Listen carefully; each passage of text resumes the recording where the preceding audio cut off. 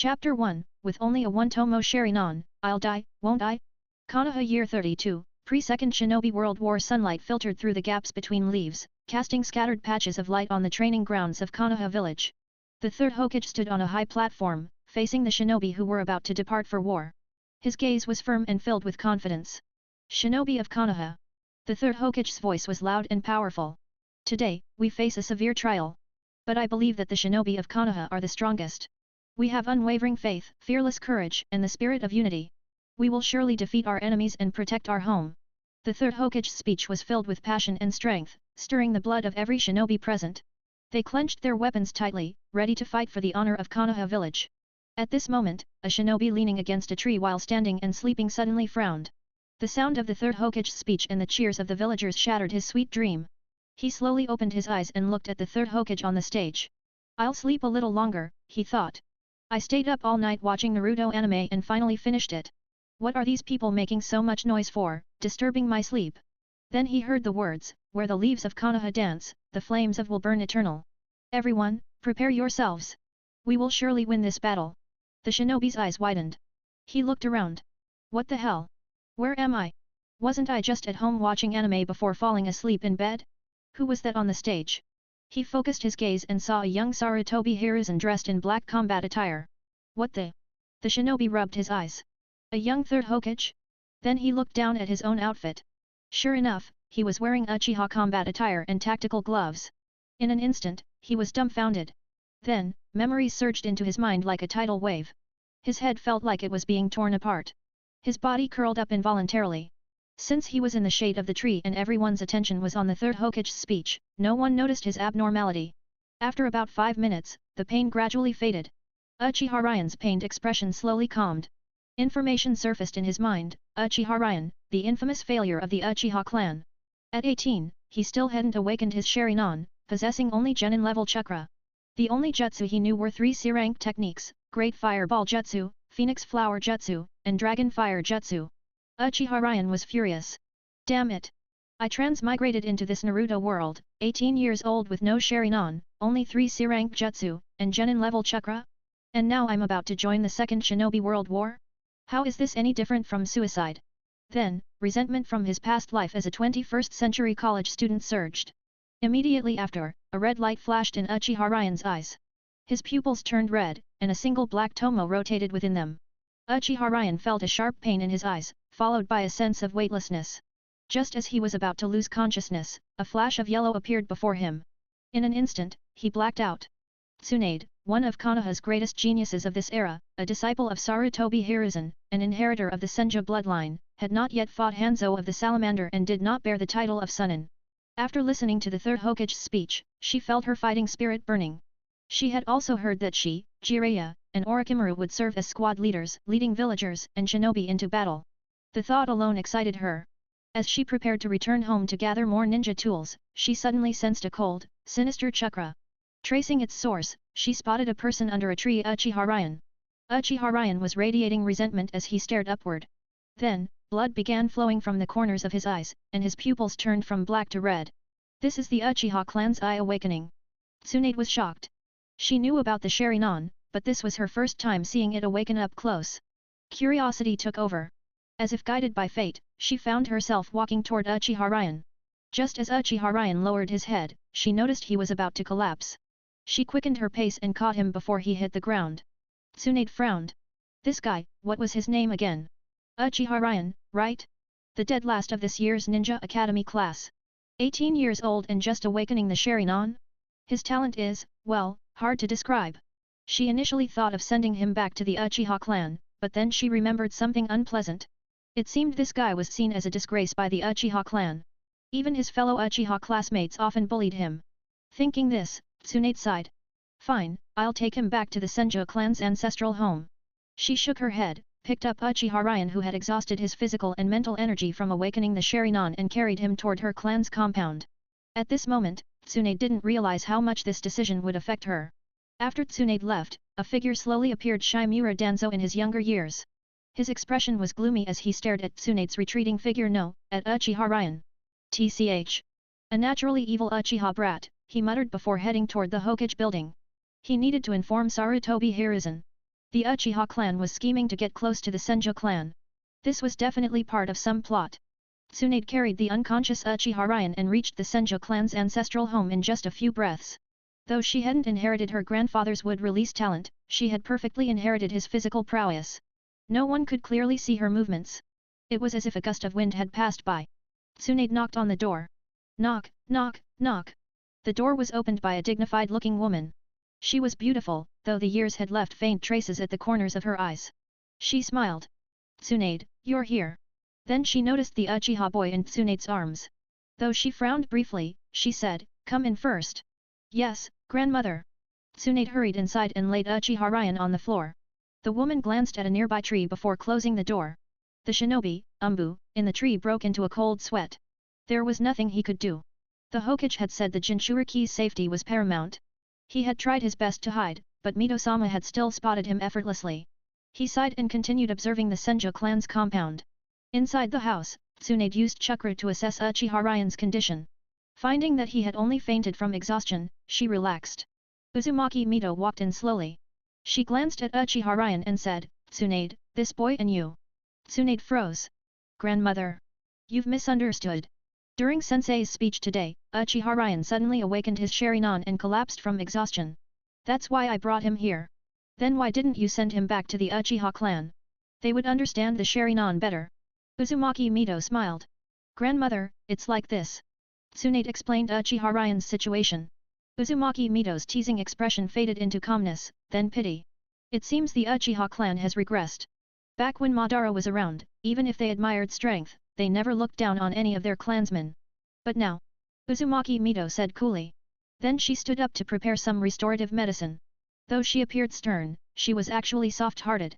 Chapter 2, Awakening, System Binding. Chapter 2, Awakening, System Binding. Approximately 2 hours later, Uchiha Ryan woke up from his unconscious state. He shook his head, took a deep breath, and looked around. Where is this? Uchiha Ryan muttered. This was not his home, nor the training ground, nor his old, run-down house in the clan district. Instead, it was a spacious, bright, and comfortably warm residence. Young man, you're awake. Uzumaki Mito sat on a chair, her closed eyes opening as she gazed at Uchiha Ryan on the bed. Uchiha Ryan quickly turned toward the source of the voice and saw a middle-aged woman with red hair, noble demeanor, and a beautiful face calmly looking at him. His mind raced. Konoha, red hair, middle-aged woman. Could it be? Uchiha Ryan immediately got up, pushed aside the blanket, knelt on one knee, and bowed respectfully. Thank you, Lady Mito, for saving my life. Uzumaki Mito raised an eyebrow, intrigued. Young man, I don't recall ever telling you my name. How did you know who I am? The answer was simple, Konoha plus red hair. But he couldn't say that it would sound too shallow. So, he cleverly replied, Lady Mito, may I ask which woman in Konoha possesses such grace and beauty? Other than you, I truly cannot think of anyone else. Uzumaki Mito covered her mouth and laughed. What a sweet-talking brat. The Ninetales voice chimed in, this kid is lying. He's doing it on purpose. Uzumaki Mito responded mentally, I know. No need for you to point it out. She then snorted. Ninetales. Uzumaki Mito smiled. Little one, I heard you awakened your Sharingan? May I take a look? Of course. With that, Uchiha Ryan closed his eyes, gathered yin-natured chakra to connect with his optic nerves, and then opened them again. Shoo! His eyes opened, revealing crimson Sharingan that stared directly into Uzumaki Mito's eyes without wavering. Uzumaki Mito nodded. Not bad. A very perfect awakening. I can even sense its aura is comparable to that of Uchiha Shinobi from the Warring States period. She wasn't lying. The Sharingan awakened during the Warring States period was far stronger than those of the current era. Uchiha Ryan was stunned. The Warring States period? He hadn't expected such high praise. At 18, his Sharingan awakening was seen as mediocre by the Uchiha clan, yet Uzumaki Mito regarded him as a genius. Whether her words were genuine or not, Uchiha Ryan felt sincere gratitude in his heart. Thank you for your praise, Lady Mito. His voice now carried even more sincerity. However, Uzumaki Mito shook her head. Don't thank me yet. It was little Tsunade who saw you faint and carried you back. She just left to attend a meeting. Uchiha Ryan immediately understood. So that was it. No wonder he had glimpsed a flash of golden hair before passing out. It must have been Tsunade's. Thinking of Tsunade, his heart stirred slightly. When watching the anime, he had always found her breathtakingly beautiful, unmatched in the world. Now, he couldn't help but feel a surge of joy. Uchiha Ryan nodded. This meeting was likely a pre-war mobilization, assigning troops. Tsunade, now 18 and a student of the Hokage, would undoubtedly be selected to lead a unit. Whether as a descendant of the Senjo clan or the Hokage's student, this was an inevitable experience. However, there was one thing he needed to keep in mind: during the first year of the war, an upper-level shinobi meeting would be held.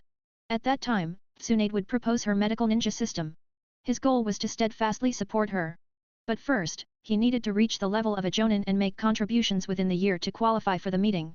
Uzumaki Mito watched as the young man's expression shifted and found it amusing. Ryan, was it? Please rest for now. You've just woken up, and your body is still weak. When Tsunade returns, you two are around the same age. You should have things to talk about. Uchiha Ryan thanks Lady Mito. He cupped his hands respectfully. Uzumaki Mito waved her hand and turned to leave. Just as she was about to step out, she paused.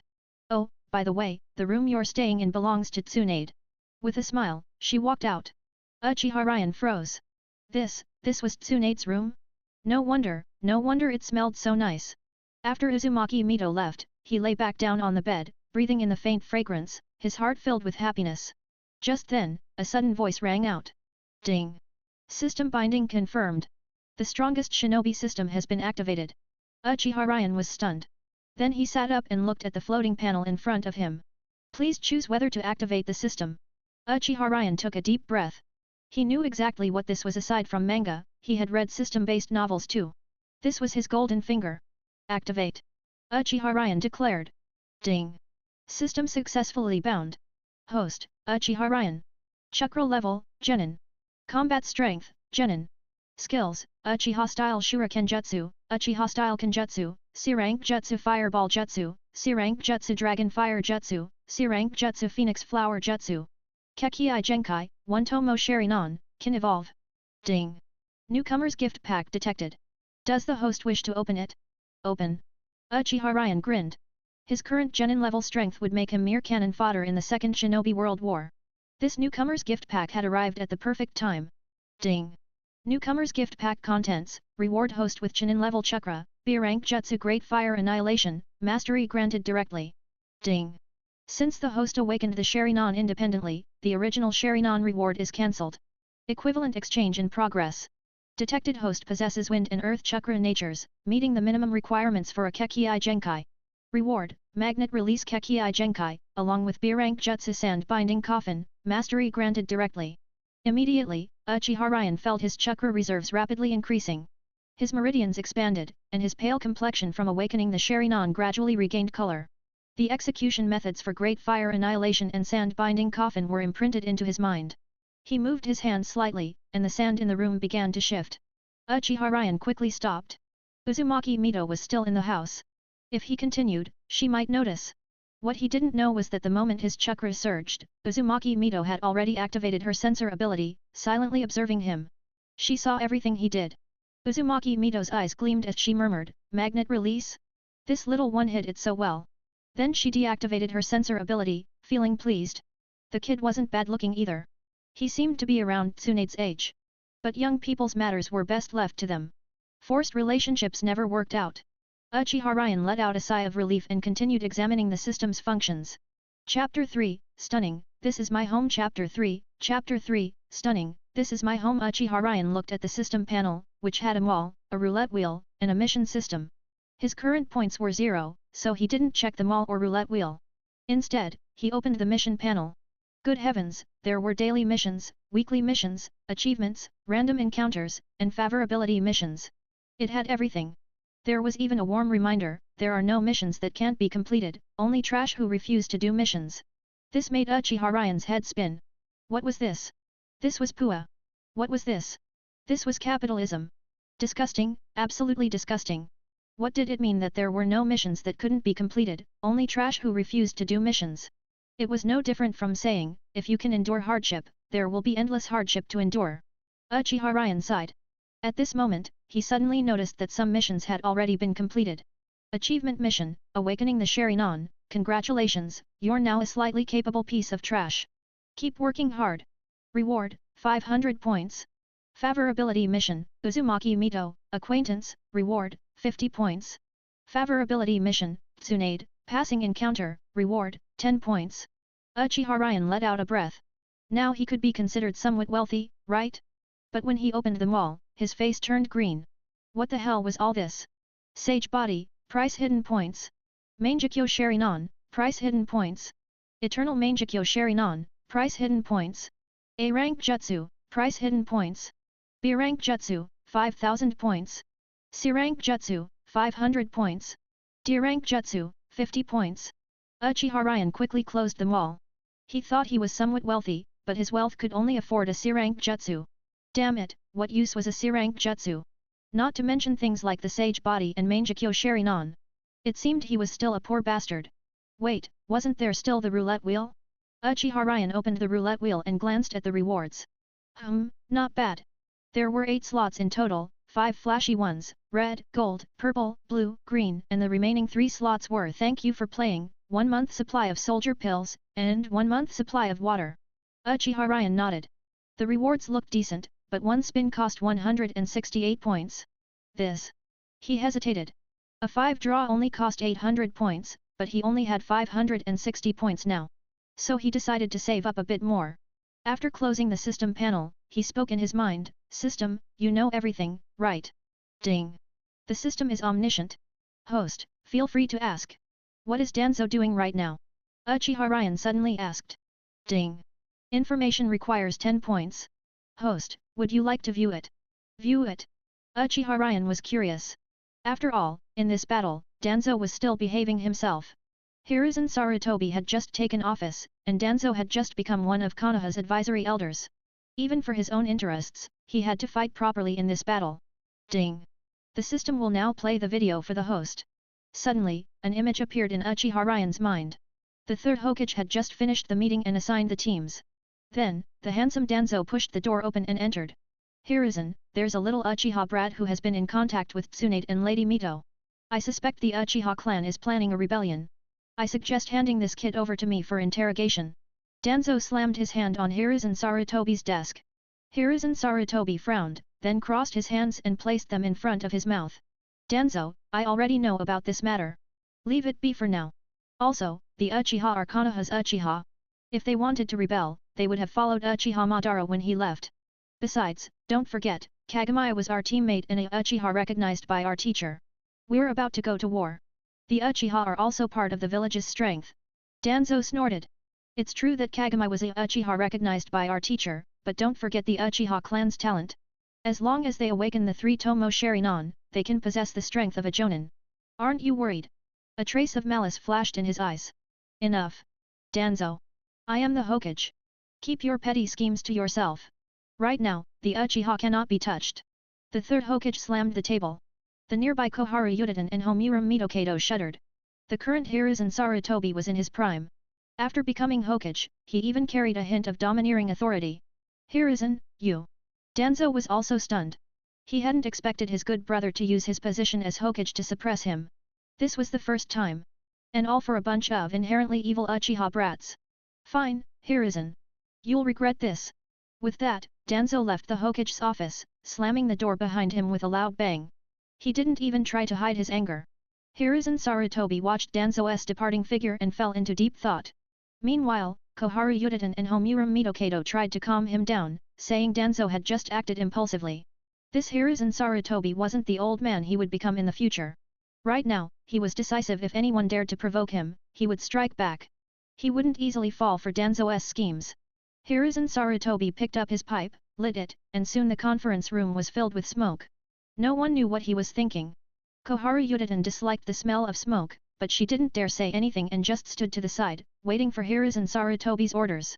Homiura Mitokado, meanwhile, continued trying to console him. The video ended here. Uchiha Ryan nodded. It seemed that at this time, Hiruzen Sarutobi was still the shinobi monarch and not the shinobi pushover he would later become. Just then, the door suddenly opened. The person who entered was none other than Tsunade. Her long ponytail and already well-developed figure exuded charm at every moment, making Uchiha Ryan unable to help but glance at her. Tsunade was stunned for a moment before remembering that Uchiha Ryan was still in her house. She then smiled and said, "Ryan-kun, you're awake. How are you feeling? Are you better now?" Tsunade asked this very naturally as she took off her shinobi armor, revealing the black bodysuit underneath that perfectly outlined her figure. She didn't realize how much this routine action of hers was affecting Uchiha Ryan. Uchiha Ryan quickly turned his head away, his cheeks flushing red. Only then did Tsunade notice her own attire. She couldn't help but blush, but seeing Uchiha Ryan's reaction, for some reason, she suddenly stopped feeling nervous. Instead, her eyes sparkled mischievously. Ryan-kun, what's wrong? Why is your face so red? Tsunade's playful side emerged. Hearing this, Uchiha Ryan's face turned even redder. He stammered, "Ts Tsunade, see, could you go out and change first?" Tsunade tilted her head, her lips curling into a smirk as she feigned confusion. But this is my house." Uchiha Ryan's mind exploded.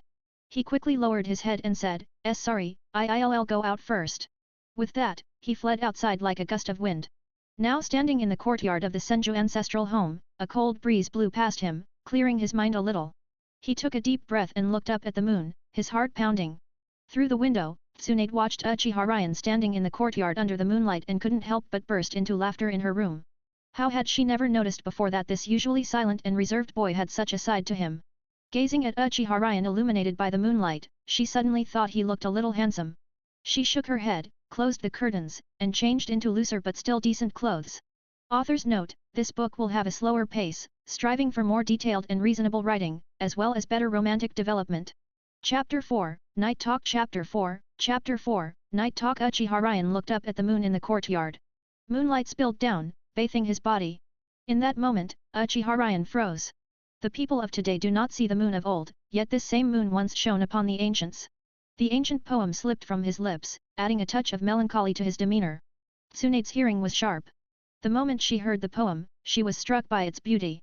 When she looked at Uchiha Ryan under the moonlight, she suddenly felt her face grow warm. Ryan, you have quite the talent for poetry. The people of today do not see the moon of old, yet this same moon once shone upon the ancients. With lines like these, I can imagine many girls falling for you, Tsunade said with a laugh. Uchiha Ryan turned his head to look at Tsunade. She was wearing a loose kimono, her fair arms flawless as she stood beside him, gazing at the moon in the sky. Lady Tsunade, I apologize for making you laugh, Uchiha Ryan said with a polite smile. Technically, he was a genin while she was a jonin. Though they were classmates, in terms of rank, Tsunade was still his superior. Tsunade shook her head. Ryan, just call me Tsunade. No need for formalities.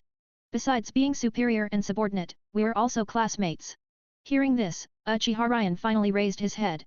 This time, it was Tsunade who looked up at the moon, and he took the opportunity to observe her features up close. Her oval face, high ponytail, and large, sparkling eyes. Her budding chest, slender legs, and the faint smile on her lips that she couldn't hide. At this moment, her eyes held only the moon, as if it had become a part of her gaze, reflected in her pupils. Suddenly, Tsunade seemed to realize something. She looked up at the man who stood a head taller than her and smiled. Ryan, congratulations! After 18 years, you've finally awakened your Sharingan. Her smile was clear and pure, unlike others. There was no mockery or ridicule, only sincere and simple congratulations. Uchiha Ryan's lips curled into a faint smile. You're the first person who genuinely wished me well. Huh? No one in your clan cared for you or looked after you before. Tsunade was taken aback and turned to face him. Uchiha Ryan smiled faintly. There used to be, but due to certain reasons, they're gone now. He was referring to his parents and friends. When his parents were alive, he had been their treasure, their pride. But his father died in the First Shinobi War, and his mother, worn down by grief, passed away the following year. As for friends, he had a few at first, but under the influence of some clan members, they gradually drifted away. And so, he became an outcast in the Uchiha clan. Seeing Uchiha Ryan still able to smile now, Tsunade suddenly felt that he was far more mature than others his age. As for the reasons behind it, asking further would be inconsiderate. Tsunade shook her head and smiled. Well, Ryan, you should rest early. We set off tomorrow, and if you don't sleep now, you won't be able to wake up on time. Then, she pointed to the guest room, stretched lazily, and returned to her bedroom. Uchiha Ryan chuckled and headed in the direction Tsunade had indicated. It was already midnight, and the village was silent. The streets were empty except for patrols. With war looming, nighttime curfews were strictly enforced. Anyone caught outside risked being suspected as a spy or troublemaker. So, Uchiha Ryan had no choice but to stay in the Senju compound. Entering the guest room, he found it spotless and guessed that Lady Mito must have had it prepared. He couldn't help but feel grateful toward her. If he remembered correctly, next year, the land of whirlpools would be invaded by the 4 great nations, all seeking the Uzumaki bloodline. No matter what, he had to find a way to prevent that from happening. His gaze was as firm as stone. Then, he lay down on the bed, pulled up the covers, and fell asleep. At that moment, Uzumaki Mito opened her eyes, got up, and knocked on Tsunade's door. Knock, knock, knock. Who is it? Tsunade had just taken off her clothes, her fair legs exposed. Since this was her home and her room, she saw no reason to hold back. Senju Nawaki had been called by Orochimaru to receive some wartime advice and extra training, so he wasn't home tonight. As for Uchiha Ryan, after their earlier conversation, Tsunade was sure he was a decent person who wouldn't do something like peeping. But she still asked just in case.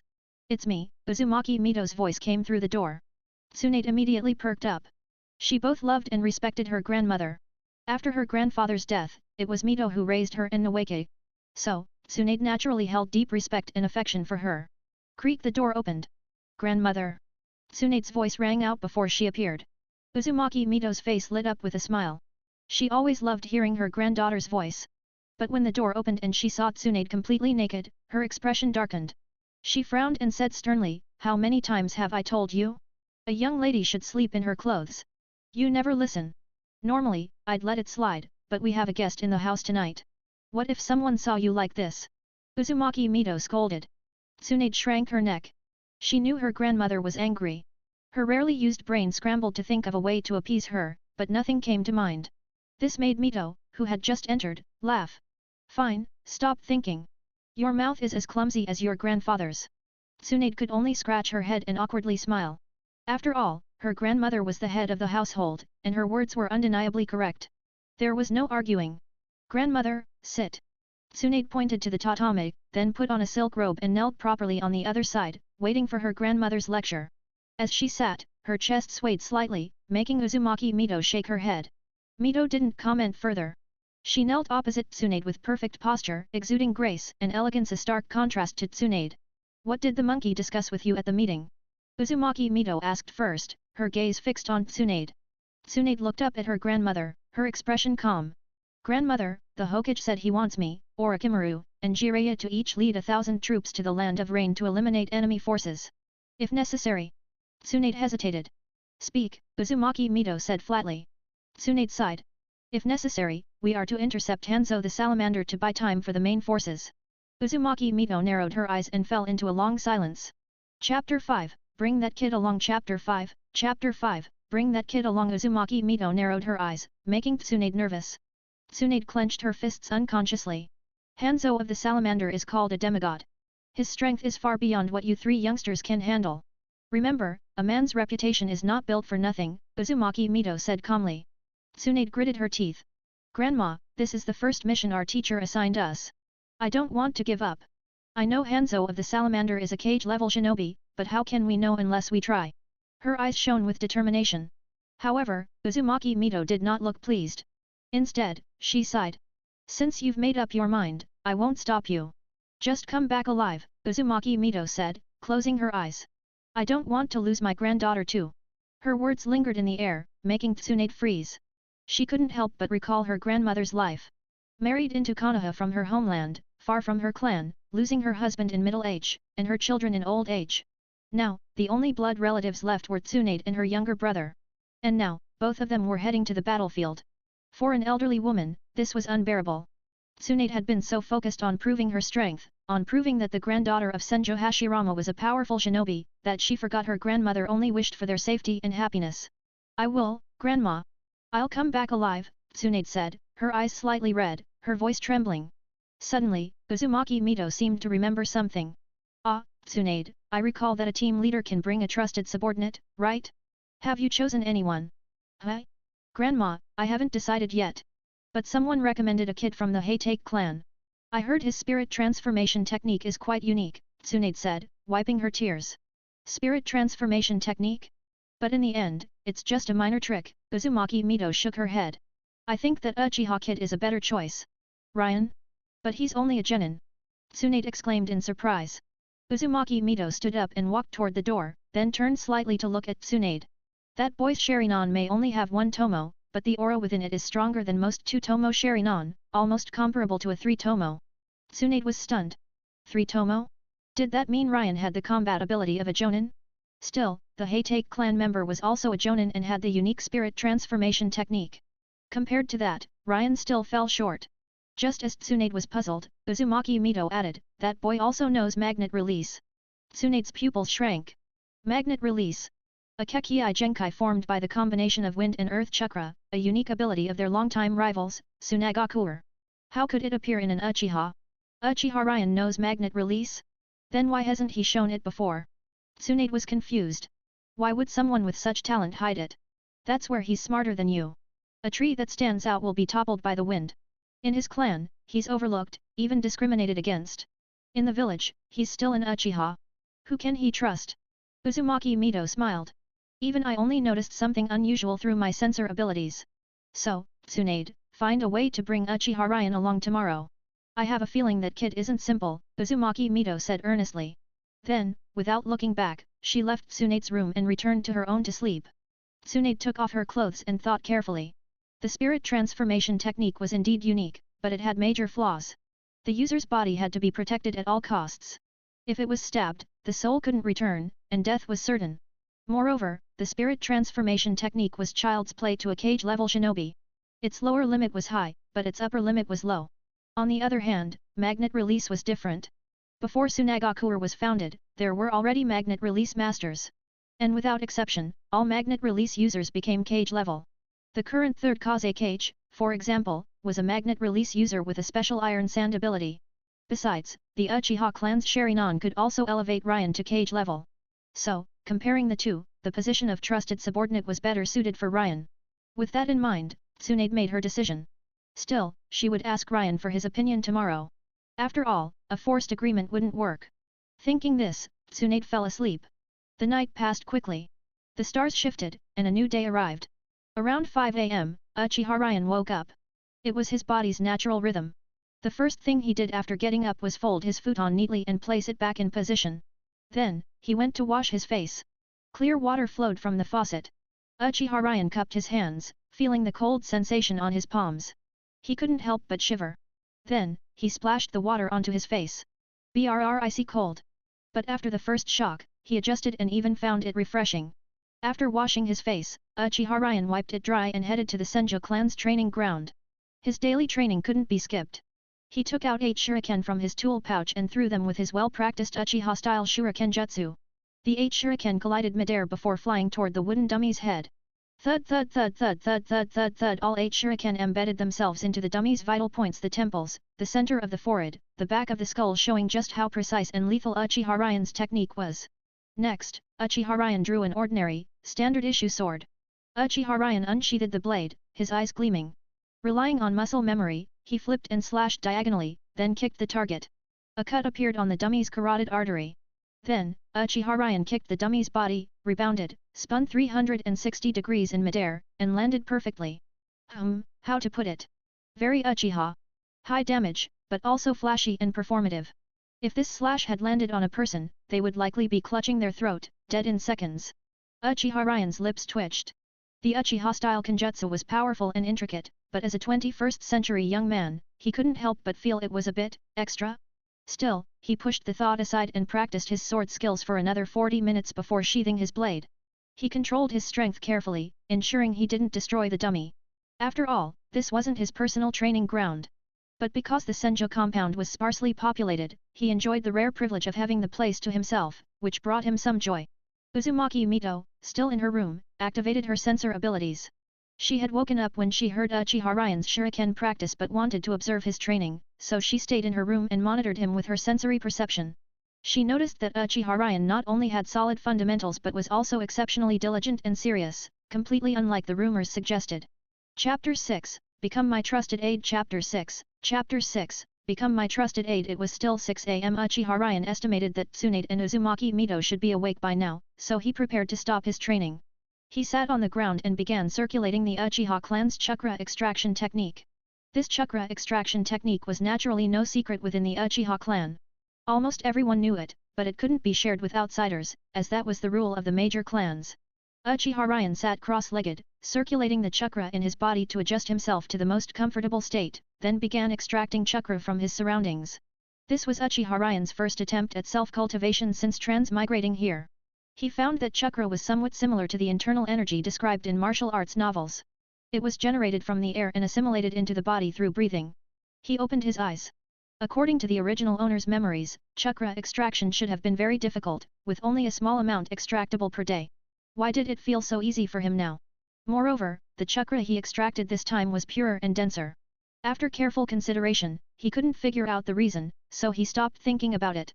He closed his eyes again and continued breathing to renew the chakra in his body. Uzumaki Mito, however, was somewhat surprised. Kurama, is Uchiha Ryan extracting chakra? But this concentration and quality shouldn't be so powerful. Through Uzumaki Mito's perception, Kurama observed Uchiha Ryan and frowned. Mito, this kid is indeed extracting chakra, but this level of chakra shouldn't be something a genin can handle. Oh? What do you mean, Kurama? Uzumaki Mito was intrigued by Kurama's words. That little guy is extracting natural chakra, or what you humans call senjutsu chakra. Only tailed beasts or those who have trained in the sage arts of the three great holy lands can absorb this. The Uchiha clan has a contract with the Ninja Cat clan, but I've never heard of any ninja cat achieving sage status. This kid. Kurama was baffled. A glint flashed in Uzumaki Mito's eyes. Senjutsu chakra, she didn't possess it herself, but she knew her husband had it. As far as she knew, apart from Jiraiya, no one in Konoha currently extracted senjutsu chakra. Now that this boy could extract it, it proved he would undoubtedly become a strong ninja in the future. She had originally been worried that after her passing, someone might bully Tsunade and Noeke. Now, it seemed she needed to find a way to foster a good relationship between Tsunade and him.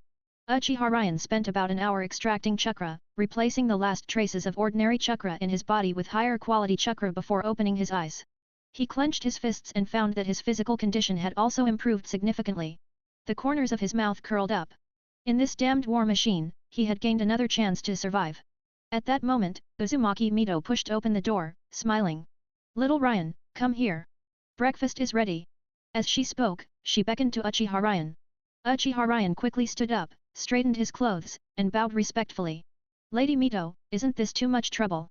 He lowered his head, observing proper etiquette, while the umbu on the tree recorded everything through Lady Mito's lip movements. Uzumaki Mito first glanced at the umbu, then turned her gaze back to Uchiha Ryan and smiled. She stepped forward, straightened him up, and took his hand. Grandma Mito knew you and little Tsunade would be heading to the battlefield today, so I prepared the ingredients last night and made breakfast for you this morning. You must eat well later. Lady Mito, this is too much. Ryan hurriedly tried to refuse, but no matter how hard he struggled, he couldn't break free from Uzumaki Mito's grip. Little Ryan, no need to be so formal. From now on, you can call me Grandma, just like Tsunade. Uzumaki Mito's words shocked not only Uchiha Ryan but also Tsunade, who had just stepped out in her battle attire. Tsunade, dressed in her combat uniform, looked at her grandmother in surprise, then at Uchiha Ryan. What was going on? How had things progressed so quickly? Lady Tsunade. Uchiha Ryan seemed to see a lifeline as he grabbed Tsunade's arm, his eyes pleading with her. Tsunade was about to speak when she caught Uzumaki Mito's cold glance. She closed her mouth, reluctantly pried Ryan's hand off, and sat down to eat. Uchiha Ryan broke out in a cold sweat. He swallowed hard and, under Uzumaki Mito's insistent urging, sat across from Tsunade, next to Uzumaki Mito. Seeing Uchiha Ryan's cautious demeanor, Uzumaki Mito couldn't help but laugh. Was she really that scary? The poor boy looked terrified. Realizing he couldn't refuse, Uchiha Ryan began eating as well. At that moment, the system notification sounded. Ding! Congratulations, host, for completing the achievement Breakfast at the Senjo household. Reward, 1000 points. Current balance, 1550 points. Ding! System task issued, due to the extreme danger of the Second Shinobi World War, please join the Sunin's team. Reward, 5000 points. Optional. Meanwhile, Uzumaki Mito gave Tsunade a look, signaling her to speak quickly. Under her grandmother's gaze, Tsunade set down her chopsticks and suddenly said, Ryan, I have a favor to ask. I hope you'll agree. Tsunade looked at Uchiha Ryan, her expression serious and solemn. Hearing her words, Ryan turned to her, also setting down his chopsticks and sitting up straight. Please instruct me, Lady Tsunade. If it's within my power, I will not refuse. Ryan's gaze was earnest and solemn as he met Tsunade's eyes. Tsunade felt a wave of relief at his words and his attitude. She smiled warmly. The Hokage has ordered me, Jiraiya, and Orochimaru to each lead 1000 shinobi to the Land of Rain as the vanguard. We can each select one trusted aide from the village. So. Uchiha Ryan's eyes lit up, and he immediately stood up. If you need me, I, Uchiha Ryan, am willing to go through fire and water for you, Lady Tsunade, without hesitation. Tsunade was stunned by his words. Though Uchiha Ryan's current strength wasn't exceptional, his words were incredibly moving. Go through fire and water without hesitation, what immense determination that conveyed. Even Uzumaki Mito, hearing Uchiha Ryan's declaration, narrowed her eyes in satisfaction. A trusted aide, this was a good start. Tsunade smiled. Then, for this mission, I'll be counting on you, Ryan. Yes. Lady Tsunade. Uchiha Ryan's heart swelled with joy. Truly, he had found what he sought without even trying. Ding! The system detects that the host has completed the task. Reward, 5,000 points. Current balance, 6,550 points. Ding! Congratulations, host, for achieving the milestone small success, accumulated points exceeding 5,000. Reward, B-rank Jutsu Magnet Release, True Sight, Reference, Gaara's cheating technique during the Chunin exams. He actually received this reward. Uchiha Ryan's face lit up with delight. With this detection type skill, he could avoid many dangers. He looked up at Uzumaki Mito, who was eating leisurely, and suddenly thought of something. But he hesitated, holding back his words. Oh right, how should I remind Lady Mito about the Uzumaki clan's affairs? Chapter 7, Does Mito-sama miss her clan? Chapter 7, Does Mito-sama miss her clan? Seeing Uchiha Ryan's expression, Uzumaki Mito suddenly frowned, then relaxed again. Tsunade, you've eaten enough, right? Go report to Sarutobi first. I'll send this little guy to meet up with you later. Tsunade was startled, suddenly realizing that her grandmother wanted to ask Uchiha Ryan something and was sending her away. She glanced at Uchiha Ryan, then nodded and left. Okay, Grandma, I'll go first. After finishing the last bite of rice in her bowl, she gently placed the bowl on the table and left briskly. After seeing her granddaughter go far away, Uzumaki Mito took Uchiha Ryan's hand and smiled warmly. Little Ryan, let's go inside to talk. Uchiha Ryan nodded upon hearing this. He knew Mito-sama must have noticed he had something to say, which was why she sent Tsunade away. Entering the room, Uzumaki Mito activated a barrier-type jutsu, sealing the space. Now, the conversation could only be heard by the two of them. Speak, little Ryan. What did you want to tell me? As she spoke, Uzumaki Mito slowly sat down and personally brewed a pot of tea. Uchiha Ryan's gaze no longer hesitated. He felt that if he didn't speak now, he would regret it for the rest of his life. Beside him, Uzumaki Mito sensed the turmoil in his heart and couldn't help but frown. Finally, Uchiha Ryan spoke. Grandma, I want to ask, how strong is the Uzumaki clan in combat? He looked directly into Uzumaki Mito's eyes, his expression serious. Uzumaki Mito was taken aback, then shook her head. Our clan specializes in sealing techniques and healing techniques. We are a peaceful clan. With just these, we can protect ourselves. She didn't understand why Uchiha Ryan was asking this. But since he seemed serious, she decided to answer honestly. Grandma, no, Mito-sama, I want to ask, if someone takes advantage of the war to attack the land of whirlpools while Konoha village is fighting in the land of rain, will Konoha send aid to the land of whirlpools? As soon as Uchiha Ryan finished speaking, he felt a powerful force rushing toward him. Adamantine sealing chains. And it was Uzumaki Mito's adamantine sealing chains. Her eyes now held a coldness. Little Ryan, who told you to say these things? Uchiha Ryan was instantly bound by several thick chains. Except for his mouth, he was completely sealed. Inside Uzumaki Mito, the nine-tails shivered. Damn, I thought 4 chains were scary enough, but this kid actually made Mito this angry. Tisk tisk. Uzumaki Mito suddenly said, our Uzumaki clan of the land of whirlpools loves peace. We have never invaded any country. Why would we be attacked? What benefit would attacking the land of whirlpools bring? She was furious now. As the former princess of the land of whirlpools, Uchiha Ryan's words had touched her deepest anger. Moreover, she believed attacking the land of whirlpools would be pointless, since the land of whirlpools and Konoha were allies. Exhale. Mito-sama, listen to me. The Uzumaki clan specializes in sealing techniques, right? When Lord Hashirama distributed the tailed beasts, the sealing techniques of other countries were far cruder compared to the Uzumaki clans. They frequently break loose. Will the other countries tolerate this forever? Uchiha Ryan hurriedly said. Uzumaki Mito's eyes flashed. She had been angry, but she wasn't stupid. Hearing Uchiha Ryan's words, she felt a stir in her heart. She sensed he was about to say something shocking, but she didn't detect any malice from him. So Uzumaki Mito retracted the adamantine sealing chains. She looked at Uchiha Ryan and said, Little Ryan, say everything you want to say.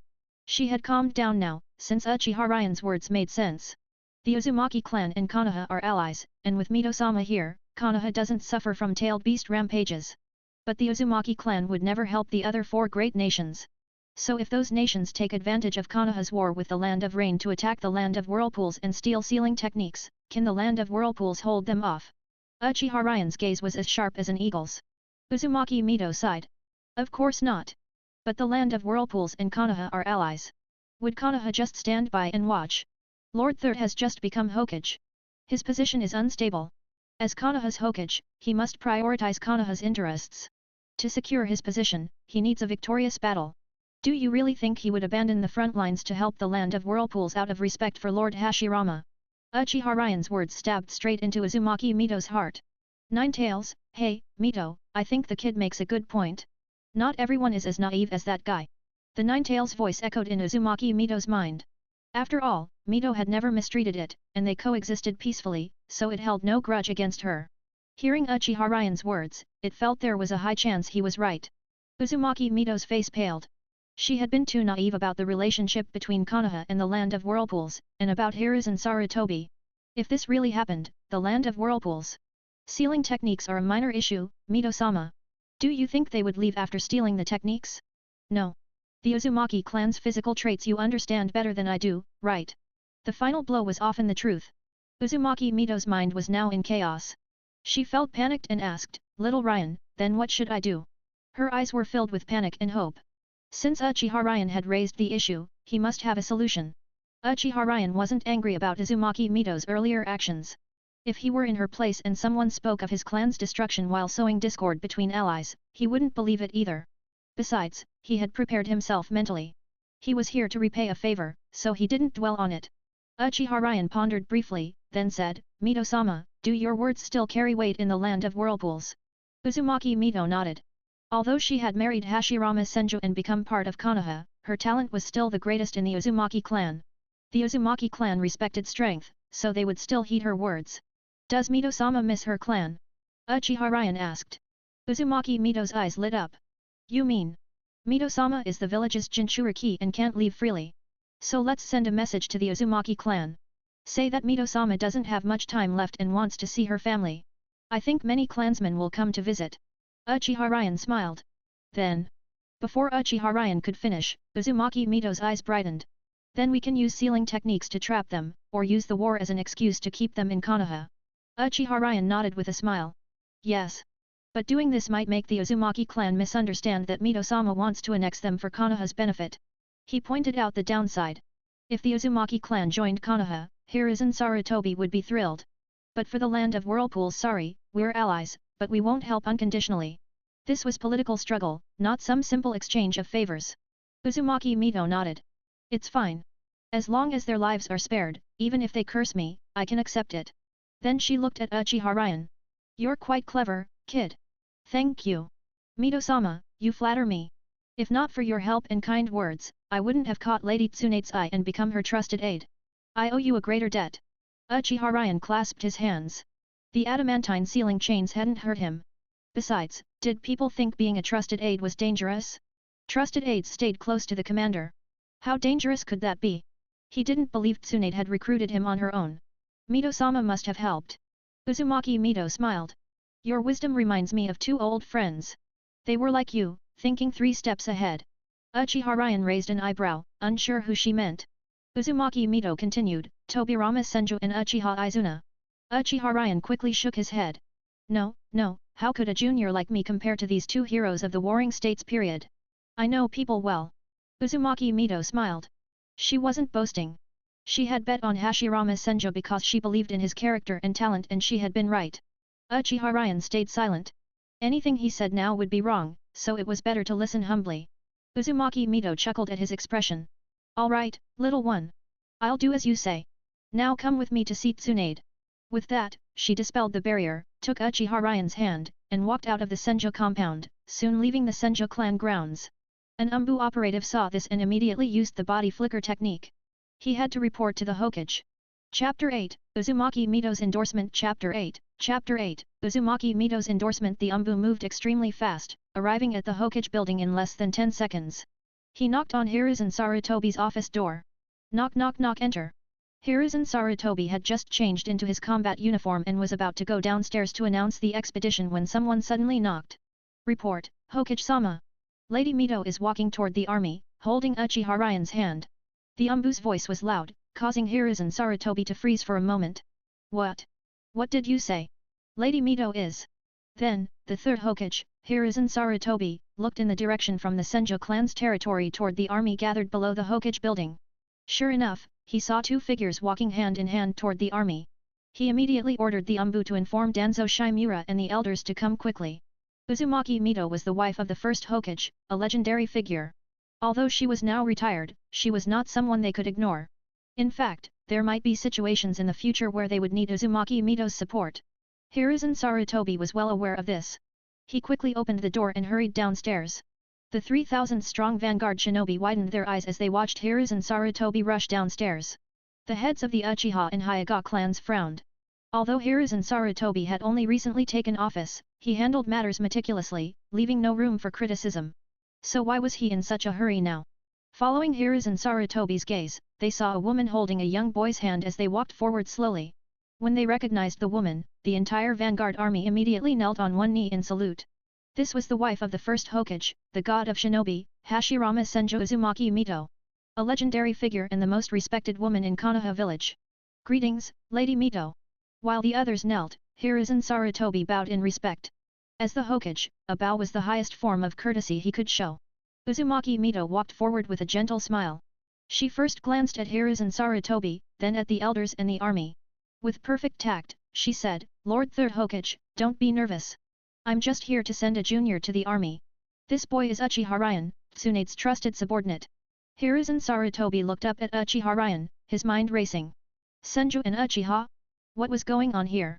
His eyes darted around. Then, he tested the waters, no need for formalities, Lady Mito. You can just call me Monkey. Please give the order to send off the army, to mark the beginning of their mission.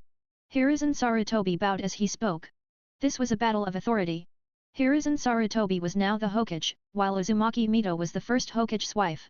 If Uzumaki Mito gave the order, it would undermine the Hokage's authority. Uzumaki Mito gave Hiruzen Sarutobi a deep look. This monkey was no longer the same as before. His heart was now filled with schemes and calculations, though in Uzumaki Mito's eyes, they were still immature. However, she had no intention of arguing with him. She smiled and said, then I'll take the liberty of calling you Monkey. Monkey, you are the Hokage now. The declaration of war should come from you. I have no right to interfere.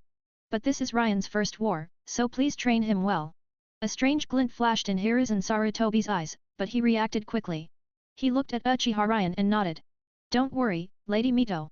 This child is clearly talented. I will. With that, Hiruzen Sarutobi stepped forward and patted Uchiha shoulder, showing his approval. Then, he called out, Tsunade. Here. Tsunade quickly ran to Hiruzen Sarutobi's side. Ryan is your subordinate.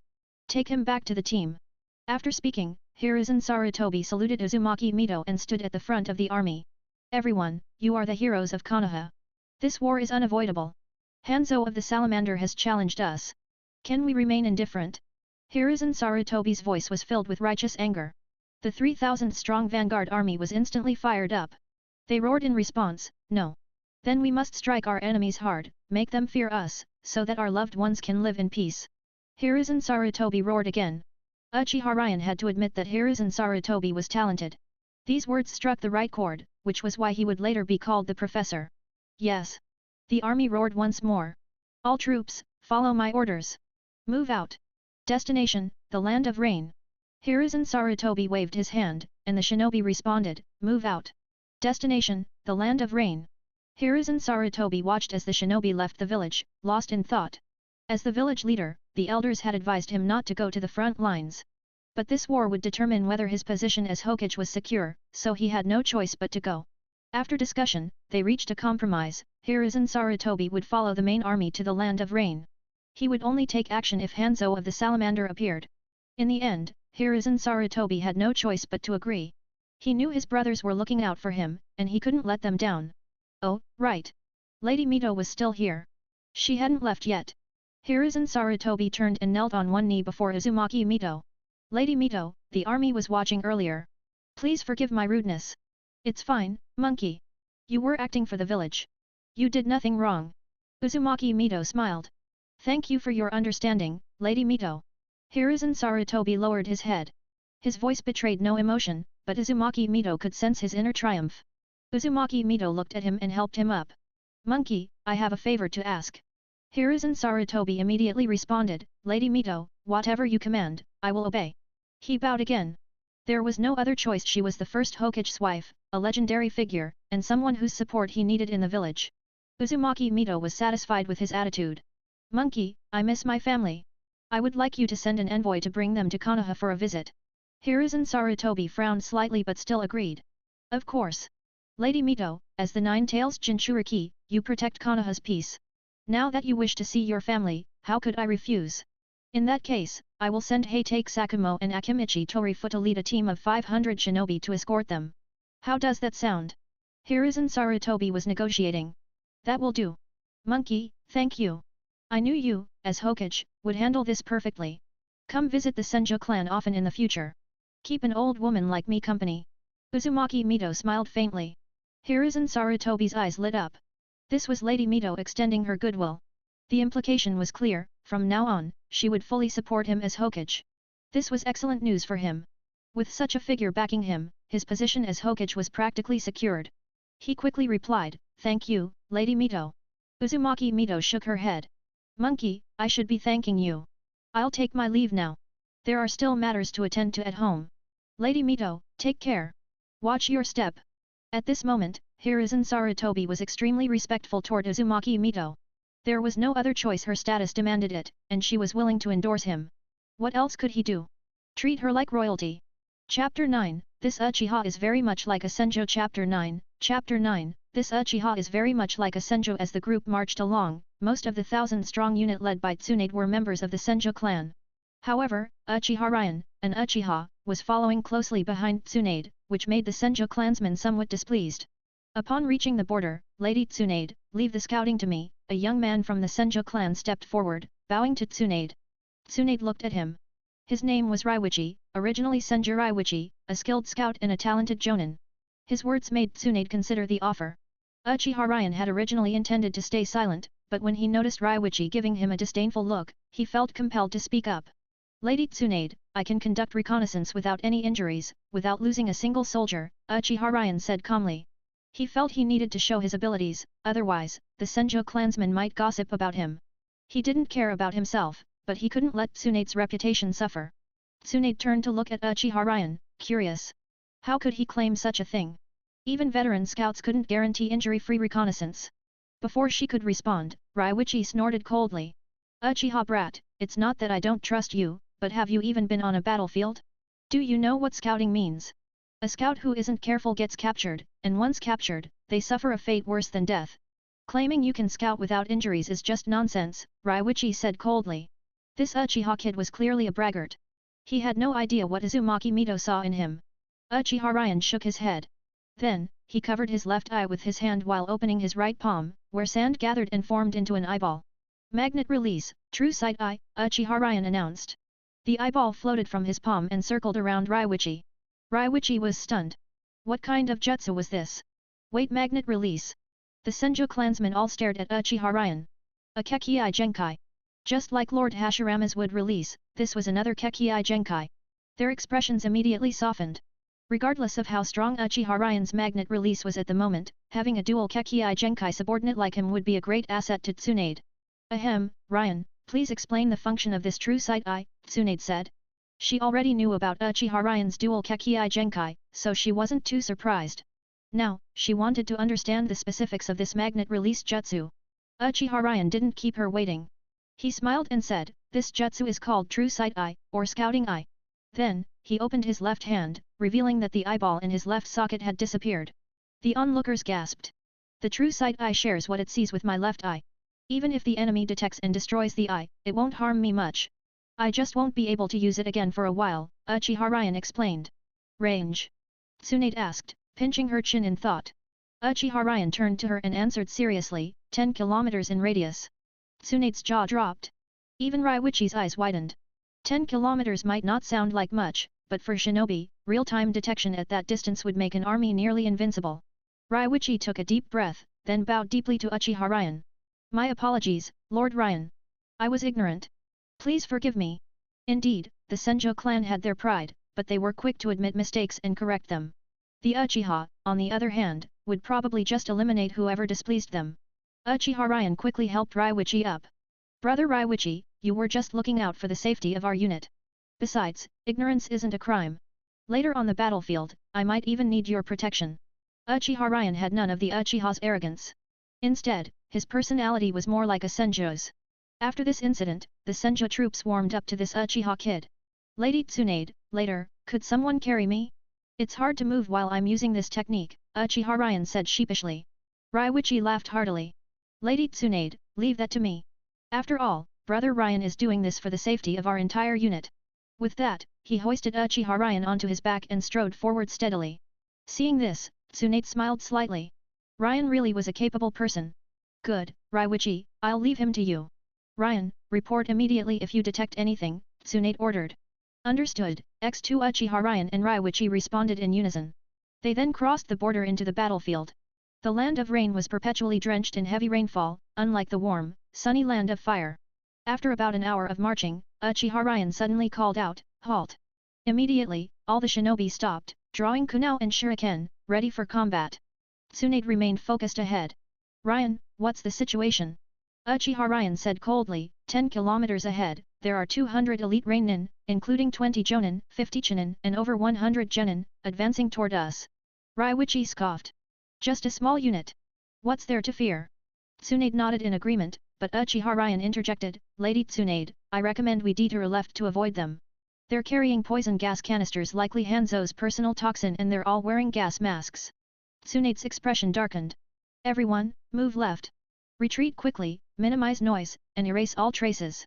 In just 10 minutes, Tsunade's group had ascended a hill to the left, watching the path they had come from. The Rainin arrived at their previous location, confused. Weren't they told an enemy unit was here? Why was there no one? Seeing the poison gas canisters in their hands, Tsunade sighed in relief.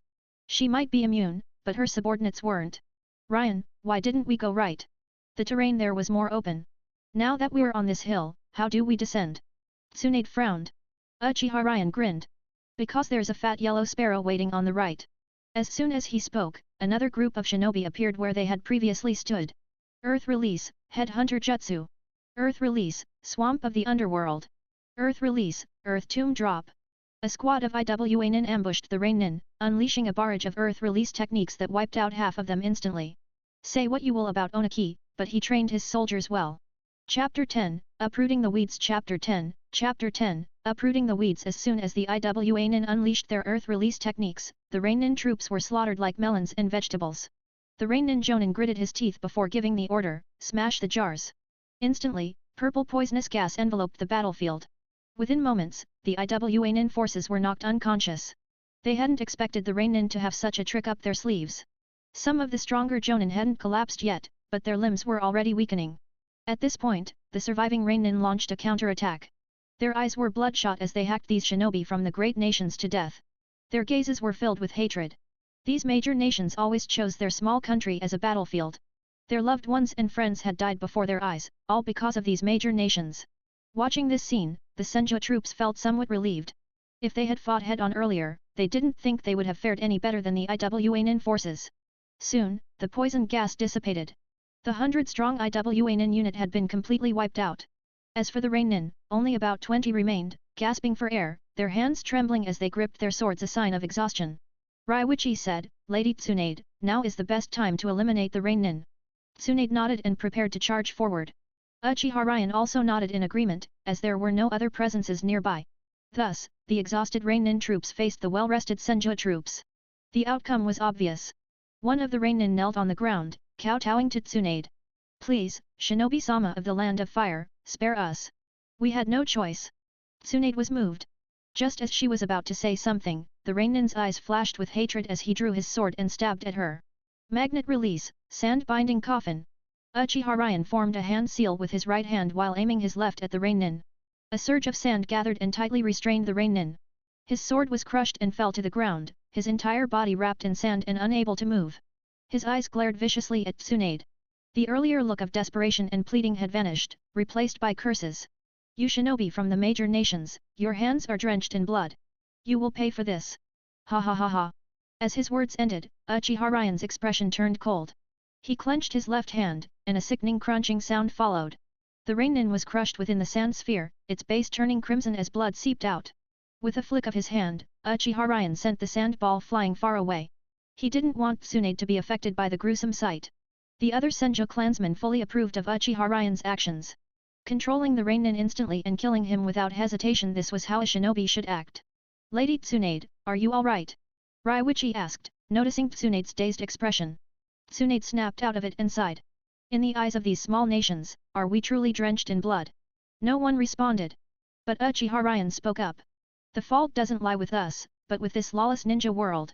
Yes, our hands are stained with blood, but we do it to protect our homeland from invasion. Tsunade nodded, though she only half understood. This was the first time she had taken the life of an enemy shinobi and heard their accusations. She couldn't help but feel lost. Uproot the weeds completely, especially on the battlefield. Lady Tsunade, look, not a single one of our troops has died, and we've completed a mission. Shouldn't you be happy about that? Uchiha Ryan pointed at the shinobi present. The others nodded in agreement with his words. Some of the older Senju shinobi studied Uchiha Ryan, finding the young man quite interesting. Despite being the same age as Tsunade, he seemed far more experienced. With Uchiha Ryan's encouragement, Tsunade regained her spirit. That's right. Even if her hands were stained with blood, she was protecting her family. As long as she held on to that belief, it was enough. Tsunade took a deep breath. I'm sorry, everyone. I was too immature. Her apology prompted immediate reassurances from the Senju clansmen. Lady Tsunade, it's not your fault. Yeah, the first time I was on the battlefield, I even wet my pants. That's right, princess. Don't blame yourself. We'll grow alongside you. Watching the scene, Uchiha Ryan felt a pang of envy. TCH, look at how united the Senju clan is. Tsunade turned to Uchiha Ryan and approached him. Ryan, from your performance just now, I can see you have exceptional military talent. From now on, why don't you act as our squad's strategist? Even I will follow your commands during missions. What do you say? Uchiha Ryan pondered. I can do that, but I hope everyone here will keep it a secret once we return to Konoha. To the outside world, it must be said that all achievements were made under Lady Tsunade's command. He scanned the group. The older members immediately understood this was to build prestige for their Senju princess. Their gazes toward Uchiha Ryan grew even kinder. Uchiha Ryan, this isn't appropriate. Tsunade blushed. Wasn't this just stealing credit from her subordinate? The Senju shinobi's expressions shifted. Of course, they wanted Tsunade to gain merit, but this seemed unfair to Uchiha Ryan. Uchiha Ryan knew that, as an Uchiha, receiving such credit would make him a target. Danzo would mark him as a thorn in his side. But if Tsunade took the credit, it would serve as political leverage for her in the future. He couldn't explain this outright, though. He wasn't sure if any of the Senju here were loyal to the Hokage, and revealing his intelligence would only expose him. By giving the credit to Tsunade, the Senju shinobi would collectively keep it a secret, ensuring no leaks. My decision is final. If Lady Tsunade wishes for me to participate in command, you must agree to this condition. Uchiha Ryan knelt sincerely. Tsunade was flustered, unsure how to respond. Then, a middle-aged Senju stepped forward. Lady Tsunade, since Ryan is being so sincere, refusing would be too much. Why not accept for now? His gaze was calm as he looked at Uchiha Ryan, conveying goodwill. Uchiha Ryan smiled slightly. It seemed the Senju clan had its share of intelligent people too. Under the combined insistence of the Senju clansmen and Uchiha Ryan himself, Tsunade finally relented. For now, the squad remained nominally under Tsunade's leadership. But the actual commander had become Uchiha Ryan. He continued riding on Raiwichi's back, using his true sight to scout the area 10 miles away as the group advanced steadily. Chapter 11, Villagers of the Land of Rain. Chapter 11, Villagers of the Land of Rain. Through Uchiha Ryan's true sight eye, Tsunade's squad basically avoided the main forces of the Rainin. Although they occasionally encountered small teams, with their numerical advantage, each time they crushed them effortlessly. The Rainin squads couldn't even speak, let alone send out signal flares, before being swiftly killed by the Senju squad's shinobi. Up to now, this 1,000-man unit remained unharmed. Without the enemy even noticing, they arrived at a village in the Land of Rain. Uchiha Ryan dismounted from Raiwichi's back and addressed the team. Everyone has been marching for a day. There is a village ahead where you can rest. But let me be clear, we are Konohanin, shinobi of the village hidden in the leaves, founded by the god of shinobi, Hashirama Senju, a village built on love. Given this, after entering the village to rest, no one is allowed to cause trouble or disturb the ordinary citizens of a megakure. Uchiha Ryan's eyes gleamed. So I set these rules. Anyone who violates them will be executed without mercy. 1. Those who break into civilian homes will be killed. 2. Those who rob supplies will be killed. 3. Those who assault women will be killed. 4. Those who bully the weak will be killed. 5. Those who force transactions will be killed. These are the 5 kill rules. I hope everyone remembers them. I don't want us to be comrades in the morning and enemies by night. Moreover, our unit must have discipline. We will not take a single needle or thread from the people. Understood. Uchiha Ryan's voice was firm and resounding. The Senju clansmen looked at each other. Finally, Tsunade spoke first, understood. Then the Senju clansmen loudly echoed, understood. Uchiha Ryan didn't mind. He guessed that some shinobi disagreed with these rules but only complied because of Tsunade, the Senju princess. But they didn't realize this was wisdom from another world. Now, everyone, follow me into the village. Walk lightly, move slowly. Uchiha Ryan took the lead. As the battlefield commander, he naturally led from the front. However, Tsunade, worried about him, stayed by his side. Entering the village, Uchiha Ryan looked around and noticed villagers peeking through windows and door cracks, too afraid to make a sound. Uchiha Ryan then loudly announced, "Citizens of the Land of Rain, we are shinobi from Konoha village.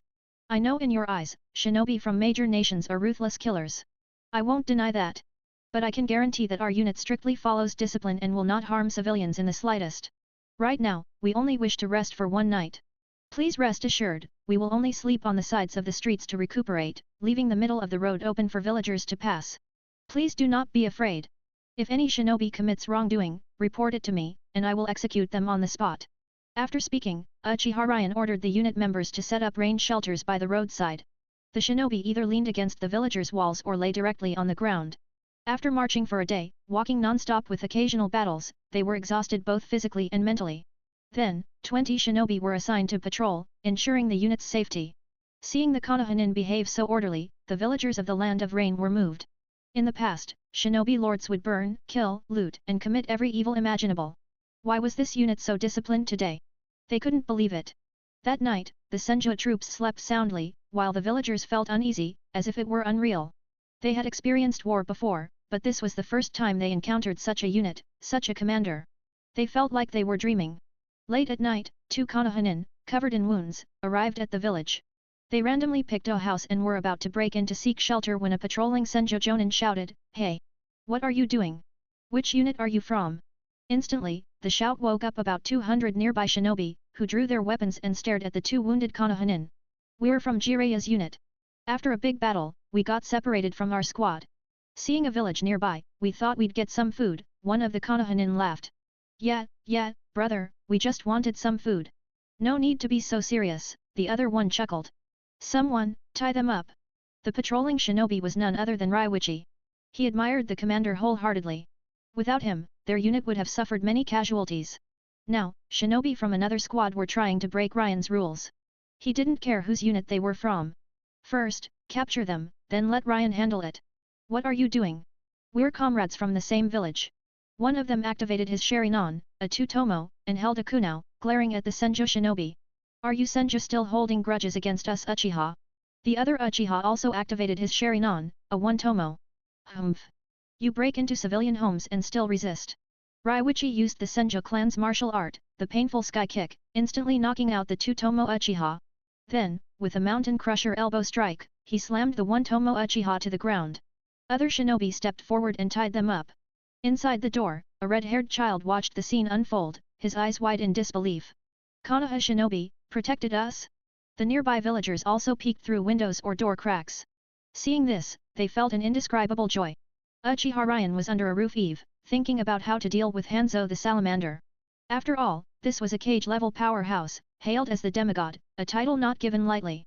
True, he couldn't compare to Hashirama Senju or Tobirama Senju, the true god of shinobi and the shinobi of unmatched speed. But in this era, his overall strength made the title demigod well-deserved. The Land of Rain's declaration of war against the Land of Wind, Land of Fire, and Land of Earth had 3 main reasons. First, within the Land of Rain, various factions vied for influence. To expand his own power and become the true leader of a megacour, Hanzo chose to declare war on the 3 great nations. Regardless of the outcome, he wanted to show everyone that he was the one who could lead a megacour. Second, every time major nations fought, the battlefield was always in small villages like theirs, causing immense suffering and impoverishment. This war had to happen. Even if they couldn't win, they had to tell the world that the Land of Rain would not be bullied. Third, due to resource scarcity, war was the best way to divert internal shortages. By plundering, they could make the Land of Rain stronger and wealthier. But he didn't expect that within a week of his declaration, Konoha, Iwa, and Suna would send troops from the borders deep into their territory. Only then did he realize that one person's strength was not enough to determine a nation's power. In other words, he wasn't strong enough to reach the level of the god of shinobi, who alone could deter the 5 great nations. Open book like the story? Read 120 chapters ahead. Link/Atom Electron Chapter 12, Public Handling Chapter 12, Chapter 12, Public Handling Commander. A member of the Senju clan hurriedly called out before kneeling on the ground. Uchiha Ryan, who had been deep in thought, raised his head upon hearing the call and looked at the newcomer. Ryaji, what is it? What has you so flustered? Uchiha Ryan stood up with a faint smile and approached. Reporting to the commander, we captured 2 comrades from Jiraya's unit. They tried to forcibly enter a civilian's home and were knocked out and apprehended by patrol leader Raiwichi. Ryaji spoke quickly, but every critical detail reached Uchiha Ryan's ears. Oh? Where are they? Take me to see them. With that, Uchiha Ryan clasped his hands behind his back and smiled, his eyes carrying amusement. Ryaji promptly led the way. Tsunade also heard Ryaji's report and stood up, following behind the 2. She wanted to see how Uchiha Ryan would handle this. Before long, the 3 arrived at Raiwichi's location. Upon seeing Uchiha Ryan and the others, Raiwichi immediately said, Lady Tsunade, Ryan. Commander, you've arrived. Tsunade and Uchiha Ryan exchanged a glance. Uchiha Ryan took a step back, positioning himself slightly behind Tsunade. Understanding his intent, Tsunade ordered, wake them up with water. The subordinates grinned. Rain Country had no shortage of rainwater. They picked up a wooden bucket by the roadside, filled with freshly collected rainwater, and splashed it onto the 2 unconscious Uchiha shinobi. The 2 Uchiha shinobi woke up, about to curse loudly, but then they saw Tsunade with her light yellow hair. They immediately begged for mercy. Lady Tsunade, we truly don't know what we did wrong. This is Rain Country, not the Land of Fire. Why can't we borrow some food? The 2 Tomo Uchiha cried out pitifully. Tsunade's gaze turned icy. Is this how Jiraiya taught you? Guards, slap each of them 30 times. Yes. Raiwichi and Ryaji's eyes flashed with excitement. These were Uchiha. Other than Ryan, all Uchiha deserved a beating. Thus, in front of all the unit's shinobi and the watching civilians, the 2 were publicly punished. The immense humiliation caused their Sharingan to evolve. The 2 Tomo became 3 Tomo, while the 1 Tomo evolved into 1.5 Tomo. Uchiha Ryan saw that the time was right and gave Tsunade a look. Understanding, she motioned for him to step forward while she observed. Oi, Yamazaki, Raiwichi, do you recognize me? Uchiha Ryan smiled. These 2 Uchiha Yamazaki and Uchiha Raiwichi were minor geniuses in the clan and the ones who had bullied Uchiha Ryan the most. You damn bastard, you trash! No wonder the Senju unit attacked us without hesitation. You must have said something. Just wait when we return to the village, I'll have the elder enforce clan discipline on you, the disgrace of the Uchiha. Uchiha Yamazaki sneered. Uchiha Raiwichi, however, remained silent. He glanced at Tsunade, then at Uchiha Ryan, frowning slightly. It seemed this guy. Before Uchiha Yamazaki could say anything else, Uchiha Ryan's expression turned cold. He motioned for the others to step aside, then raised his right foot and stomped Uchiha Yamazaki's head into the ground. Crash! The ground caved in from the sheer force, burying Uchiha Yamazaki's head in the dirt. Uchiha Raiwichi paled. He looked at Uchiha Ryan, only to find his expression unchanged, even his lips curled slightly, his gaze one of looking down at an insect beneath his foot. After the stomp, Uchiha Ryan crouched down, grabbed Yamazaki's collar, and pulled him up, dusting off his clothes. What did you say earlier? I didn't hear you clearly. Say it again. His smile was serene. Uchiha Ryan had held back.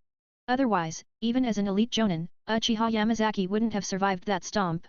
Uchiha Yamazaki no longer dared to act arrogantly. Faced with Uchiha Ryan's calm smile, tears involuntarily streamed down his face. How could this guy be so brutal? They were clanmates, both bore the Uchiha name. Uchiha Ryan seemed to guess his thoughts. Ha, are you thinking, we're clanmates, so why treat me so cruelly? He turned his head toward Uchiha Raiwichi. You tell him why. With that, he tossed Uchiha Yamazaki like garbage in front of Uchiha Raiwichi. Uchiha Raiwichi took a sharp breath. Yamazaki, have you forgotten how you bullied Uchiha Ryan before? Everyone tolerated your insults only because of your talent and your father's position as the elder. Uchiha Yamazaki grew furious. What was Raiwichi trying to do? Wash his hands of the matter? Back then, he hadn't even known Uchiha Ryan until Raiwichi and the others told him about a useless trash who wouldn't fight back no matter how he was provoked. That was how he became one of Ryan's tormentors. Uchiha Ryan laughed, his laughter eerie. Uchiha Raiwichi, if I didn't know what kind of person you are, I might have believed you too. Today, you forcibly entered a civilian's home. Our unit captured you. Even if this were brought before the Hokage, you'd have no justification. Are you shinobi or bandits? Besides, this is a battlefield, not the Uchiha compound.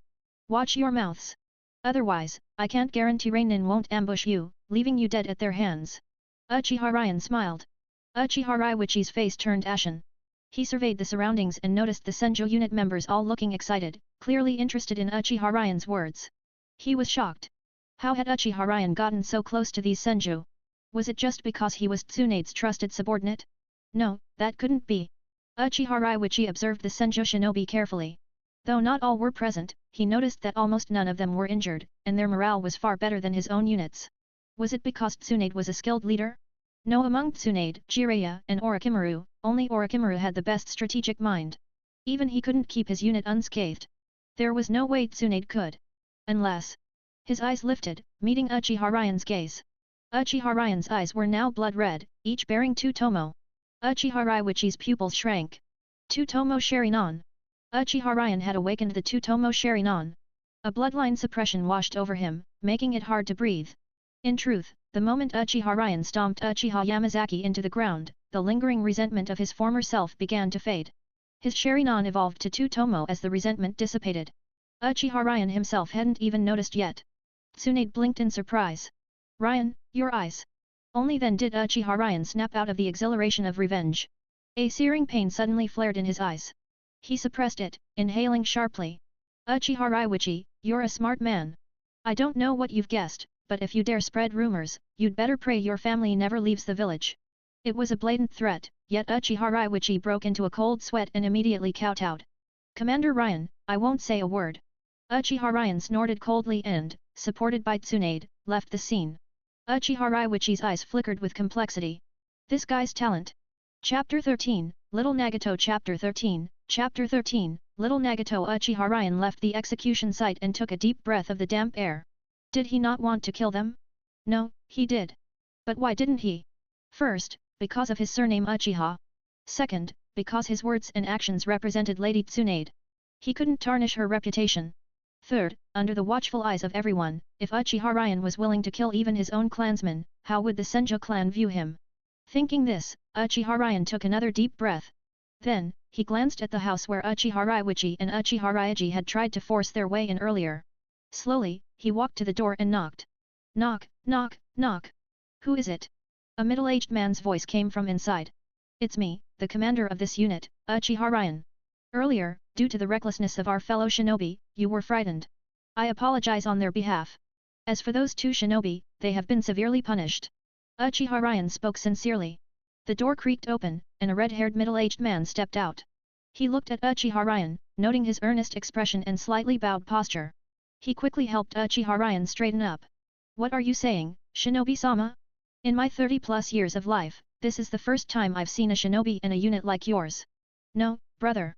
I don't know how other units behave, but our unit is like this wherever we go. We never harm civilians and even protect their safety. Uchiha Ryan replied. Then, a woman holding a child about 5 years old came to the door. Normally, she wouldn't dare approach other shinobi, but after witnessing this Konoha unit's conduct, she couldn't help but want to see who their commander was. When Uchiha Ryan saw the woman holding the red-haired child, he smiled warmly. Brother, is this your wife and child? Truly gentle, virtuous, and bright. The red-haired man didn't answer immediately. Instead, he glanced at his wife and son and smiled. Yes, having such a wife and son is my greatest blessing. He hugged his wife and patted the red-haired child's head. The child stared wide-eyed at Uchiha Ryan. He was sensitive to people's intentions and could feel that this shinobi was different, filled with goodwill toward his family. Uchiha Ryan took a closer look and his pupils shrank. The Rin-Egan. The couple exchanged glances, and the woman asked, Shinobi-sama, Nagato's eyes have always been like this. Do you know the reason?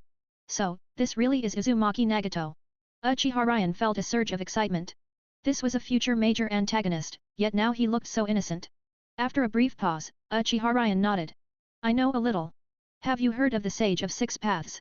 He looked at the couple. The red-haired man nodded. Yes, our clan's records mention the legend of the Sage of Six Paths, though only briefly. Little Nagato's eyes are the Rin-Egan, the same as the sage's. Uchiha Ryan said calmly. At first, the couple looked excited, but then their faces paled as if realizing something. They exchanged glances and nodded at each other. Shinobi-sama, may I ask a favor of you? The red-haired man suddenly knelt, followed by his wife. Little Nagato was confused but obediently knelt beside his parents. Unlike them, who kept their heads lowered, he looked up curiously at Uchiha Ryan. Uchiha Ryan quickly helped them up. Brother, sister-in-law, what are you doing? Please stand. But the red-haired man and his wife remained kneeling, refusing to rise. Brother, tell me first. What is it? Uchiha Ryan had a guess but needed confirmation. Shinobi-sama, I beg you to take our child to Konoha village. The land of rain is too dangerous. We also understand the saying, a common man's innocence is his crime when he possesses a treasure. Only Konoha can provide a safe environment for this child to grow up. So, I, Uzumaki Namida, kneel before you and plead, please take our child. Tears streamed down Uzumaki Namida's face. Uchiha Ryan thought for a moment. He didn't answer immediately but helped the family up. Wait here. I'll first consult the leader of our unit. Stay inside, and I'll bring you news soon. With that, Uchiha Ryan turned and headed toward Tsunade. The family watched his retreating figure silently. After dealing with the two Uchiha, Tsunade was about to rest when Uchiha Ryan appeared before her. Her eyes brightened. Ryan, feeling better? Uchiha Ryan didn't answer. Instead, he took Tsunade's arm. Lady Tsunade, come with me. It's too crowded here. You. Tsunade's face flushed. This was the first time a man had touched her arm. But seeing Uchiha Ryan's serious expression, she didn't make a fuss and followed him, assuming it was important. When they reached the house, Uchiha Ryan knocked again. This time, the door opened quickly. The family of three saw Uchiha Ryan and the female shinobi with him, realizing she must be the unit's leader. They immediately knelt and repeated their request. Uchiha Ryan sighed. Lady Tsunade, this family is from the Uzumaki clan. Due to war, they had no choice but to come to the land of rain. Now, they don't want their child, Uzumaki Nagato, to suffer the same hardships. Hearing Uzumaki clan, Tsunade thought of her grandmother. She nodded. Ryan, I'll send 20 men to escort them to Konoha. Uchiha Ryan smiled. Thank Lady Tsunade for her kindness. Uzumaki Namida reacted immediately. Thank you, Lady Tsunade. He even kowtowed 3 times. Tsunade smiled. My grandmother is Uzumaki Mito. She has no relatives in Konoha. Your arrival will surely bring her joy. At this time, Tsunade didn't know that Konoha had already taken in many Uzumaki clansmen, with only a small portion remaining in Uzushiagakuer. Lady Mito. The Uzumaki princess from the Warring States period. Lady Mito. Uzumaki Namida exclaimed excitedly. He hugged his wife. Lady Mito is known for her virtue. Our family can rest easy now. Tsunade smiled. Brother, sister-in-law, wait here. In about 5 minutes, I'll send someone to escort you. Uzumaki Namida bowed again. Thank you, Lady Tsunade. Thank you, Lord Ryan. Uchiha Ryan quickly waved his hand, indicating it was all Tsunade's doing. Then, he and Tsunade headed back to the camp. Chapter 14, The Sage's Eyes. Chapter 14, The Sage's Eyes. On their way back to the military camp, Tsunade suddenly asked, Ryan, why do you care so much about this family of Uzumaki bloodline? There are many people like them. Uchiha Ryan suddenly smiled. You didn't observe carefully just now, did you? That child's eyes are the legendary Rin-Egan of the Sage of Six Paths. Rin-Egan? What is that? Tsunade was puzzled. Indeed, Madara's Rin-Egan was an accidental result after he bit off a piece of Hashirama's flesh. Apart from Madara and Black Zetsu, no one knew the conditions for awakening the Rin-Egan. After the filial sealing, the battles between Asura and Indra, and the long period during the Warring States era, the Rin-Egan had almost never appeared again. Thus, there were almost no records in the major clans.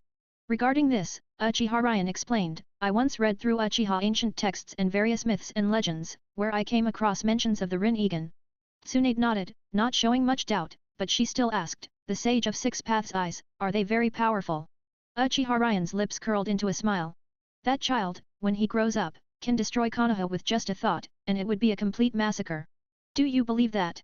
Tsunade's pupils instantly contracted. She stopped walking and looked at Uchiha Ryan. Seeing his unchanged expression, Tsunade realized he wasn't joking. Ryan, I think sending 20 people to escort their family back to Konoha is still too dangerous. I plan to send 50, no, 100 Senjo Jonin to escort them, Tsunade immediately said. Uchiha Ryan's mouth twitched. 100, and all Jonin? That kind of force would attract too much attention. Don't forget, within the land of rain, it's not just our Konoha people here. Tsunade thought about it and agreed. Then she asked again, Ryan, how many people do you think would be appropriate? Uchiha Ryan crossed 2 fingers. Tsunade understood, 10 people. Correct, 10 people. A smaller target, and 10 jonin are enough to hold off a 40-man squad. Before they act, who would know we sent jonin? Uchiha Ryan smiled. Tsunade nodded. She trusted Uchiha Ryan's judgment completely. Thus, 10 Senjo jonin were sent to escort Uzumaki Nagato's family. Before leaving, Nagato even kissed Uchiha Ryan on the cheek and waved goodbye.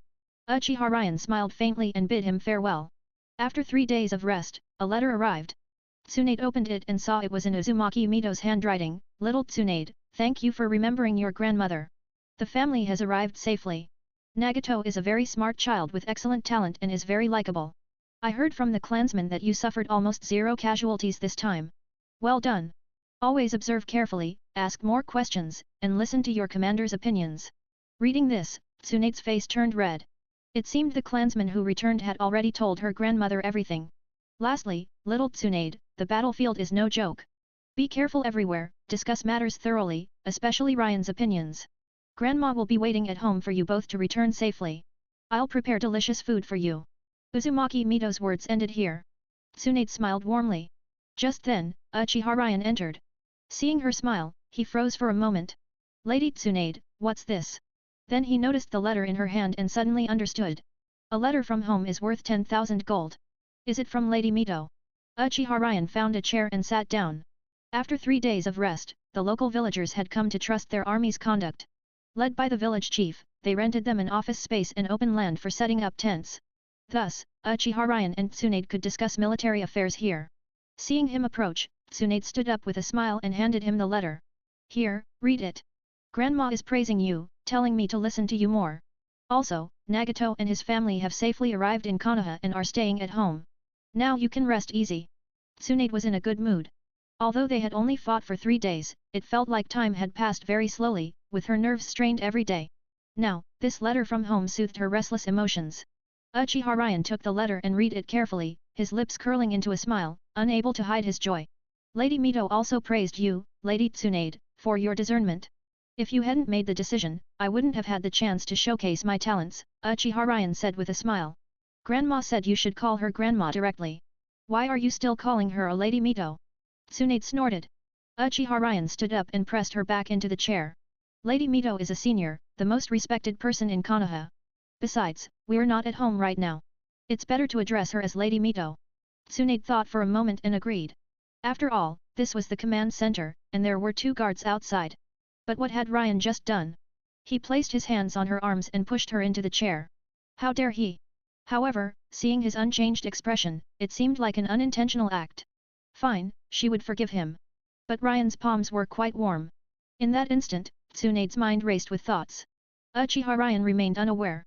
He walked to Tsunade's desk and leaned over. Looking at the map, Uchiha Ryan pondered. Yesterday, scouts from Orochimaru and Jiraiya's forces arrived in the village, saying they would meet today. The meeting place was here. Thinking about it now, they should have arrived. Just as this thought crossed his mind, the guards at the door opened it and reported, kneeling on one knee, Lord Ryan, Lady Tsunade, Lord Orochimaru's and Lord Jiraiya's forces are waiting at the village entrance. After speaking, they remained kneeling, awaiting orders. Tsunade stood up, about to go out, but Uchiha Ryan quickly stopped her. Lady Tsunade, our forces are at full strength. This meeting will inevitably decide the overall commander. Right now, the most likely outcome is that you will be chosen as the supreme commander. If you go out to greet them personally, it will diminish your authority slightly. I know you value your bonds as fellow disciples, but you must compete for the position of supreme commander in this battle. Whether for your political capital or the safety of the Senjo troops, you must remain composed now. Uchiha Ryan's words made Tsunade's lips part slightly. She hadn't realized that a simple act of greeting could carry so much weight. Then, Ryan, what should I do? Tsunade asked, knowing full well that Uchiha Ryan was doing this for her sake. Uchiha Ryan said calmly, just sit here. As he spoke, he pointed to the main seat in the office, then added, after that, I will go greet Lord Jiraiya and Orochimaru. You only need to wait here. After some thought, Tsunade shook her head. No, the 3 of us are fellow disciples after all.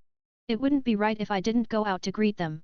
Uchiha Ryan opened his mouth but ultimately sighed, thinking about their relationship. Perhaps this was the bond between the Sunin. He didn't try to persuade her further and instead followed Tsunade to the village entrance to greet Orochimaru and Jiraiya. Chapter 15, Orochimaru, Jiraiya. Chapter 15, Orochimaru, Jiraiya. The weather in the land of rain was perpetually overcast and rainy, but today the rain had unexpectedly stopped, though the skies remained gloomy. For the land of rain, this was already considered a rare sunny day. Tsunade walked ahead, while Uchiha Ryan followed behind. Tsunade's mind was filled with the joy of reuniting with her teammates, while Uchiha Ryan was calculating how to secure the greatest benefits for Lady Tsunade. After a short while, under the watchful eyes of villagers and soldiers, the two arrived at the village entrance, where Uchiha Ryan finally saw Orochimaru and Jiraiya. The two were dressed in combat uniforms similar in style to Tsunade's, each leading their own troops. Judging by the numbers, Orochimaru's forces had around 700 shinobi left, while Jiraiya's had about 600. This was normal. War inevitably brought casualties. For them to arrive here in 4 days with less than half their forces lost was already proof of their capabilities. Tsunade smiled at the two and said, Orochimaru, Jiraiya, you two finally made it. As she spoke, she stepped forward to greet them, her face filled with happiness. Jiraiya's eyes lit up when he saw Tsunade. Oh, Tsunade. You look lively, ha ha ha. His boisterous laughter earned him a disdainful glance from Orochimaru. Orochimaru shook his head slightly and observed Tsunade, noticing that her face showed no trace of exhaustion or sorrow. He was curious what was going on with her. Even he had only recovered his condition yesterday. As Orochimaru pondered, Uchiha Ryan suddenly spoke up. Lady Tsunade, Lord Orochimaru, Lord Jiraiya, the village entrance is too exposed.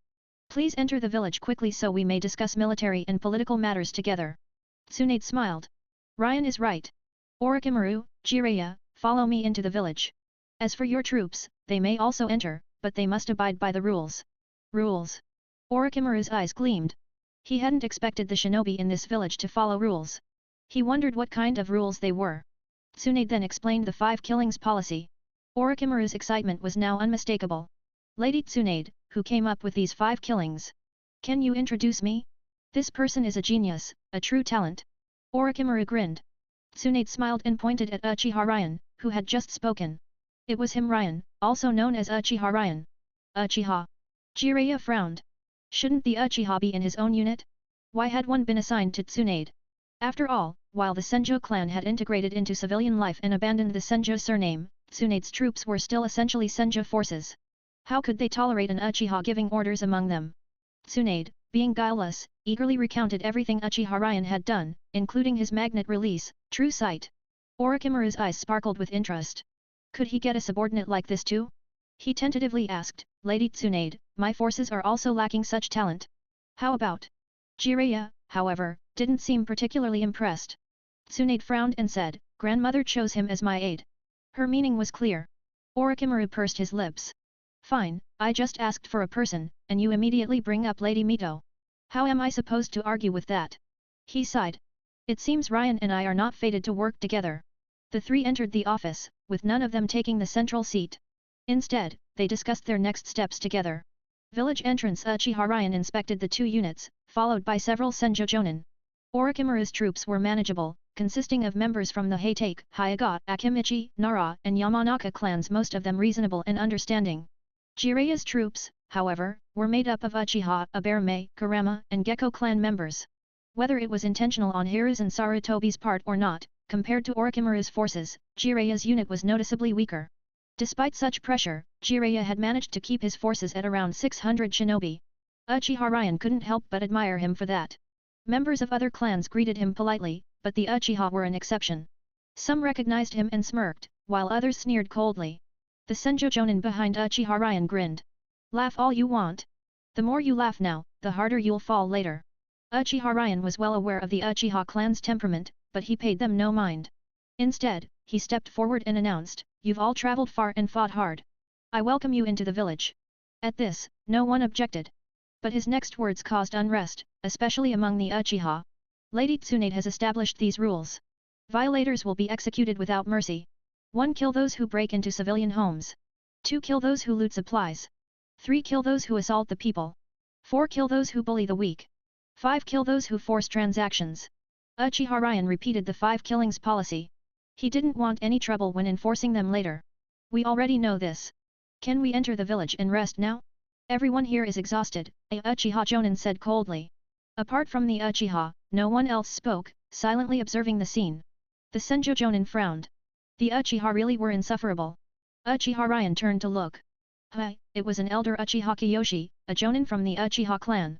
He was said to be a veteran from the Warring States period, highly respected in the clan, and had been sent here to lead the Uchiha forces. Oh? Do you have a problem? Uchiha Ryan narrowed his eyes at Uchiha Kiyoshi. Uchiha Kiyoshi was taken aback. This guy didn't seem as weak as the rumors suggested. But he wasn't someone to be trifled with either. What if I do? What if I don't? Uchiha Kiyoshi retorted arrogantly. The Senju Jonin behind Uchiha Ryan couldn't take it anymore and moved to act, but Uchiha Ryan ordered, "Stand down." The Senju Jonin paused, then reluctantly retreated. Uchiha Kiyoshi's pupils contracted. He hadn't expected the words of someone the clan dismissed as trash to carry such weight among the Senju. This guy was no ordinary figure. He grew cautious, though his expression remained disdainful. "If I remember correctly, you are Uchiha Kiyoshi, yes?" Uchiha Ryan said calmly, stepping forward. At this moment, he represented Lady Tsunade in managing the shinobi forces. His actions reflected on her. He couldn't ignore Uchiha Kiyoshi's provocation. It would shame not only himself but also the troops and Lady Tsunade. So he had to stand his ground. "That's right. I am Uchiha Kiyoshi." "Uchiha Ryan, do you have an issue with that?" Uchiha Kiyoshi emphasized the name Uchiha, reminding Ryan of his clan allegiance. Uchiha Ryan smiled. "Nothing much. Just feeling a bit restless. Would you care to spar with me?" As he spoke, he formed the seal of confrontation. The Uchiha clan members, including Uchiha Kiyoshi, were stunned. This 18-year-old kid was actually this bold. Open book like the story? Read 120 chapters ahead. /Atom Electron Chapter 16, Uchiha Ryan vs Uchiha Kiyoshi Chapter 16, Chapter 16, Uchiha Ryan vs Uchiha Kiyoshi. Uchiha Kiyoshi looked at Uchiha Ryan, his eyes carrying a trace of gravity. He knew Uchiha Ryan might have some skills, but he never expected him to dare challenge him, a Jonin, in front of such a large crowd. The other major clans suddenly weren't in a hurry to enter the village anymore. Entering the village wasn't as fun as watching the drama unfold, so they cleared the central area for the two to duel. Ding! The system detected that the host was about to engage in a battle with a Uchiha Jonin and preemptively settled the previous rewards. Ding! The host led the Senju troops without a single casualty. Reward, Jonin level Chakra Reserves, 500 points. Ding! The host altered the Land of Whirlpools storyline. Reward, Jonin level Combat Techniques, 2000 points. Ding! The host altered Uzumaki Nagato's storyline. Reward, Fire Release Mastery, Fire Release Jutsu Power doubled, no hand seals required, 5000 points. Remaining points, 7500. Achievement Quite Wealthy unlocked. Reward, A-rank Jutsu Sand Burial, already mastered.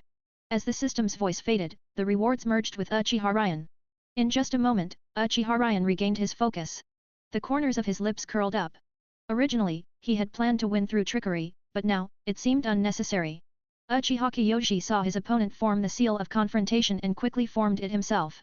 Although the Uchiha clan was arrogant, they always showed respect to those who challenged them, regardless of whether they were stronger or weaker. "Uchiha Ryan, since you're the junior, I'll let you make the first move." With that, Uchiha Kiyoshi held a kunao in a defensive stance. As everyone knew, shinobi were high in offense but low in defense. Uchiha Ryan smiled faintly, then formed hand seals, the standard seals for the Great Fireball technique. Uchiha Kiyoshi smirked lightly, planning to use the same jutsu to teach Uchiha Ryan a lesson. However, his expression suddenly changed. This kid had only formed 3 seals, yet the jutsu was already being released. He had only formed 2 seals himself. Uchiha Kiyoshi hastily used the substitution technique to dodge the attack, then stared intently at Uchiha Ryan. If he had reacted even a fraction slower, he would have become the first shinobi to die by the Great Fireball technique. This kid! Uchiha Kiyoshi's heart stirred. Uchiha Ryan smiled slightly. As expected, the Great Fireball technique was a jutsu that couldn't kill anyone. Even with fake hand seals added, it still didn't manage to burn Uchiha Kiyoshi to death. Little did he know that in Uchiha Kiyoshi's eyes, Uchiha Ryan had already become a formidable opponent. He didn't know whether Uchiha Ryan had modified the Great Fireball technique or if he could perform jutsu without hand seals. Uchiha Kiyoshi hoped it was the former, because the latter had only been achieved by Uchiha Madara and Hashirama Senju throughout the entire Warring States period. If Uchiha Ryan could do it, then he... Before he could finish his thoughts, Uchiha Ryan leaped into the air, spinning mid-air as 3 massive phoenix flower jutsu flames shot toward Uchiha Kiyoshi. Uchiha Kiyoshi's eyes widened. So big? How was this possible? This kid. He used the body flicker technique to dodge, but his clothes were still partially burned by the flames. Through these two jutsu attacks, Uchiha Kyoshi realized that in terms of ninjutsu, he was absolutely no match for Uchiha Ryan. Thus, he threw shuriken at Uchiha Ryan, who drew his sword. Clang! Clang! Clang! The shuriken were deflected. When Uchiha Ryan looked back at Uchiha Kyoshi's previous position, he found that Uchiha Kyoshi had disappeared. Uchiha Ryan was momentarily stunned, but his body moved on its own, raising his sword to block. Clang! The Jonin-level combat techniques had become muscle memory, guiding his movements. Clang! The sound rang out as Uchiha Kyoshi's face filled with disbelief. This guy's combat skills and instincts were already on par with his own. Uchiha Ryan reacted swiftly. This time, he chose not to form hand seals. Fire release, great fireball technique. Uchiha Kyoshi hurriedly retreated, but the scorching heat of the flames still burned his skin slightly. He saw it clearly Uchiha Ryan hadn't formed any seals. This was a genius. But the Uchiha clan wasn't just about Kenjutsu and fire release. Uchiha Kyoshi's eyes turned red, the three Tomo Sharingan appearing. The other Uchiha clansmen gasped. Three Tomo? Elder Kyoshi was serious now. Ryan, stop this. I acknowledge your strength. If we continue, the consequences might spiral out of control. Uchiha Kyoshi spoke solemnly, already recognizing Uchiha Ryan's power. But Uchiha Ryan wanted more than that. Elder Kyoshi, please bring it on. With that, he activated his yin-natured chakra, and his eyes also transformed into two Tomo Sharingan. The other Uchiha clansmen's expressions changed. Jonin-level combat techniques, fire release mastery, and two Tomo Sharingan? This didn't mean Uchiha Ryan was weak, it meant his talent was monstrous.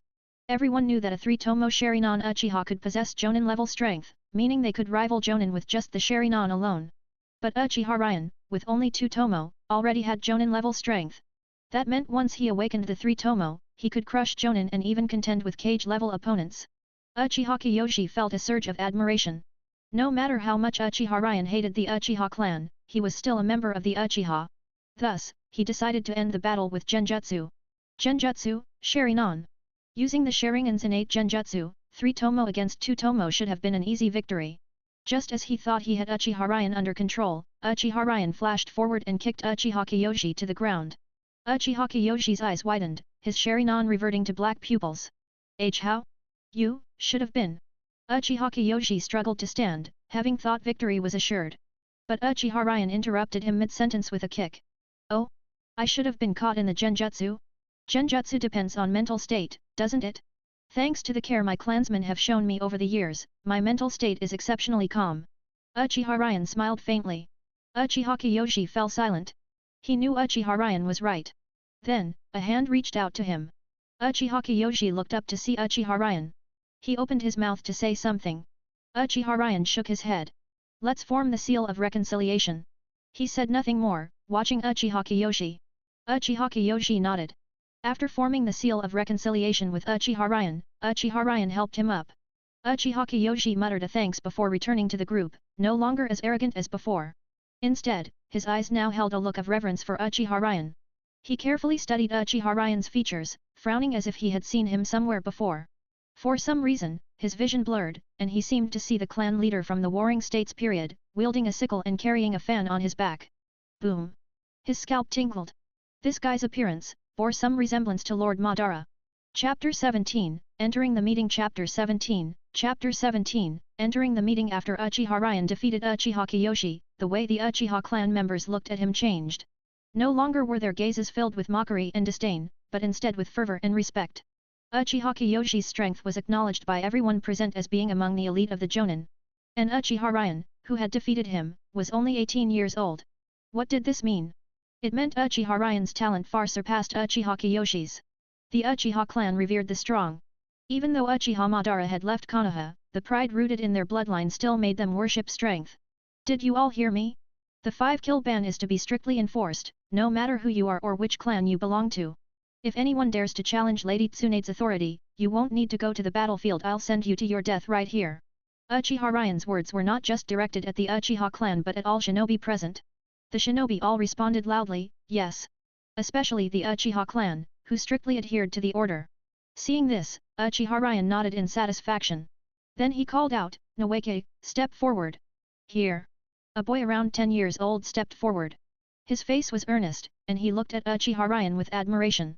He had just witnessed the entire battle between Uchiha Ryan and Uchiha Kiyoshi. A ninjutsu without hand seals. Only his grandfather and his grandfather's rivals could do that. And this man could too. Didn't that mean he was a shinobi who could rival his grandfather? Being called out by him now, Noeki was so excited he could barely contain himself. Still, he maintained his composure because everyone present was watching him. He couldn't embarrass his grandfather or the Senjo clan. Uchiha Ryan glanced at him and then smiled. Come with me. He gestured for Noeki to follow and then addressed the troops, all of you, dismissed. Rest and prepare yourselves. There's still a tough battle ahead. With that, he led Noeki to the office. Inside, the future Sunin were discussing their next move. Jiraiya believed they should strike directly at the heart and confront Hanzo the Salamander head-on. Orochimaru, however, looked exasperated. How am I teammates with this guy? Hanzo the Salamander was a shinobi even their teacher might not be able to defeat. Beyond his masterful swordsmanship, there was also his poisonous physique and his summon, the Salamander. In terms of power, the Salamander could rival a tailed beast. If they fought Hanzo directly, even if the three of them might have a chance at victory, what about the vanguard troops? Were they just supposed to die? These were elites from various clans. If they were allowed to be slaughtered, upon returning to the village, Danzo Shimura would surely pin a charge of improper command on them. And once that label was attached, any chance at becoming Hokage would be gone. Lady Tsunade, Uchiha Ryan, and Noeki request permission to join the meeting. Uchiha Ryan's voice was steady and serious. Orochimaru's train of thought was abruptly cut off. Uchiha Ryan. Didn't Tsunade mention him earlier? This kid seems to have some tricks up his sleeve, like that ability to let troops sense danger in advance. Orochimaru glanced at Tsunade, and Jiraiya did the same. Since they were technically here as allies, Tsunade was the host. Tsunade nodded and said loudly, enter. Yes. Uchiha Ryan stepped inside with Noeki after the guards opened the door. Noeki. You brat. Are you hurt? Tsunade's face was full of concern as she checked Noeki's body, worried he might be injured somewhere. Big sis, I'm fine. And during this mission, I took down 4 Rainin. Noeki scratched his head and grinned. Tsunade rolled her eyes at him, then turned to Orochimaru. Orochimaru, thank you.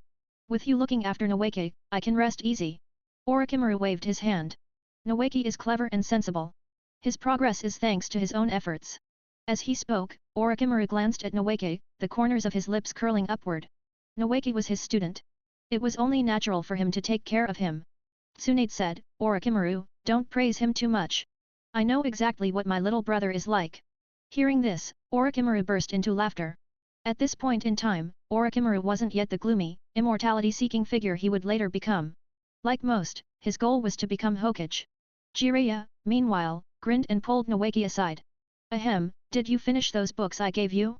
When we get back to the village, I'll give you a few more. Noeki's eyes instantly lit up. Thank you, Jiraiya-sensei.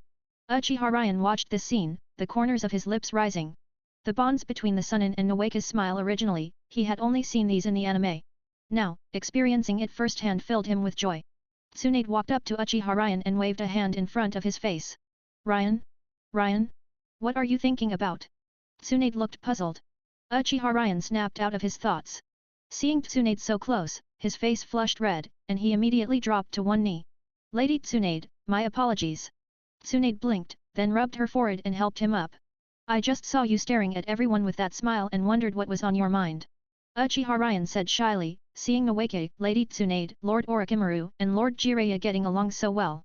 I couldn't help but feel envious. Orochimaru now approached as well.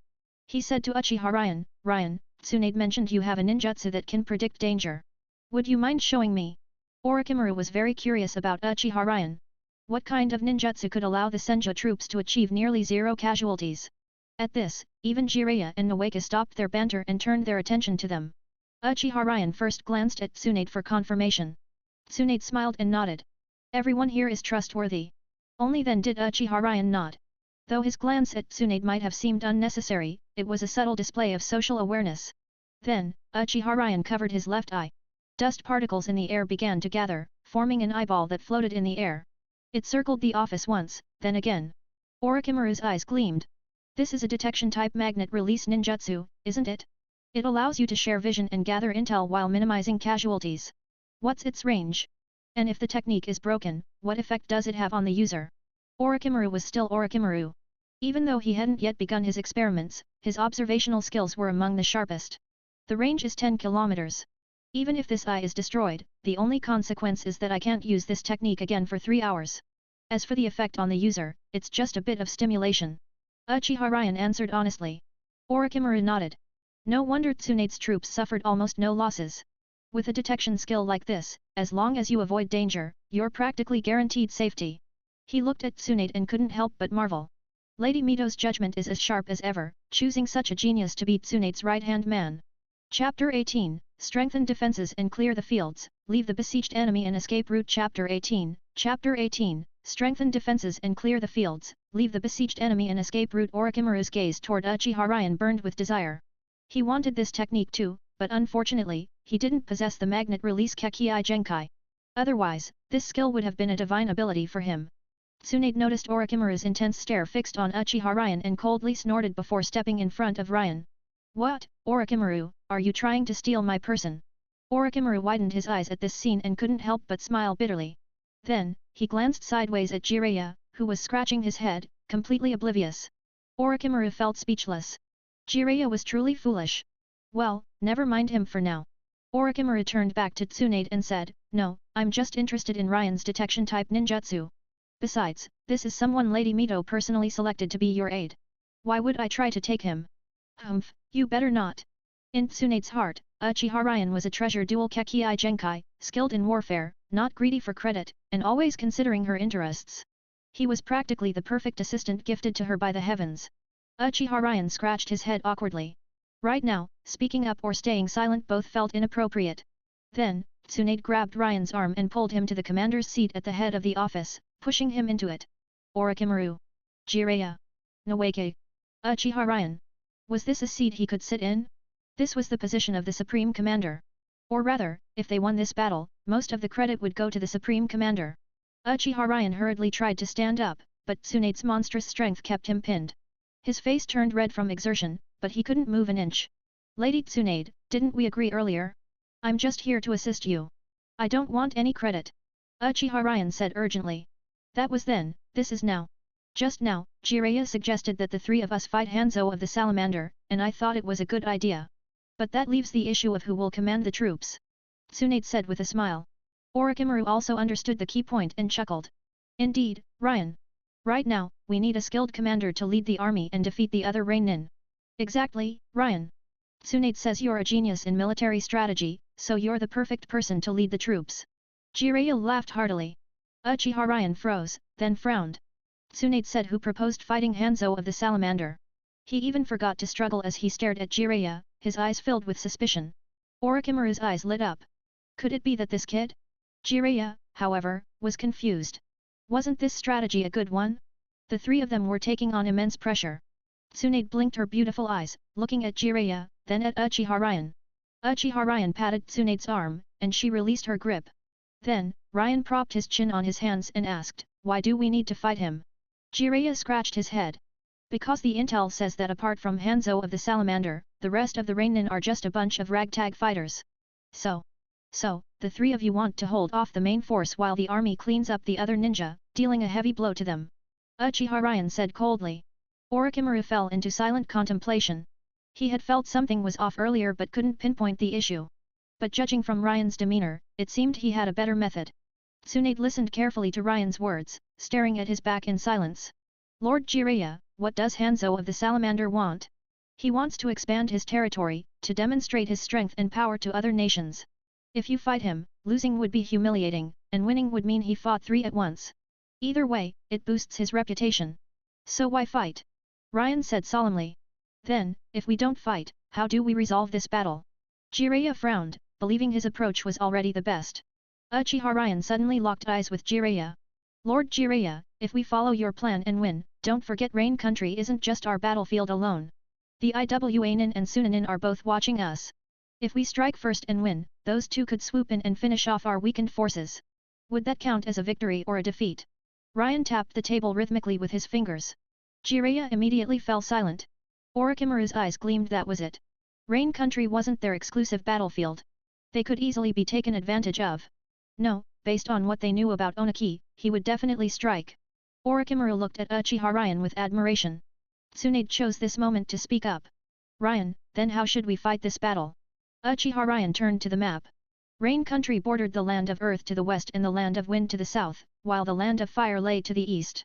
In that case, tomorrow, we march and attack Amegakur, the capital of Rain country. Lady Tsunade will lead the Senja forces to blockade the eastern gate. Lord Jiraiya will lead troops to blockade the southern gate. Lord Orochimaru will lead troops to blockade the northern gate. Every day, we strengthen our defenses and clear the surrounding areas, cutting off their food supply routes. If they send out troops, we retreat. When they withdraw, we blockade again. Ryan's eyes shone. What about the western gate? Jiraiya asked. Orochimaru looked at Jiraiya strangely, as if seeing him for the first time. What does the western gate have to do with us? That side belongs to the land of earth. Blockading these 3 gates is enough. When Rain country is pushed to desperation, they'll break out from the western gate, and it'll be Onaki's problem to deal with the consequences. Orochimaru chuckled. Tsunade also nodded.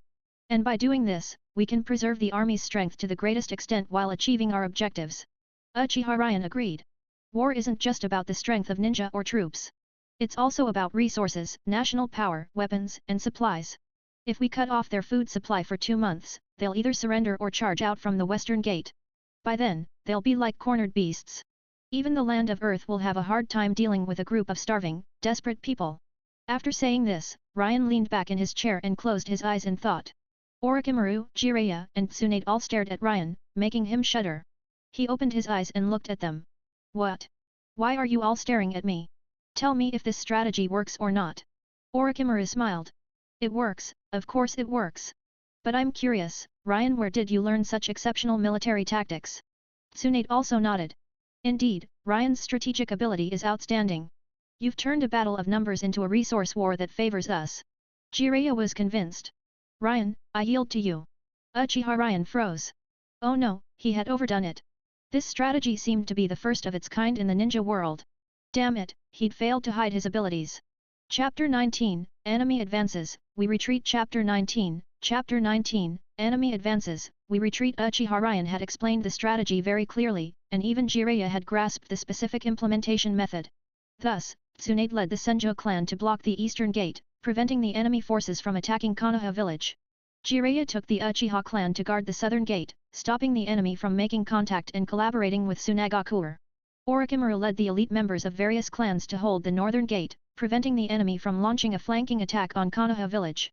The 3 teams openly stationed themselves within the enemy's line of sight but outside the range of shuriken throws. Every supply convoy heading from nearby towns to Amegakur was intercepted by squads of elite shinobi dispatched by the 3, without exception, all successfully. Hanzo of the Salamander naturally realized something was wrong with this situation, so he led his troops out of the city gates, charging straight toward Tsunade. Seeing the gates open, Tsunade immediately ordered, "Everyone, retreat," and fired a green signal flare. The Senju forces withdrew in an orderly manner, while the Rainin pursued relentlessly. However, in a dense forest, they fell into traps set by Konoha, with explosive tags and ground spikes everywhere. The screams that followed made even Hanzo's face twitch in anger. Damn Konoha, if I catch you, I'll skin you alive.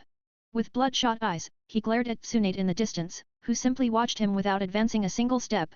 As Uchiha Ryan had put it, this was guerrilla warfare. When the enemy advances, we retreat. When the enemy camps, we harass. When the enemy tires, we strike. When the enemy retreats, we pursue. No matter what, a direct confrontation was out of the question. These 16 words of wisdom, proposed by a great strategist, spoke volumes about their effectiveness. Hanzo, watching his Rainin die one after another, began to lose control. He channeled all his chakra into his speed, determined to tear Tsunade to pieces. But at that moment, Jiraiya and Orochimaru at the southern and northern gates launched their assault on the city. The sounds of battle cries erupted, and a signal arrow was immediately fired from Amegakur. Whoosh! The arrow cut through the air with a piercing screech. This sound snapped Hanzo out of his bloodlust. He turned to look at Amegakur behind him, and his heart sank. This was bad. This was just a diversion. Their real target was Amegakur, his stronghold. If he continued chasing Tsunade, even if he killed her, losing his base would mean total defeat without further fighting.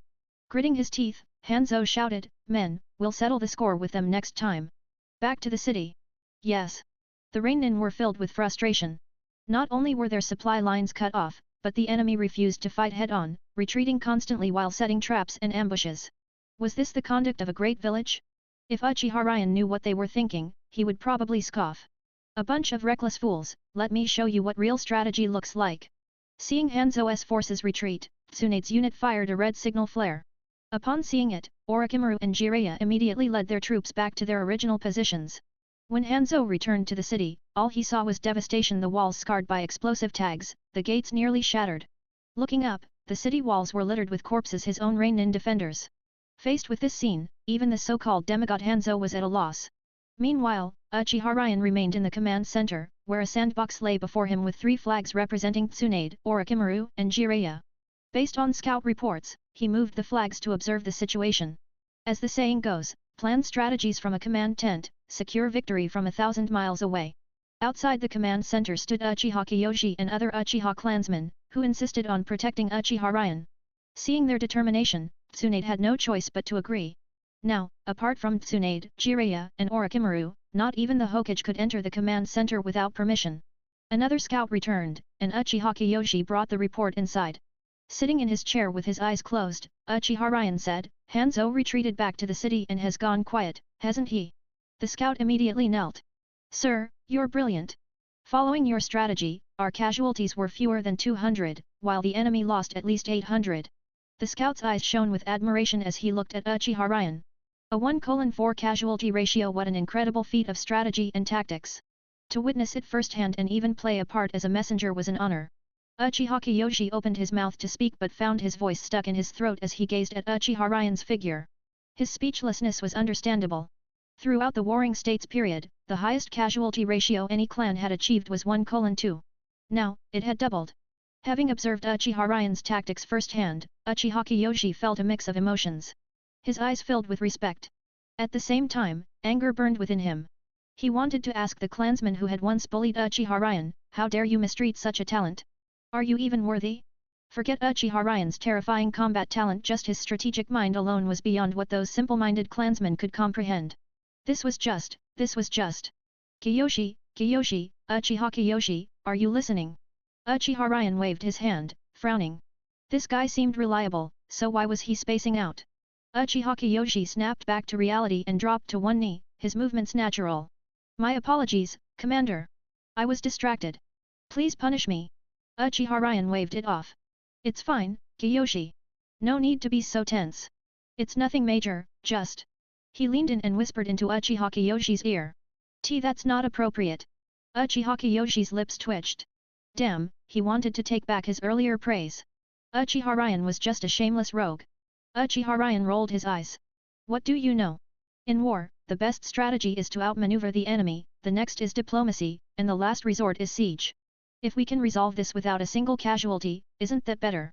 Hurry up, don't delay military affairs. Uchiha Ryan glared at him before crossing his legs and humming a tune. Uchiha Kyoshi took a deep breath, then bowed and accepted the order, heading straight for Tsunade's unit at the front lines. Tsunade was still observing a Megakure in the distance when a subordinate reported, Lady Tsunade, Uchiha Kyoshi requests an audience. Tsunade raised an eyebrow. Uchiha Kyoshi? Then her expression relaxed. He must have been sent by Ryan. Was there urgent news? She said, bring him in. Chapter 20, Songs of Rain from All Sides. Chapter 20, Songs of Rain from All Sides. Uchiha Kyoshi ran all the way here at full speed, his feet seeming to fly as if chased by demons. He dared not stop or delay even for a moment. At this moment, he was panting heavily, drenched in sweat, his clothes torn by tree branches, and his hair disheveled. His entire appearance was extremely disheveled, even more so than the warriors fighting bloody battles on the front lines. Tsunade frowned slightly, wondering what could have happened. She gently waved her hand, signaling a subordinate to bring a flask of water, and said softly, drink slowly, don't choke. Seeing Uchiha Kyoshi in such a frantic and flustered state, Tsunade grew even more puzzled. Was there some urgent order? But why would Uchiha Kyoshi personally deliver the message instead of the usual scouts?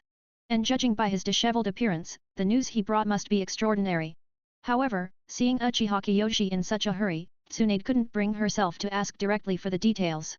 After taking the flask, Uchiha Kyoshi gulped down the water thirstily. The sound of glug glug echoed as he drank several mouthfuls of cool water. After slightly relieving his thirst, he finally raised his head and looked at Tsunade. Gasping for breath, he stammered, Uchiha. Ryan-sama said. But his words seemed to get stuck, and he couldn't finish his sentence. What did he say? Hurry up and say it. Tsunade urged anxiously, even breaking out in a light sweat. Not only Tsunade, but the shinobi Ryaji, and the other Uchiha clansmen were equally anxious. However, seeing Uchiha Kiyoshi's grave expression and hesitant demeanor, they couldn't bring themselves to press him too hard. Finally, Uchiha Kiyoshi took a deep breath and slowly spoke, "To attack the city is the inferior strategy, to attack the mind is superior. Now that the enemy's supplies are cut off, their morale must be collapsing. At this time, we only need to send shinobi to learn the local folk songs from nearby towns, then have these shinobi sing them loudly in front of the enemy. This will surely disrupt Hanzo the Salamander and his subordinates' state of mind, breaking their psychological defenses, and ultimately winning this battle without bloodshed." In truth, while rushing here, Uchiha Kiyoshi had repeatedly refined and organized this explanation in his mind. After hearing this, Tsunade first showed a trace of doubt. After all, for a powerful enemy like Hanzo the Salamander, could a few songs really make him surrender? She fell into deep thought, murmuring to herself, but what if Hanzo the Salamander doesn't surrender because of this? Then, she raised her head and looked straight at Uchiha Kiyoshi, waiting for him to provide a convincing answer.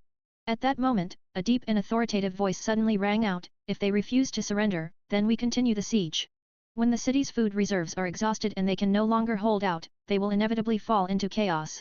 Following the voice, the tall and imposing figure of Uchiha Ryan slowly appeared. Everyone turned to look. Uchiha Ryan was clad in a black battle robe, standing against the wind like an unshakable mountain. His sharp, hawk-like eyes exuded an intimidating aura. Upon seeing Uchiha Ryan appear, the previously weary shinobi of the Senju forces immediately perked up, their faces showing joy. The reason was simple: in the past period, Uchiha Ryan's display of wisdom and tactical prowess had been nothing short of astonishing, earning everyone's admiration. His arrival was like a shot of adrenaline, instantly stirring excitement among the crowd. However, after the initial joy, Tsunade's expression quickly turned serious. She strode up to Uchiha Ryan, her eyebrows furrowing as she scolded, "Ryan, how could you come to the front lines? As the commander of our forces, don't you even know the simple principle that a wise man does not stand under a dangerous wall?" Faced with Tsunade's reprimand, the smile on Uchiha Ryan's lips faded slightly. He scratched his head sheepishly and explained, Lady Tsunade, don't be angry. I was just too bored staying in the rear command post. Seeing everyone fighting so hard, how could I just sit idly in the tent? So I couldn't resist coming to join the excitement." Uchiha Ryan's gaze wandered, as if he couldn't bring himself to meet others' eyes. The real reason he had secretly come here was out of concern for Tsunade's safety. Not long ago, he had just executed his carefully planned psychological warfare strategy. However, afterward, an inexplicable sense of unease lingered in his heart, making him feel as if something bad was about to happen. Under the weight of this strong premonition, after some internal struggle, Uchiha Ryan finally decided to head to the front lines. After all, if something unexpected really happened, being on site would allow him to take the fastest possible countermeasures, preventing more severe consequences. Tsunade, meanwhile, stared intently at the slightly flustered Uchiha Ryan. After a long while, she sighed helplessly, "Forget it, no point worrying about this. I can't figure it out anyway." When it came to complex problems, Tsunade had never been fond of thinking too deeply, it was just too exhausting. Then, Tsunade looked at Uchiha Ryan with a serious expression and said firmly, "However, Ryan, let me make this clear. Since you've come to the front lines and joined my unit, you must follow my orders and arrangements. No acting on your own." Though these words sounded like a stern warning, in reality, Tsunade was doing this out of concern for Uchiha Ryan's safety. Uchiha Ryan was far too sharp not to understand the deeper meaning behind Tsunade's words. He nodded slightly in acknowledgement and declared firmly, "I will absolutely obey Lady Tsunade's orders. Even if it means charging into a mountain of blades or a sea of flames, I will advance without hesitation." After speaking, he suddenly raised his head, a confident and composed smile spreading across his face.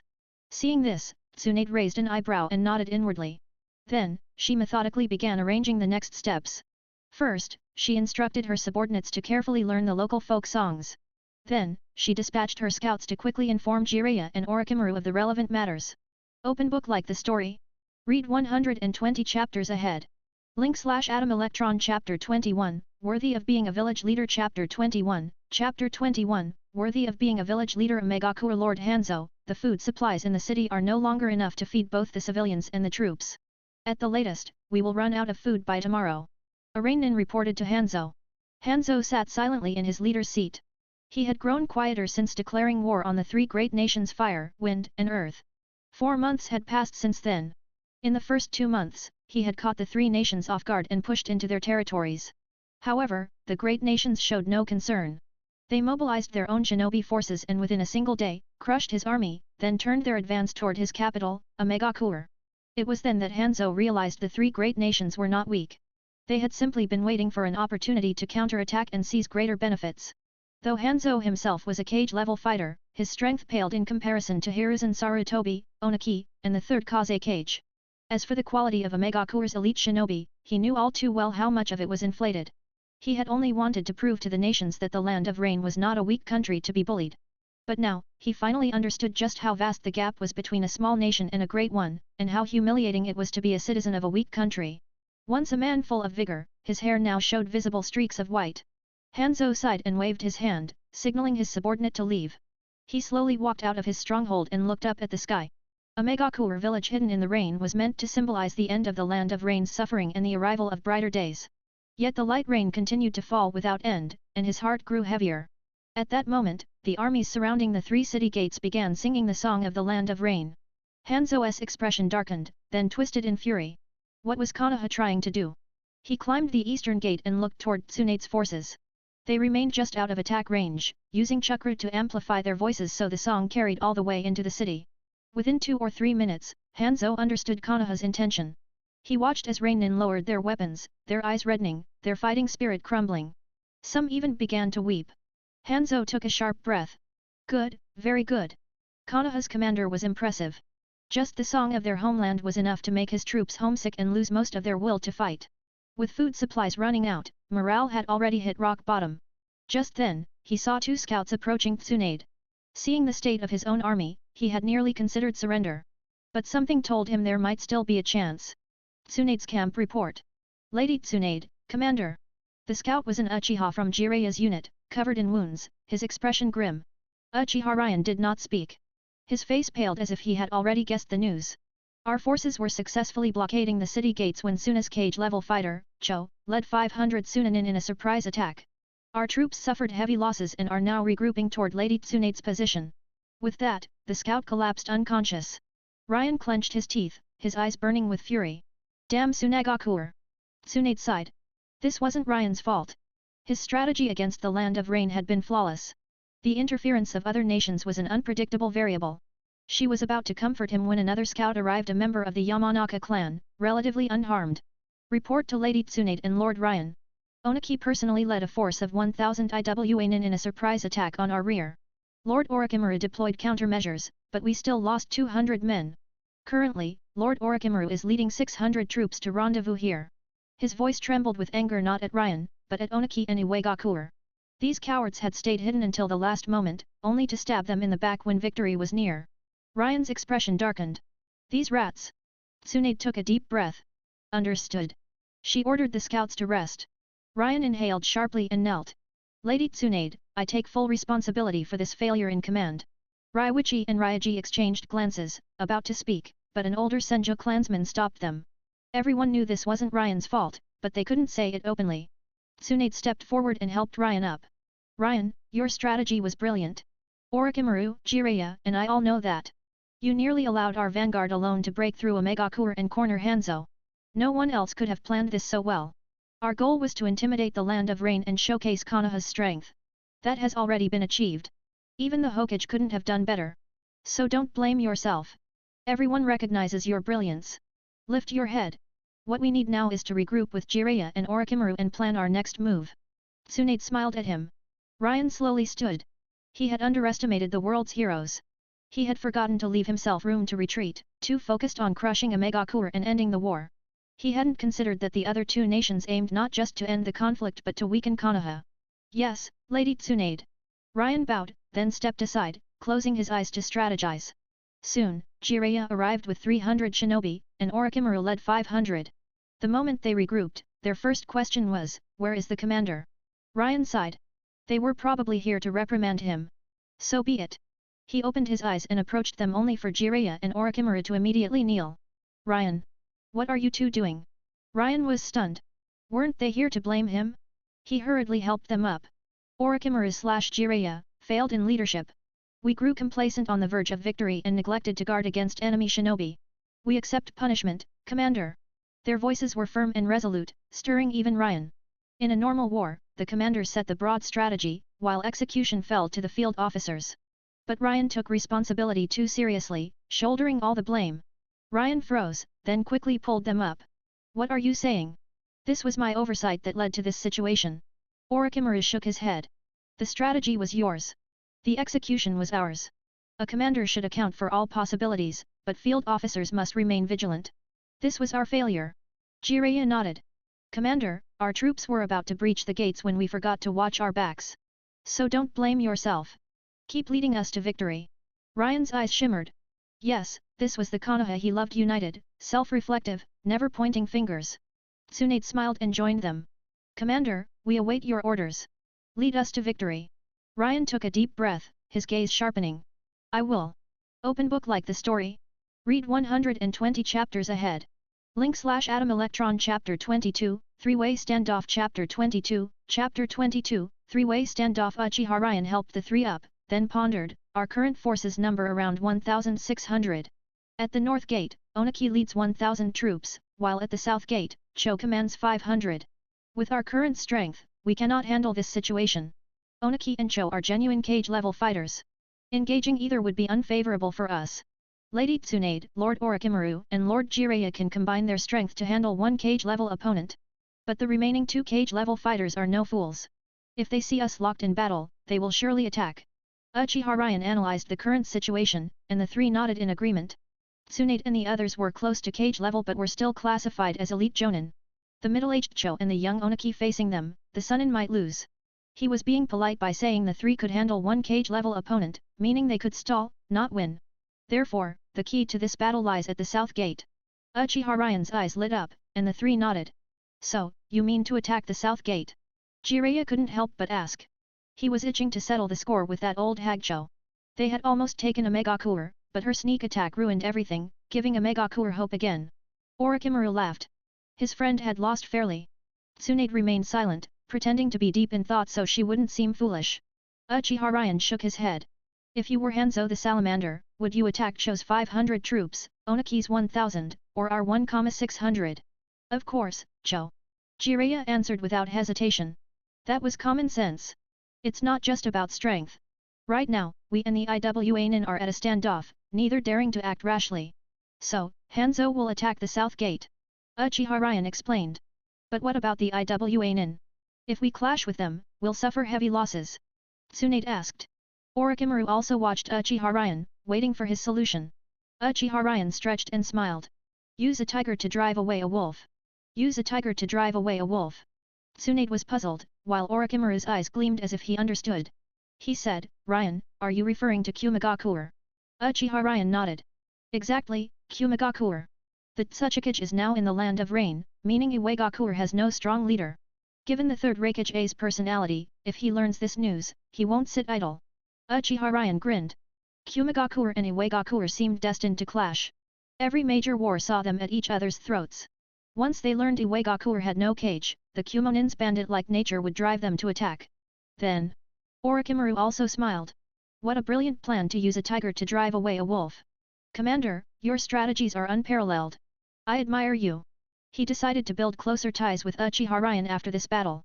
Tsunade and Jiraiya exchanged glances, as if saying, are we the only ones who didn't get it? However, Tsunade soon turned her gaze back to Uchiha Ryan. This man seemed especially charismatic when strategizing. Uchiha Ryan didn't notice. Instead, he looked at Jiraiya. Lord Jiraiya, your intelligence network must be strong, right? In the original story, Jiraiya was Konoha's primary source of external intelligence, always informed of major events. Jiraiya nodded. I do have many contacts gathering material. If you mean an intelligence network, that's not wrong. To him, these were friends helping him collect material, not spies. Uchiha Ryan smiled. If you mobilized your people, how long would it take to send a message to Kumagakure? At most half a day. Jiraiya thumped his chest confidently. Good. Lord Jiraiya, please send the message immediately. Just right, Tsuchikage Oniki spotted in the land of rain. Nothing else. Uchiha Ryan grinned. Understood. Jiraiya immediately went to arrange it. Uchiha Ryan smiled. If this succeeded, a Megakure would be his. Orochimaru also smiled. Congratulations, Commander, on taking a Megakure. Congratulations to Lady Tsunade. This was all her idea. I'm just an advisor. Uchiha Ryan shook his head. Orochimaru paused, then remembered his name and sighed.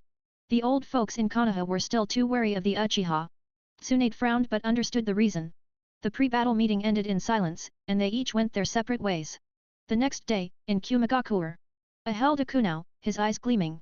He laughed heartily, summoned his advisors, and decided, mobilize 3,000 troops. We march on Iwagakure. Land of Rain battlefield at the south gate. Cho and Hanzo were already fighting. Cho's puppet technique, the 10 puppets of Chikamatsu, displayed seamless offense and defense. Hanzo roared, slamming his palm on the ground to summon his salamander, which swallowed 30 to 40 Tsunanin before charging at Cho. Then, he released purple poison gas across the battlefield. Cho shouted, everyone, take the antidote now. As a poison master, her antidotes could temporarily neutralize Hanzo's toxins. Hanzo drew 2 swords and charged. The 10 puppets of Chikamatsu rushed to block him, and the two fought fiercely.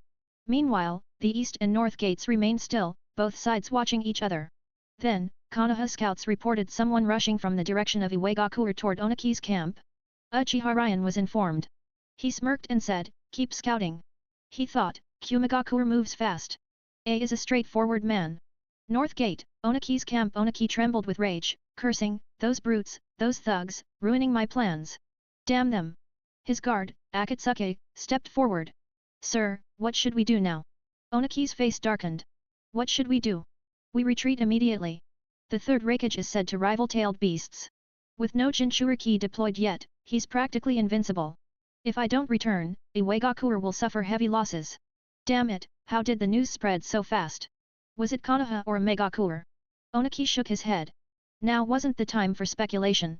Order the rear guard to become the vanguard. Full speed back to the village. Onaki commanded, then used the lightweight rock technique to stand on a boulder and rush home at top speed. He glanced back at Megakure longingly and sighed. Open book like the story? Read 120 chapters ahead. Link/Atom Electron Chapter 23, Cho's 10 Puppets vs Hanzo's Chain Scythe 2 Strike Attack Chapter 23, Chapter 23, Cho's 10 Puppets vs Hanzo's Chain Scythe 2 Strike Attack. Southgate. Cho currently appeared as a middle-aged woman. Her eyes were icy cold.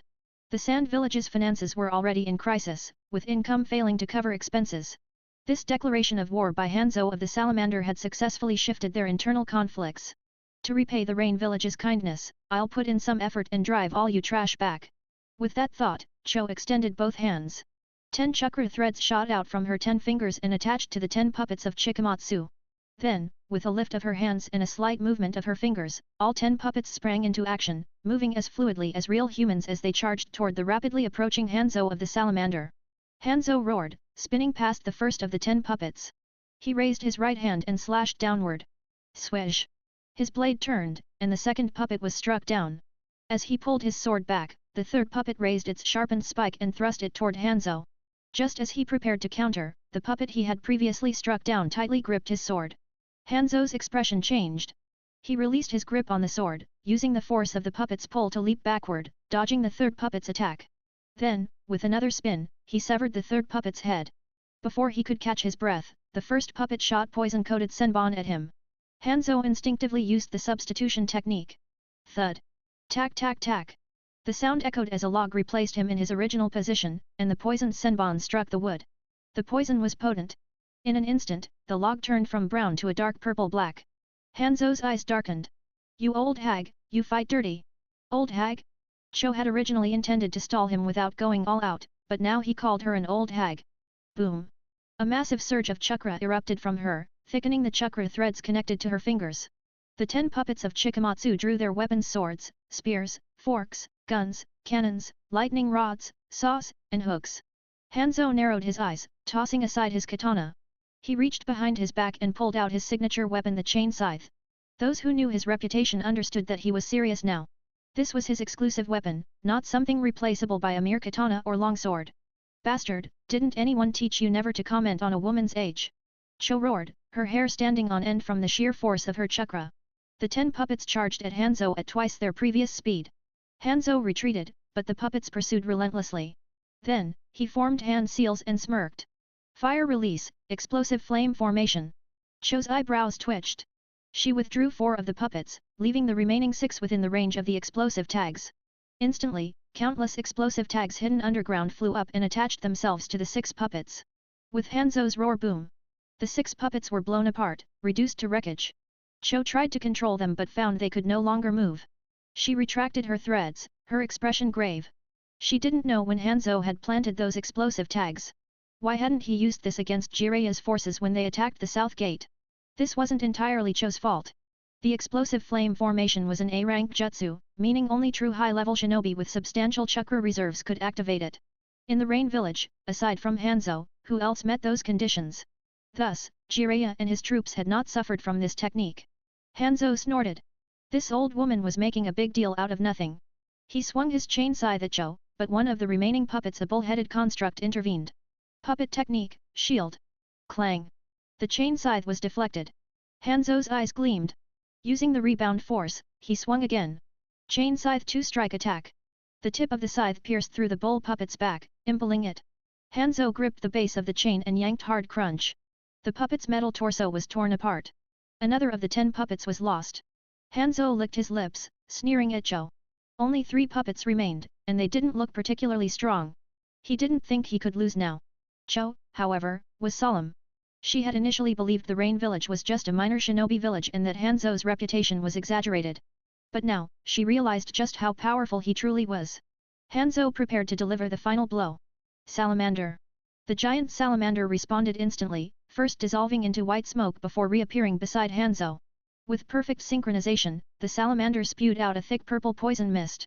The mist was not only highly toxic but also covered an enormous area, instantly enveloping Cho. Hanzo smirked. Ninja art, scythe mist technique. His figure vanished into the poisonous fog as he silently approached Cho, searching for an opening. Cho snorted. With a single-handed motion, the remaining 3 puppets formed a triangular formation. With a sharp tug of her hand, 3 treasures suction crush.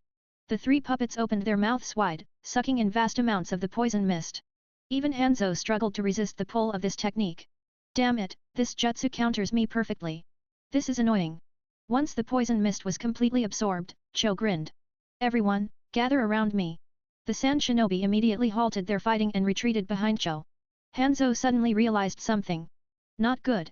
He hurled his chain scythe at the puppet's clang. A shield of iron sand blocked the attack, deflecting the scythe. This time, Hanzo's expression changed. Magnet release? Iron sand? Could it be then? He saw a man with spiky blue hair standing imposingly above him, arms crossed. The 3rd Kaze Cage. He had arrived the strongest Kaze Cage in history. Hanzo had already fought a major battle. He wasn't confident about facing 2 cage-level opponents at once. The 3rd Kaze Cage tilted his head slightly, gesturing toward the Rain Shinobi forces. Cho smirked. As the Kaze Cage commands. The 3 puppets opened their mouths again, spewing the salamander's lethal poison mist back at the Rain Shinobi. Hanzo bellowed, retreat. He dashed toward his second-in-command at top speed. The Rain Shinobi, however, were not so lucky. They tried to flee, but a wall of iron rose from the ground, blocking their escape. As the poison mist engulfed them, their bodies lost strength. Purple spots spread across their skin before they collapsed. Only then did the 3rd Kaze Cage signal Cho to stop. Cho obeyed without question, using the puppets to absorb the poison mist again. She would study it carefully later, it might prove useful in the future. Open book like the story? Read 120 chapters ahead. Link/Atom Electron Chapter 24, Terms of Defeat Chapter 24, Chapter 24, Terms of Defeat. Cho had full confidence in the 3rd Kaze Cage. Although she was the wife of the 1st Kaze Cage and had seniority, the position of Kaze Cage had always been given to the most capable. In terms of strength, the 3rd Kaze Cage was undoubtedly the strongest among the 3 Kaze Cages so far. This was beyond doubt. As for Cho, the 3rd Kaze Cage held her in high regard and cared for her deeply. Elder Cho, are you injured? The 3rd Kaze Cage landed and immediately asked about Cho's condition. He had not forgotten the care Cho had given him in the past. Cho smiled and shook her head. Thanks to the Kazecage's timely arrival, otherwise this old woman might have really been seriously injured. This was not an exaggeration. Hanzo's individual strength was undeniable. If he had been allowed to fight Cho freely, she would have undoubtedly lost. Given Hanzo's temperament, Cho might even have died on the battlefield. This was something the 3rd Kaze Cage could not accept. Cho was a genuine cage-level combatant. Currently, Tsunade had very few cage-level fighters, only himself and Cho. Although there were 2 talented disciples below them, their strength was only at the level of Jonin. Therefore, the 3rd Kaze Cage could not stand by and watch Hanzo attack Cho. Ha, it's good that you're fine. This time, 7 of Elder Cho's 10 puppets of Chikamatsu were destroyed. We should demand some compensation from the land of rain. The third Kazekage raised his eyebrows. Tsunagakure's finances would finally have some breathing room. Afterward, Cho and the third Kazekage chatted for a while. The shinobi were given time to rest, and in the afternoon, they would pressure Hanzo to sign a treaty at the city gates. Under the southern gate of Omegakure, Hanzo snorted coldly. Who is on duty on the city wall? Open the gates. Your leader has returned. At that moment, Tsunade appeared on the city wall. She looked down at Hanzo with a smile. Hey! Who's down there? State your name. This city has been occupied by Konoha. Please take another route. Tsunade naturally knew who was below. It was Hanzo. Had he become so weak in just a few days? Hanzo's eyes widened in disbelief as he stared at Tsunade on the wall. What was going on? Would the Tsuchikage just stand by and watch them take Omegakure? No, had the two villages formed an alliance? Impossible. As far as he knew, Oniki of the Two Scales was an extremely ambitious man. There was no way he would cooperate with Konoha. Then what was happening? Damn it! What should he do now? With Omegakure taken in front and Tsunagakure's forces chasing from behind, this was a disaster. Hanzo's face darkened. Does the principle that the god of shinobi established that Konoha never invades other nations mean nothing? Tsunade shook her head. Of course not. Before the siege, she had been briefed by Uchiha on possible scenarios, so she was prepared to counter Hanzo's arguments. Then what do you mean by this? You are violating the rules Hashirama Senjo set. Hanzo was sweating profusely. In his heart, he knew that no one cared about the rules set by the dead. But he still held onto a sliver of hope. What if the Konoha shinobi returned the city to him? And Konoha would indeed return it, but the manner of return was another matter entirely. Lord Hanzo, do you remember declaring war on Konoha earlier? Uchiha stepped onto the city wall with a smile. He wanted to see what Hanzo looked like. This humbled half-god of shinobi was a rare sight. Hanzo frowned. This person was not in the intelligence reports. Who are you? Of course I remember declaring war. Now that you've occupied Omegakure, you've won. If you withdraw now, I won't hold it against you later. This made Uchiha laugh. Lord Hanzo, are you joking? You were so arrogant when declaring war, yet even in defeat, you're still so domineering? Is war a game to you? Hearing this, Hanzo's heart sank. However, the other party had not outright refused to return Omegakure, which meant they had conditions. Fine. State your terms. Hanzo closed his eyes and took a deep breath. There was no other choice. He had lost. First, the Land of Rain must sign a surrender treaty. Second, the Land of Rain must pay Konoha 300 million ryo in reparations. Third, after the war, the Land of Rain must hand over 10% of its shinobi missions to Konoha. Uchiha stated the terms he and Orochimaru had agreed upon. These demands were within the Land of Rain's capacity to bear, and given Hanzo's defeat by Tsunagakure, he had no choice but to accept. Hanzo trembled. Though he had expected Konoha to demand reparations, the actual amount still chilled his heart. But did he have the right to refuse? No. With a heart full of despair, he said, fine. I agree. Let me in. To his surprise, Uchiha scoffed. Words alone mean nothing. Outside the city, our Jonin Orochimaru and 800 troops are waiting. He will sign the treaty with you. Once it's signed, we will withdraw and release your rain shinobi to open the gates for you. Hanzo clenched his fists. He had planned to fight his way in once the gates opened, hoping to turn the tide. But this brat and that damned girl had anticipated everything. Fine. Send an envoy. As soon as he spoke, Orochimaru sent 3 shinobi with 3 copies of the treaty, 1 for Konoha, 1 for the Land of Rain, and 1 for Hanzo to ensure fairness. Hanzo gritted his teeth and signed the treaty. After Uchiha exchanged glances with the envoy and received a nod, he said, Lord Hanzo is indeed decisive. We will release your men now. Please wait a moment. He signaled to Tsunade, who nodded and led the troops out of Omegakure to regroup with Orochimaru and Jiraiya. About 10 minutes later, Uchiha said, then, Lord Hanzo, until we meet again. His body dissolved into smoke. It had been a shadow clone. Soon after, the rain shinobi opened the gates and let Hanzo in. Hanzo, consumed by rage, swung his sickle and killed one of the rain shinobi on the spot. Useless trash. He glared at the cowering shinobi around him, then sighed. Fine. Bury him with honors. With a heavy heart, he walked to his home and sat down. No one dared to disturb him. Staring at the walls, he couldn't hold back his tears. This was humiliation, utter humiliation. He had surrendered to Konoha. The war was lost. Konoha camp. The troops had reached the border of the Land of Fire. As they stepped into the country, they encountered Hiruzen Sarutobi and the main force, who were rushing to the battlefield. Hiruzen was stunned. Tsunade, Orochimaru, Jiraiya. Why are you back? Did we lose? The three exchanged glances and laughed. Tsunade handed the treaty to Hiruzen, whose eyes lit up as he read it. We won. And forced Hanzo to sign terms of surrender. Open book like the story? Read 120 chapters ahead. Atom Electron Chapter 25, Fought for Nothing? Chapter 25, Fought for Nothing? Konoha border Hiruzen Sarutobi looked at Tsunade with a smile and patted her shoulder. Tsunade, tell me how you defeated a Megakuer. Tsunade glanced at Uchiha, and seeing the slight smile on his face, she nodded. Then she turned back to Hiruzen Sarutobi. Hiruzen noticed this and glanced at Uchiha, deep in thought. Tsunade then began explaining the events. The more Hiruzen listened, the more he felt that Tsunade was strategic and wise just like him. Tsunade used we instead of I when describing the situation. Although Uchiha had previously told her to take all the credit, she still felt uncomfortable claiming everything for herself. Nearby, Orochimaru and Jiraiya sighed.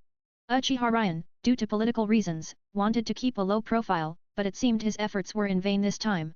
Hiruzen heard the word we many times, so he narrowed his eyes and looked at Uchiha, who stood silently with his head lowered, expressionless. A faint smile appeared on Hiruzen's lips. Good, very good. Tsunade, you are truly brave and resourceful, displaying both wisdom and courage. Orochimaru remained calm during negotiations, and Jiraiya delivered messages across great distances. You are all the pride of Konoha. As he spoke these words, Hiruzen stared intently at Uchiha, who seemed completely unaware, still staring at the pebbles on the ground. Afterward, Hiruzen led Tsunade, Orochimaru, Jiraiya, and the troops back to Konoha. The war was over, and they had even secured reparations. What reason was there to go to a Megakuer now? Ding! Achievement unlocked, End the Rain Country War. Rating, S rank.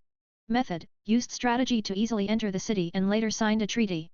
Rewards, 3 Tomo Sharinon, pending activation, Chakra Reserve of a Jonin Magnet Release, Iron Sand Nature Transformation Magnet Release, Iron Sand Drizzle in an instant. Uchiha, who was at the rear of the group, felt his chakras surge wildly. His magnet release also underwent a special change, becoming harder and sharper. As for the Sharinon, Uchiha chose not to activate it immediately. Each evolution of the Sharinon consumed a massive amount of mental energy and chakra, leaving the body weakened. Moreover, they were currently on the way back to the village, and he didn't want to draw attention. A Megakuer South Gate. The third Kaze cage stood with Joe, Ebizo, and 2,000 Tsunanin at the city gates. With the Kazekige's permission, Ebizo stepped forward and shouted, Hanzo, you have already lost. We advise you to sign a treaty. Otherwise, the Tsuna army will storm the city. Though Ebizo wasn't strong in combat, he was skilled in politics, which was why he was chosen to speak. Hanzo appeared on the southern gate tower and replied, You're too late. A Megakuer has already signed a surrender agreement with Konoha. We have no funds left to compensate you. So, please, go back. Ebizo was stunned and looked at the third Kaze cage, who frowned. The Kaze cage immediately questioned Hanzo, do you take Tsunagakuer for fools? Iwagakuer and Konoha were keeping each other in check. You signed a treaty with Konoha. Hanzo sneered. Iwagakuer was ambushed by Kumagakuer, and Oniki withdrew his troops to defend. While you were fighting me, Konoha seized a Megakuer. What do you think? The third Kaze cage froze, then gritted his teeth. His eyes burned with rage. Damn Konoha and their underhanded tactics. Cho's face darkened. She had sacrificed 7 squads of 10 elites to repel Hanzo, only for Konoha to take the prize? Do you really have nothing left to pay? The third Kaze cage clenched his fists, unwilling to accept this. Hanzo shrugged. If you want, I can show you a Megakuer's financial records. See if there's any money left in the city. The third Kaze cage trembled. Ebizo stepped forward to support him. Kazekage-sama, this. The third Kaze cage snorted. Retreat. Return to the village first, then declare war on Konoha. We will condemn them for stealing the fruits of our labor and demand heavy reparations. He knew a Megakuer was a small country. The reparations they paid to one nation must have drained them completely. The city was likely empty now. It meant this battle had been for nothing. Thinking of this, the third Kaze cage coughed up blood and anger. Cho quickly tried to console him. Kazekage-sama, please calm down. The Kaze cage waved his hand, took a deep breath, and led the troops back to Tsunagakuer. They would declare war, but they needed to regroup first. As they left, Hanzo watched their retreating figures and mocked, what's the use of beating me if you end up with nothing? But that kid, he's sharp. At the gates of Konoha, Uchiha suddenly sneezed. Achoo! This immediately caught the attention of Hiruzen Sarutobi, Danzo Shimura, and others. Who's talking about me behind my back? Uchiha rubbed his nose. Hiruzen chuckled. That sneeze was as sudden as thunder. He then looked at Uchiha Ryan. Danzo remained silent, eyes closed, standing behind Hiruzen without even glancing at Uchiha Ryan. Uchiha Ryan scratched his head awkwardly. Hokage-sama, I caught a bit of a cold last night. Hiruzen nodded, then stepped forward and patted his shoulder, straightening his collar. You've worked hard. Take care of your health. Uchiha Ryan was taken aback, then saluted. Fighting for the nation is every shinobi's duty. Hokage-sama, this is what we, as villagers, should do. He didn't mention the Uchiha but referred to Konoha as a whole, signaling his support for the village. Hiruzen raised an eyebrow. This kid was interesting, different from the other Uchiha. Most Uchiha were loud about clan pride, arrogant to the point of annoyance. Though they didn't have ill intentions, their attitude irritated many villagers. But Uchiha Ryan was humble, knew when to hold back, and was clever enough to hide his edge. Hiruzen nodded, then turned to the front of the group. Heroes of Konoha, welcome home. He smiled at the shinobi. Woohoo! Finally home. Long live the Hokage! Cheers erupted. Seeing this, Hiruzen felt joy in his heart. With this victory, his position was secure. This was a great triumph. After a post-war speech, everyone began heading home. Uchiha Ryan, however, went to the Senjo compound to report his safe return to Uzumaki Mito. Uchiha Kyoshi had initially followed Uchiha Ryan, intending to take him back to the Uchiha district. But when he saw Uchiha Ryan walking side by side with Tsunade, laughing and chatting as they headed toward the Senjo compound, he hesitated. In the end, he remained silent and walked toward the Uchiha district. His only thought was to let the Uchiha clan know about Uchiha Ryan's genius. Open book like the story? Read 120 chapters ahead. Link/Atom Electron Chapter 26, Visiting Mito Chapter 26, Chapter 26, Visiting Mito. Tsunade gently raised her hand and knocked on the ancient, heavy gate of the Senjo clan compound with her knuckles. After a moment, a voice came from inside the courtyard. Who is it? The voice sounded somewhat low, as if carrying a trace of tiredness, but also faintly conveying a sense of warmth. Tsunade couldn't help but pause slightly, thinking to herself, could there be guests at home? This voice sounds like a middle-aged woman. Just then, another familiar voice suddenly spoke up, is that little Tsuna and little Ryan?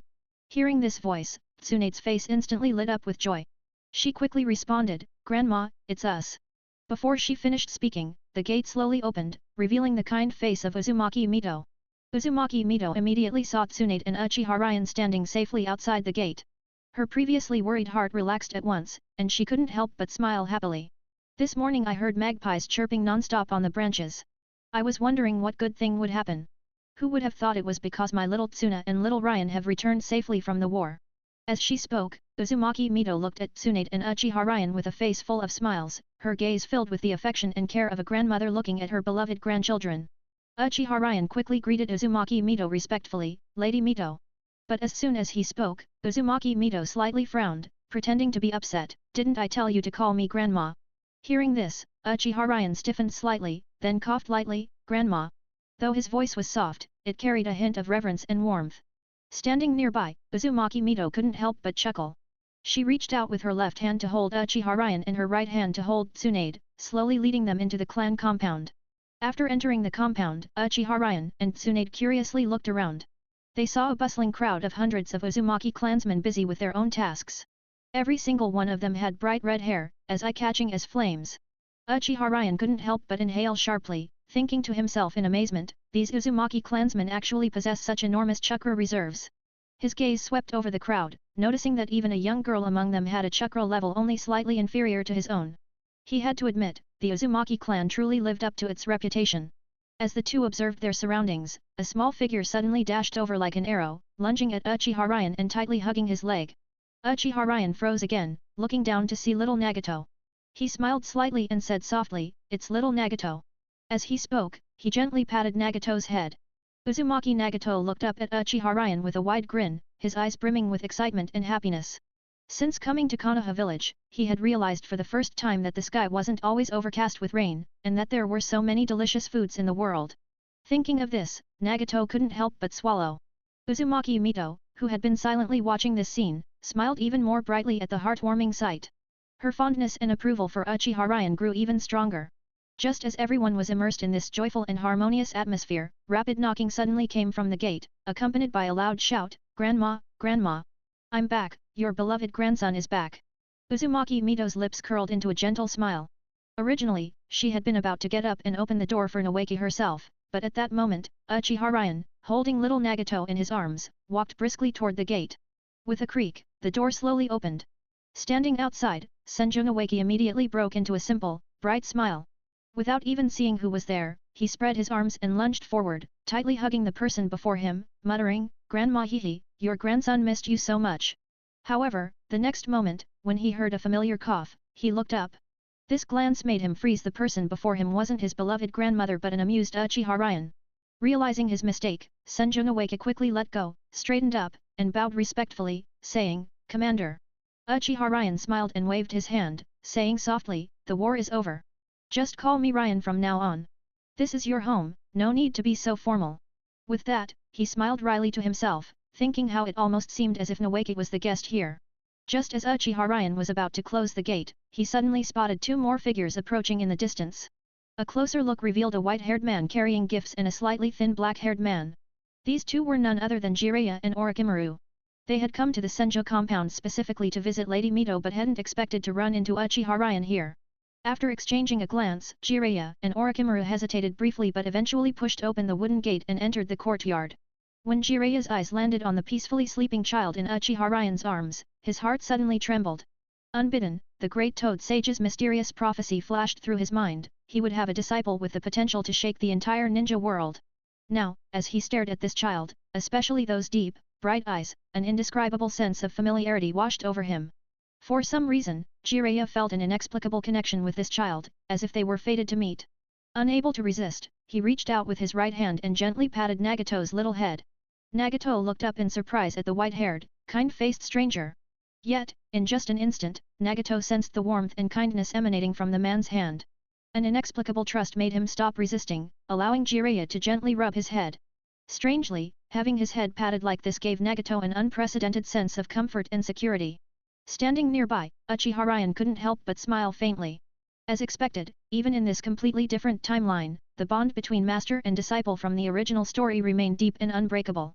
With this thought, Uchiha Ryan carefully handed Nagato over to Jiraiya, smiling as he introduced, "Lord Jiraiya, please hold him. This child's name is Uzumaki Nagato." With that, he turned and walked deeper into the house, leaving Jiraiya holding Nagato in silence. A strange yet heartwarming atmosphere lingered between the two. Open book like the story? Read 120 chapters ahead. Link/Atom Electron Chapter 27, Uchiha Hirotomo Chapter 27, Chapter 27, Uchiha Hirotomo. Compared to the Senjo compound, within the Uchiha clan territory, the clan leader Uchiha Hirotomo sat cross-legged on the ground, listening to Uchiha Kiyoshi's report. When he heard that the overall commander of this battle was nominally Tsunade but actually Uchiha Ryan from their Uchiha clan, his eyes lit up. He glanced at his 6-year-old son sitting rigidly upright beside him. He sighed. His son Fugaku was excellent in every way, but this overly serious demeanor was truly worrying. Uchiha Hirotomo did not dismiss Uchiha Kiyoshi. Instead, he addressed Uchiha Fugaku in front of him. "What do you think about this matter?" Uchiha Fugaku bowed slightly and said, "I think Uchiha Ryan did the right thing. Right now, our Uchiha clan is in a precarious position. We should lay low and recuperate." Uchiha Hirotomo's expression darkened. He slapped Fugaku across the face. Fugaku was stunned. He looked at his father in confusion, his eyes asking, "Was I wrong?" Uchiha Hirotomo snorted coldly, "Then let me ask you, why did Uchiha Ryan give up the credit?" Uchiha Hirotomo was the smartest and strongest in the Uchiha clan. The reason he questioned his son like this was to test his judgment. Uchiha Fugaku hesitated, because he didn't want to draw attention. This time, Fugaku was half right. Uchiha Hirotomo nodded. Uchiha Hirotomo asked again, whose attention didn't he want to draw? He closed his eyes, knowing his son, no matter how smart, wouldn't guess the answer. Only the clan leaders of each family would likely figure it out. If Fugaku could answer, it would prove he had the mindset of a clan leader. Uchiha Fugaku pondered and finally said, "He didn't want to draw our attention, because the Uchiha clan members." He trailed off, and Uchiha Hirotomo finished for him. Because no one in the Uchiha clan supports him, treats him well, or even insults and bullies him. Uchiha Hirotomo opened his eyes. His pupils transformed into 3 Tomo Sharinon, and a chilling pressure radiated from him. "Father!" Uchiha Fugaku was nearly blown backward, gripping the tatami tightly to avoid being swept away. Uchiha Kiyoshi was also drenched in cold sweat. Uchiha Hirotomo closed his eyes again, and the pressure vanished as if nothing had happened. "Fugaku, your answer was incomplete.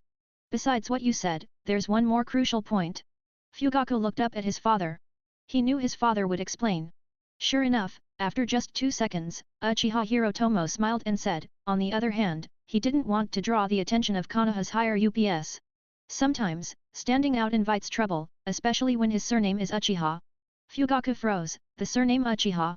He had heard that Uchiha Ryan had beaten up the elder son, Uchiha Yamazaki. At that time, Ryan clearly hadn't cared about the Uchiha name. He didn't believe Uchiha Ryan would care about his surname. Little did he know, if Ryan were here, he would break out in a cold sweat. Uchiha Hirotomo, the clan leader, was indeed sharp. He had guessed Ryan's thoughts almost perfectly. But seeing his son's confusion, Uchiha Hirotomo sighed again. Then he turned to Uchiha Kiyoshi, Kiyoshi, thank you for your hard work. In the evening, bring Uchiha Ryan back to the clan. Tell him I want to talk. Uchiha Kiyoshi accepted the order and left the clan leader's residence. Uchiha Hirotomo stepped outside and looked up at the sky, thinking, Uchiha Ryan, can you change the fate of our clan? Then, unseen by anyone, his 3 Tomo Sharingan faded, transforming into a pattern resembling 3 plum blossom petals. If Uchiha Ryan saw this, he would probably refuse to come. Damn it, the Mangekyo Sharingan? Who would dare face that? But in an instant, his eyes returned to black, showing no further change. He went back inside to rest, preparing for his conversation with Uchiha Ryan later. He needed to conserve his energy so he could speak clearly when the time came. Meanwhile Uchiha Ryan, in the Senjo compound, not only received care from Uzumaki Mito but also had Tsunade boldly cling to his arm as she showed him around the courtyard. His arm was pressed between 2 soft mounds, the warmth and tenderness making his face flush slightly. Jiraiya was discussing the ninja world's wars and the concept of a savior with Nagato, even teaching him some C-rank ninjutsu for self-defense. Nagato was quick to learn, which pleased Jiraiya greatly. Meanwhile, Orochimaru was asking Uzumaki Mito about sealing techniques. Watching Tsunade and Uchiha Ryan in the distance, Uzumaki Mito felt reassured and shared much knowledge with Orochimaru. This visit was fruitful for everyone, with both hosts and guests satisfied. However, Uchiha Ryan had to return to the Uchiha clan. After all, as an Uchiha, staying in the Senjo compound would cause trouble for Tsunade. They weren't married or even officially dating, so Ryan prepared to leave. Just as he was about to go, Tsunade called out to him. Ryan paused and turned around. Suddenly, a graceful figure rushed forward and hugged him from behind, pressing those soft mounds against him. Ryan's eyes widened in shock. Lady Tsunade. Before he could finish, Tsunade spoke first, Ryan, thank you. Without you, our Senjo clan might have lost many lives. Though the Senjo clan had integrated into civilian life, their elite shinobi, their core strength, were still alive. These people were Tsunade's family, and losing even one would devastate her. Under Uchiha Ryan's leadership, the Senjo forces had suffered almost no casualties. Though over 100 were seriously injured, they could all recover. So Tsunade was deeply grateful to Ryan. She might not have realized how much her actions affected a grown man. Uchiha Ryan was stunned for a moment, then smiled. Lady Tsunade, it was my duty. Tsunade released him, puffed her cheeks, and huffed, from now on, just call me Tsunade, or like grandma does, little Tsuna. Lady Tsunade makes me sound old. Uchiha Ryan blinked, then smirked. Alright, little Tsuna. Tsunade was taken aback. What kind of nickname is that? But she shook her head. Ryan, it's getting late. You should go before the patrols start.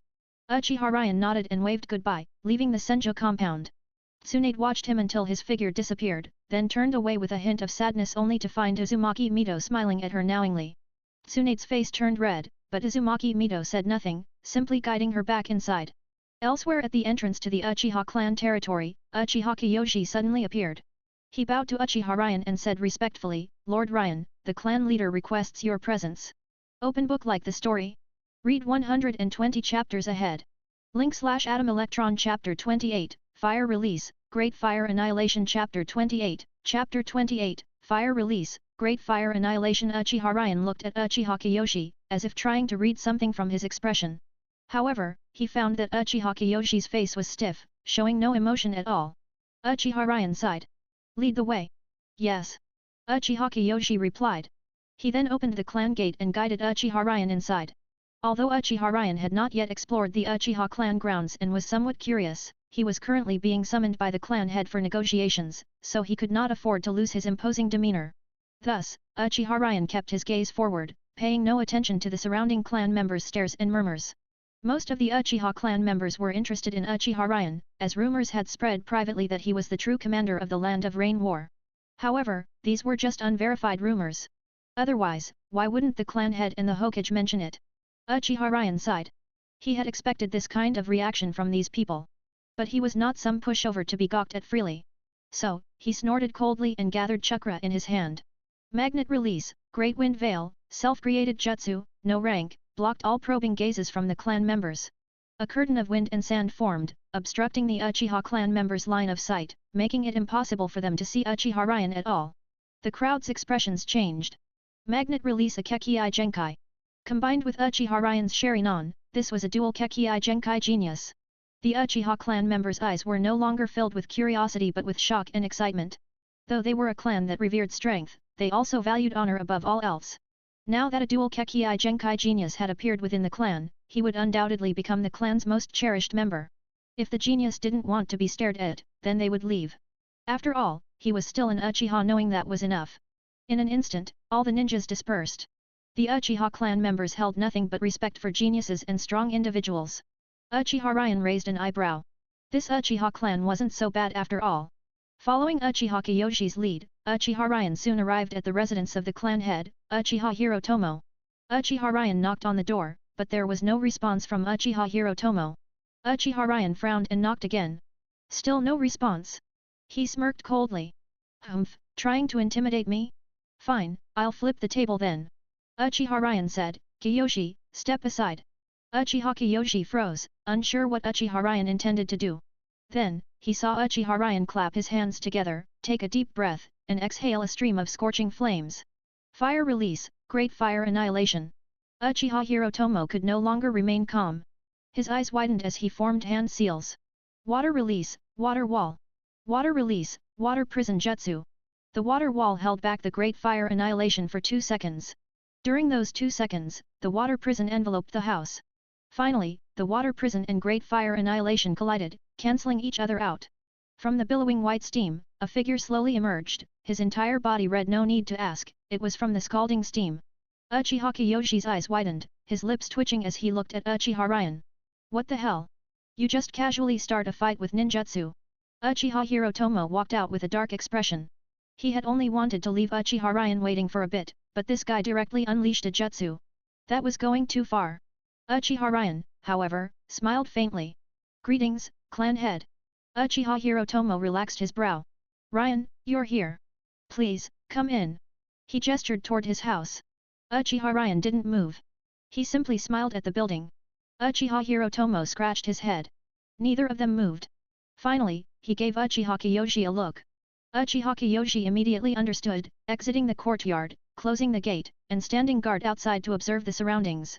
Uchiha Hirotomo and Uchiha Ryan sat around the stone table in the courtyard. Neither spoke first, as this was a test of who would yield first. Uchiha Hirotomo observed Uchiha Ryan's appearance and demeanor, inwardly taking a sharp breath. His looks somewhat resembled that person, while his temperament was more like Uchiha Izuna, elegant and wise, as if everything was part of a grand calculation. He couldn't understand why Uchiha Ryan's appearance was so similar to that person while his personality resembled Lord Izuna's. I'll have to check the clan records later. This kid is extraordinary. Meanwhile, Uchiha Ryan studied Uchiha Hirotomo's appearance. He noticed that he somewhat resembled Uchiha Itachi, with 2 pronounced tear troughs and smooth hair hanging on either side of his face. The difference was that Uchiha Hirotomo's eyes still held light, unlike Uchiha Itachi, who had been filled with lifelessness from a young age. After a long silence, Uchiha Hirotomo sighed. Truly, heroes emerge from the young. Ryan, I want to ask if you'd be interested in becoming a clan elder. Uchiha Ryan remained silent, not immediately responding. He was weighing the pros and cons for himself.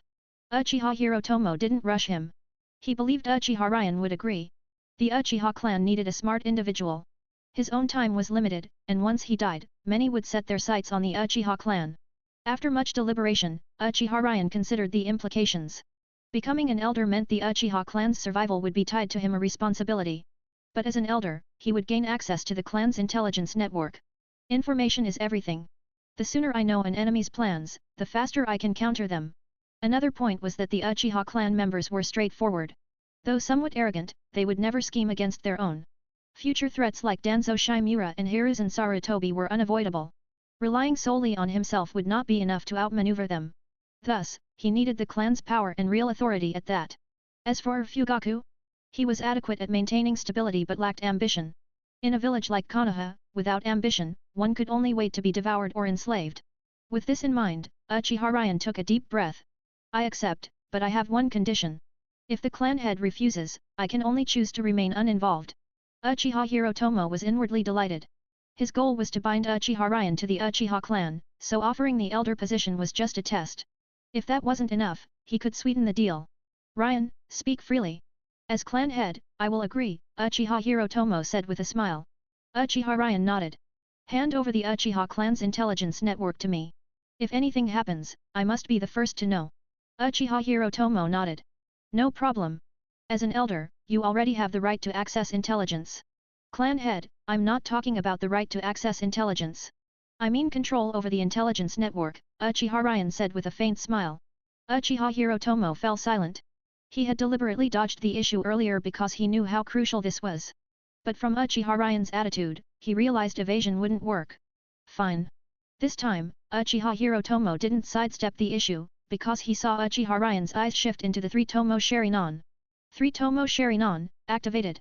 To strengthen his bargaining position, his talent Uchiha Ryan forcibly pushed his Sharingan to the 3-Tomo level. An 18-year-old with the 3-Tomo Sharingan and Magnet Release Kekkei Genkai was guaranteed to become a cage-level powerhouse if he didn't die prematurely. What could Uchiha Hirotomo do? Obey, of course. Open book like the story. Read 120 chapters ahead. Link/Atom Electron Chapter 29, The Origin of Uchiha Ryan Chapter 29, Chapter 29, The Origin of Uchiha Ryan. Uchiha Hirotomo agreed to Uchiha Ryan's conditions. An 18-year-old genius with 3-Tomo Sharingan and the Magnet Release Kekkei Genkai, agreeing to become a clan elder, was a way to deepen their bonds. For Uchiha Ryan's requests, he chose to comply as much as possible. It was just the intelligence network, a minor matter. However, he did not expect Uchiha Ryan's next words to make him break out in cold sweat. Clan head, there is one more thing. Hand over the position of Konoha Military Police Force Captain to me. I will handle communications with the village higher UPS. Uchiha Ryan's eyes fixed on Uchiha Hirotomo, because he knew the military police was the Uchiha's sole authority. Uchiha Hirotomo hesitated. He opened his mouth but then closed it again, lowering his head in thought. The military police had always been inherited by the clan head, allowing them to control the clan while also interacting with the higher UPS. But now, Uchiha Ryan was clearly trying to take power from the clan head. Even though the clan heads of every family had to attend meetings, holding the position of military police captain gave them stronger influence. Moreover, the military police was the main source of official positions for the Uchiha clan. It allowed them to combat crime and punish wrongdoers, making it a highly respectable job. Uchiha Ryan sighed. If the clan head is unwilling to agree, then I will leave immediately and no longer involve myself in clan affairs. With that, he stood up, ready to leave.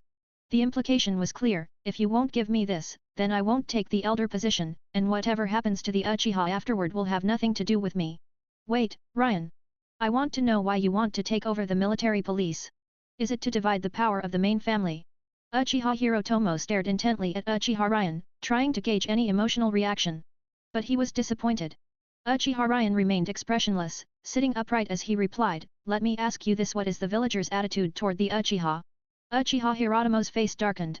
Because of the military police, how many clan members had been treated with false respect by the villagers.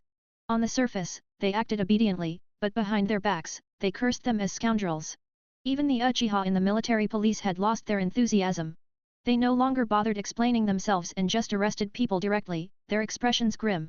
Furthermore, clan head Hirotomo, don't you think power can sometimes be a double-edged sword? What do outsiders call the military police? The Uchiha military police. It's practically become our clan's private force. Have you ever considered how the higher UPS feel about that? Uchiha Ryan then pointed in the direction of the Hokage building. Uchiha Hirotomo's face turned even darker. Uchiha Ryan knew this was the final push. Clan head, you've held power for so long that you've almost become its slave. This has clouded your judgment. After saying this, Uchiha Ryan fell silent, sitting calmly. Uchiha Hirotomo recalled the past. It was just as Uchiha Ryan said. When he first inherited the clan head position in the military police, he not only held the clan's authority but was also a high-ranking village official responsible for protecting the villagers. But at some point, the military police began to be slandered. The Uchiha were portrayed as tyrants who arrested anyone they disliked. He had reported this to the higher UPS, but they always said they would handle it, yet nothing changed. Unwilling to relinquish the military police's authority, he chose to silently continue arrests. And so, the military police became a despised department, and the Uchiha's reputation suffered. They went from being the greatest noble clan to a family of bullies. Only the Uchiha in the military police knew how frustrating it was. Their original intention was to protect the villagers' safety and property, yet they were insulted as oppressors. Uchiha Hirotomo looked up. Ryan, do you have a way to change this? Uchiha Ryan leaned back confidently. 100%. I have absolute confidence. But I'll need the clan head's cooperation. Otherwise, I can't guarantee success. Uchiha Hirotomo nodded. Since you're so confident, I'm willing to give up the position of military police captain. Tomorrow, I'll go see the Hokage. Uchiha Ryan shook his head. Now. Just after nightfall is the best time. Now? You're in too much of a hurry. The Hokage must be asleep by now. Uchiha Hirotomo was stunned, unable to believe it. Clan head, what I mean is, tonight's visit to the Hokage should focus on expressing the Uchiha clan's full support for his administration. The change in the military police is just a side matter. Have you forgotten the Uchiha's pride? You want our clan to bow our heads? Uchiha Hirotomo's expression turned furious. He never expected the person he admired to be like this. Uchiha Ryan smiled faintly. You must understand, the Hokage has just taken office. His foundation is unstable. We're not bowing our heads, we're placing a bet. There's a saying, adding flowers to brocade is not as good as delivering charcoal in snowy weather.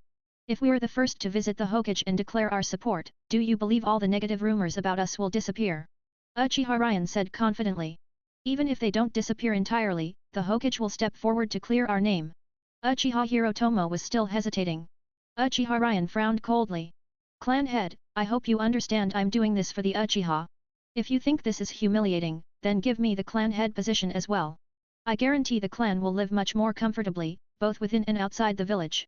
Instead of being ostracized and slandered like now. At this point, Uchiha Ryan's voice turned icy as he stared at Uchiha Hirotomo. Uchiha Hirotomo's face paled. For a moment, he saw the shadow of Madara from the Warring States period in that gaze filled with disdain and mockery. I agree, Ryan. Let's go now. Uchiha Hirotomo grabbed Uchiha Ryan's hand, ready to leave. Uchiha Ryan pulled his hand back. Clan head, are you going empty-handed? Uchiha Hirotomo froze. Wasn't pledging allegiance enough? Uchiha Ryan sighed. Clan head, listen. The Hokage has a son named Sarutobi Shinichug, currently a student at the Ninja Academy. Give him a set of ninja tools, preferably ones crafted by the Nekoba clan. Uchiha Hirotomo nodded. He was starting to see the logic in Uchiha Ryan's words. His understanding of human nature was far beyond his own.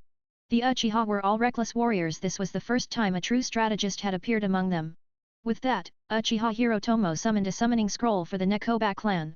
After a brief discussion, a brand new set of ninja tools, along with a weapon pouch, arrived within 10 minutes. Uchiha Hirotomo and Uchiha Ryan pushed open the door and headed toward the Sarutobi clan's compound. Meanwhile, Hiruzen Sarutobi was reviewing documents intel collected by Umbu about Uchiha Ryan. Uchiha Ryan, son of Uchiha Ippo, grandson of Uchiha Izuna, great-grandson of Uchiha Tajima. Hiruzen exhaled a puff of smoke, his eyes sharp. Uchiha Izuna, that was a legendary figure, a strategist said to rival the second Hokage. It seemed this young man had inherited much of that. Open book like the story?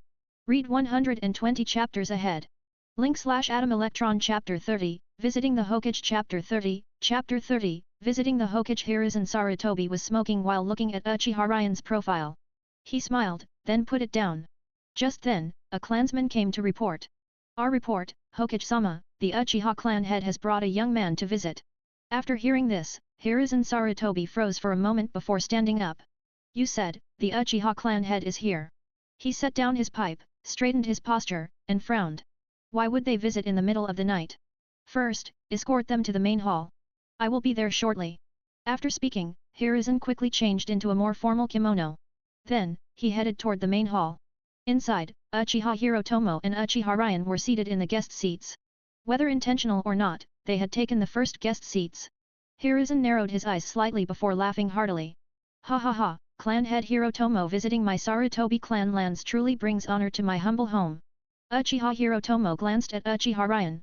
After receiving a nod, he began speaking the words they had previously discussed. Hokage-sama, you flatter me. Uchiha Hirotomo has long admired you and wished to visit. However, the war kept us occupied, and only now that things have eased was I able to bring a clansman to pay respects. Uchiha Hirotomo's words were well crafted and logical. Hiruzen naturally noticed the silent exchange between Uchiha Hirotomo and Uchiha Ryan, but he did not point it out. Some things were better left unspoken. Ah, clan head Hirotomo, what are you saying? I, too, am new to this position. This is my first time as Hokage, and I lack experience. I will need the Uchiha clan's support. Hiruzen tested the waters. Uchiha Hirotomo was momentarily stunned. This wasn't part of their rehearsed script. He looked at Uchiha Ryan, who stood up and pulled Uchiha Hirotomo into a bow toward Hiruzen. Hokage-sama, you are too humble. You are the Hokage, the village's highest leader. It is we, the Uchiha, who hope for your guidance. Moreover, the Uchiha clan is willing to fully support all of your decisions. Uchiha Ryan did not fall into the trap. Instead, he directly declared the Uchiha clan's allegiance to Hiruzen. Hiruzen was momentarily surprised before his face flushed with excitement. He quickly helped Uchiha Ryan and Uchiha Hirotomo up. Oh, please, please, stand up. Clan head Hirotomo, Ryan, what is this for? Hiruzen's eyes crinkled with joy. This was excellent news. The strongest clan in Konoha siding with him would make it easier to handle the other clans. Someone, serve tea to our guests. Where are your manners? He personally guided Hirotomo and Ryan back to their seats.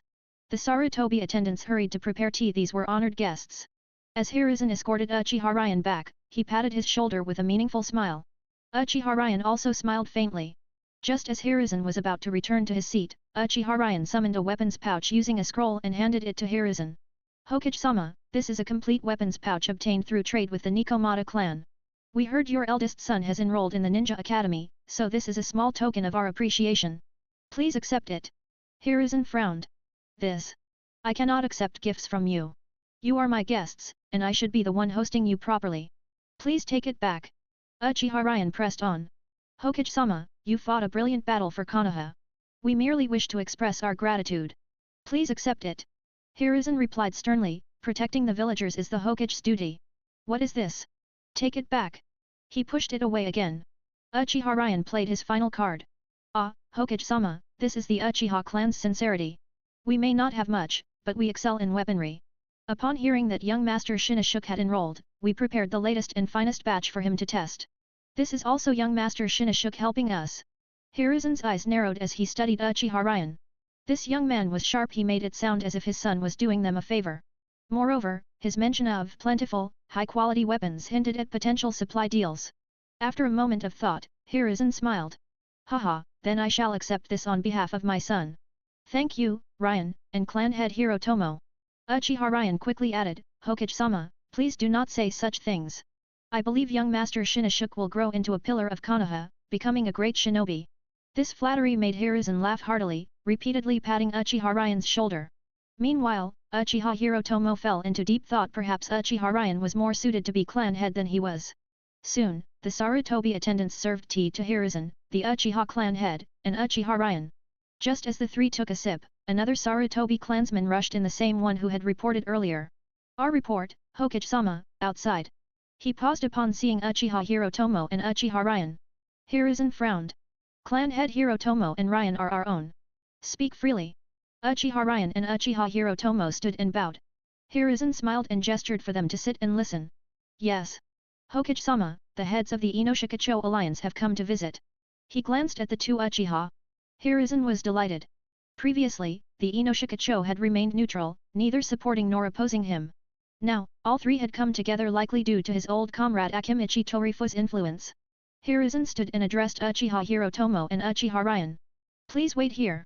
I will greet the three clan heads, and then we can discuss matters together. Of course, Uchiha Hirotomo replied with a smile. Uchiha Ryan remained seated, sipping his tea. He had anticipated this. The Inoshikacho were here to declare their stance. Regardless, the Uchiha clan had been the first to pledge support, and in terms of influence and strength, they held greater importance. As expected, shortly after, the three clan heads entered the hall with Hiruzen, chatting amiably. Uchiha Hirotomo inhaled sharply upon seeing them. Akimichi Torifu, a member of the 2nd Hokage's Guard, along with Yamanaka Kumokai and Nara Luming, the current heads of the Inoshikacho. He glanced at Uchiha Ryan, who remained unfazed, continuing to drink his tea. No wonder this guy had insisted on visiting overnight. Hiruzen introduced the Inoshikacho. I forgot to mention, tonight is truly a fortunate night. The Uchiha clan head and a talented clansman have also come to visit. This was deliberate, testing both sides' reactions. Open book like the story? Read 120 chapters ahead. Link/Atom Electron Chapter 31, Cooperation Chapter 31, Chapter 31, Cooperation. Naralaming's eyes lit up. Unexpectedly, at this critical moment, the Uchiha clan had also come to pledge their allegiance.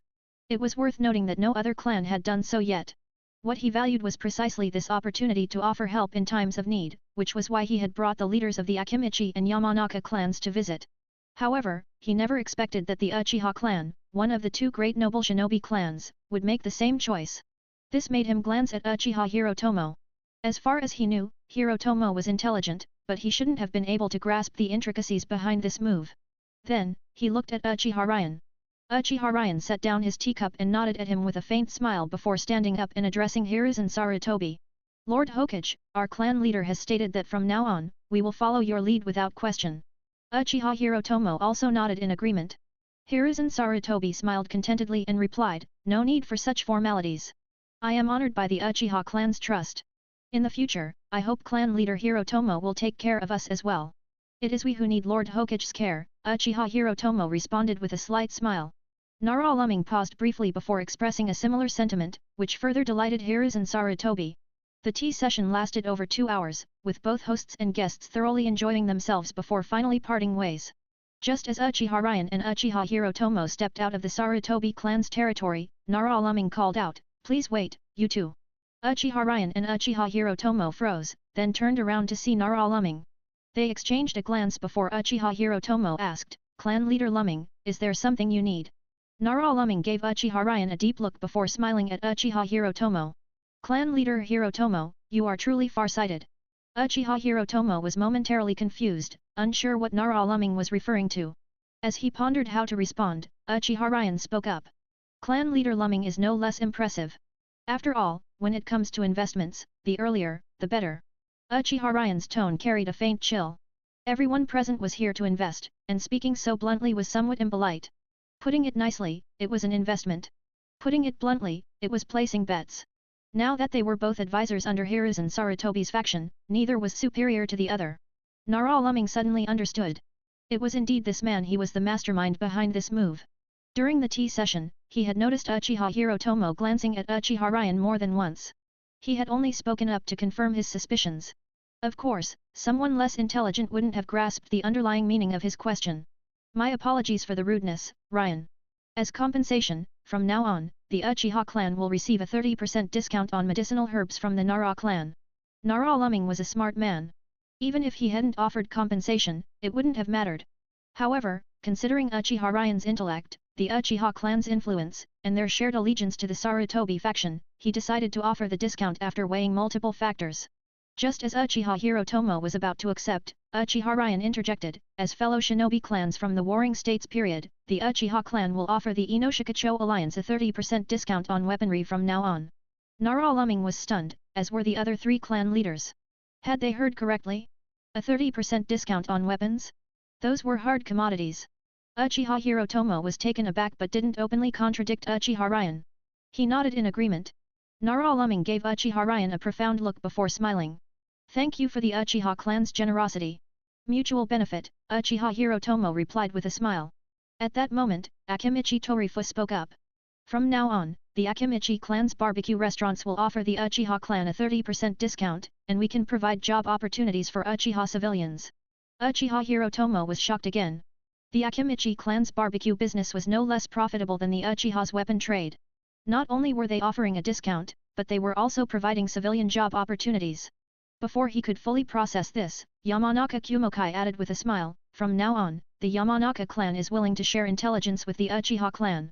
Uchiha Hirotomo could barely suppress the corners of his mouth from rising. Who would have thought that by simply conceding a small profit, they would receive so much in return? He was exhilarated.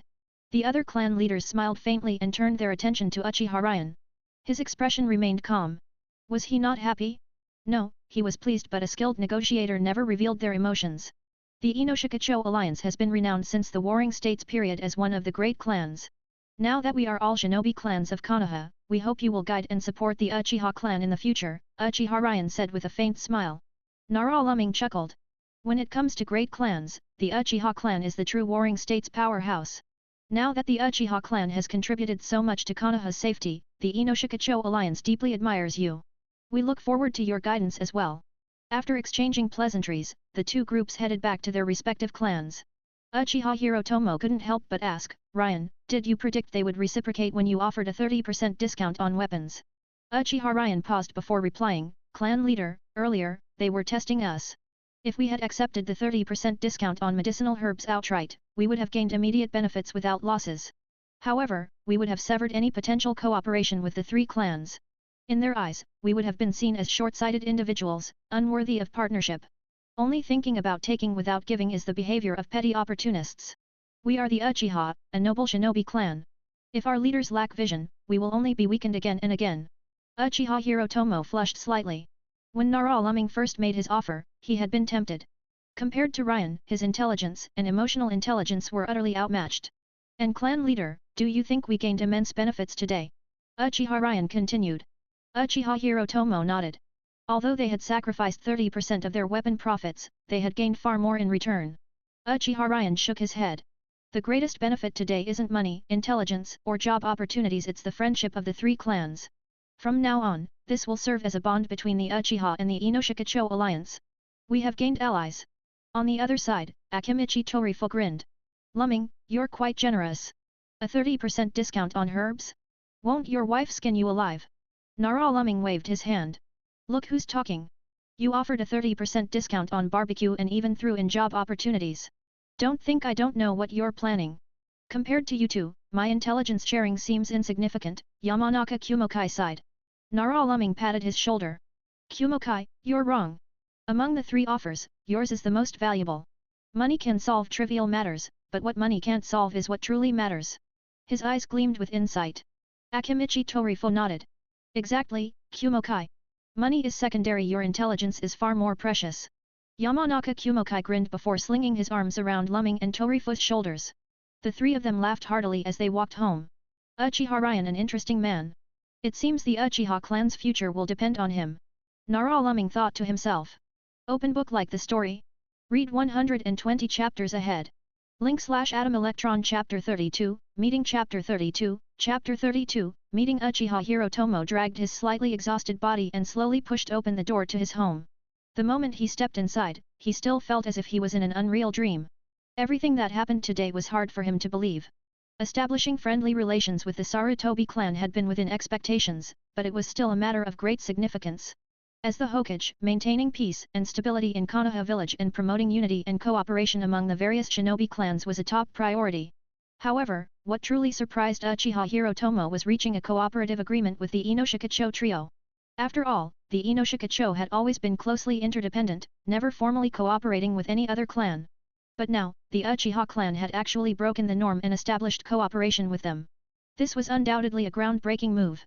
Thinking of this, Uchiha Hirotomo couldn't help but raise his head and glance in the direction of Uchiha Ryan's courtyard, sighing inwardly. It had to be admitted, Uchiha Ryan truly possessed extraordinary ability and foresight. Compared to those old-timers in the clan who only knew to blindly emphasize the so-called Uchiha glory, Ryan was far stronger. Meanwhile, Uchiha Ryan was alone in his room, fully focused on counting the generous rewards given by the system. Suddenly, a crisp notification sound rang out, ding. Congratulations on completing the hidden achievement Help in Times of Need. Since the Uchiha clan became the first family to invest in Hiruzen Sarutobi, you are rewarded with a legendary weapon Blazing Heaven Fan, Folding Fan. This fan's edges are imbued with blazing flames. It can not only be used as a close combat weapon but also greatly enhances the power of fire-style jutsu when waved during their execution. Hearing this, Uchiha Ryan revealed a satisfied smile. Ding! Another crisp notification sounded. Uchiha Ryan was delighted, as successfully cooperating with the Inoshikacho had triggered a hidden achievement Fewer enemies, more friends.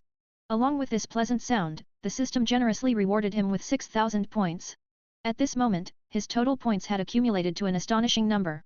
Uchiha Ryan's lips curled slightly, revealing a satisfied smile. He reached into his pocket and carefully took out the Blazing Heaven Fan. The fan's edges gleamed sharply, its sharpness unmatched. The fan body had a translucent, bright texture, resembling warm and delicate red jade, with a vivid fire dragon pattern imprinted on it, as if it could leap off the surface at any moment. What a treasure! Uchiha Ryan couldn't help but marvel inwardly. With a thought, the Blazing Heaven Fan was instantly stored back into the system space. Then, he slowly closed his eyes, looking utterly exhausted. To gain Uchiha Hirotomo's recognition, he had forcibly activated his 3 Tomo Sharingan. Doing so had drained his mental energy tremendously. Despite this, he had pushed through his fatigue, first accompanying Uchiha Hirotomo to the Sarutobi clan's territory to establish friendly relations with Hiruzen Sarutobi, then engaging in a battle of wits with Nara Shikamaru. After a series of mental struggles, Uchiha Ryan was now completely worn out, both physically and mentally. Finally, he dragged his heavy footsteps back to his residence within the clan's territory.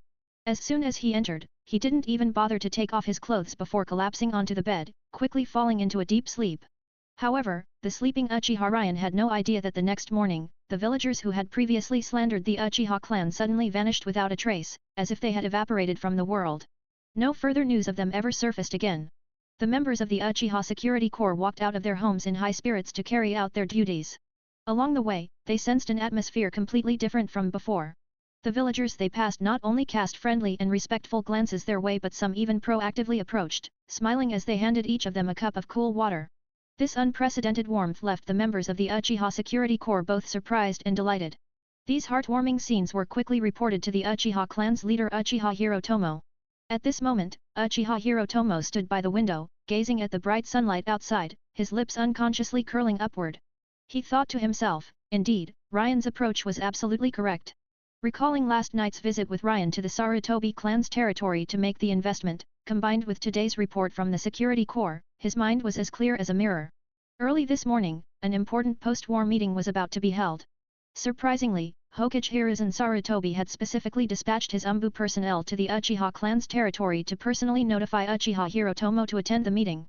What's more, before leaving, the Umbu member had specifically reminded, "Don't forget to bring Uchiha Ryan along." After receiving the message, Uchiha Hirotomo wasted no time and immediately headed to Uchiha Ryan's residence. When he arrived at the door, he knocked lightly a few times, but there was no response from inside. So, he knocked louder and called out, "Ryan, wake up." However, the only reply he got was a vague mumble, "Ugh, what do you want? I haven't slept enough. Let me sleep a bit more clearly." Uchiha Ryan's morning grumpiness had kicked in, and he was refusing to get up. Seeing this, Uchiha Hirotomo's eyes gleamed as an idea struck him. He formed hand seals and softly chanted, "Fire style, Phoenix Flower Jutsu." Instantly, 2 small fireballs streaked through the air like meteors, heading straight for Uchiha Ryan's blanket. Uchiha Ryan woke up instantly. Sensing the chakra, his drowsiness vanished entirely, and he immediately entered combat mode. Magnet style, Great Wind Barrier. With that, Uchiha Ryan jumped up, raising his hands as a sand-iron wind barrier appeared. The phoenix flower flames landed on it and were instantly extinguished. Only after reacting did Uchiha Ryan withdraw his chakra. After all, the Great Wind Barrier isolated everything. No matter how capable you were, you couldn't break through. Clan leader, what's the big idea? It's not even 8 AM, and you're dragging me out of bed. I don't want to attend an early meeting. Uchiha Ryan grumbled. Uchiha Hirotomo was somewhat speechless. The Hokage has called a meeting and specifically asked for you. Why don't you go tell him that? Open book like the story? Read 120 chapters ahead. Link/Atom Electron Chapter 33, Elder Dispute Chapter 33, Chapter 33, Elder Dispute. Uchiha Ryan put on his clothes. This time, he wore the robe of an Uchiha clan elder, entirely black with the Uchiha fan symbol on the back, matching his hairstyle. He looked like a proper handsome man. When the older elders saw Uchiha Ryan dressed like this, their minds were shaken. That hairstyle, that face, it brought back memories. During the Warring States period, when they were still young, they had seen that man's charisma in the Uchiha war tent. The Hawk faction's great elder seemed to breathe heavily. It wasn't until the second elder patted his shoulder that he snapped out of it. As for his grandson's affairs, he didn't know at all. Seeing Uchiha Ryan dressed like this, he couldn't help but feel the urge to bow. So similar, too similar. Back then, Lord Madara was just as arrogant and flamboyant. The elders had mixed thoughts, but Uchiha Hirotomo showed no reaction. Instead, he said, "Everyone, you must already know about today's events. Indeed, it is all thanks to the new elder beside me, Uchiha Ryan." The great elder's eyes lit up. He was somewhat judging by appearances.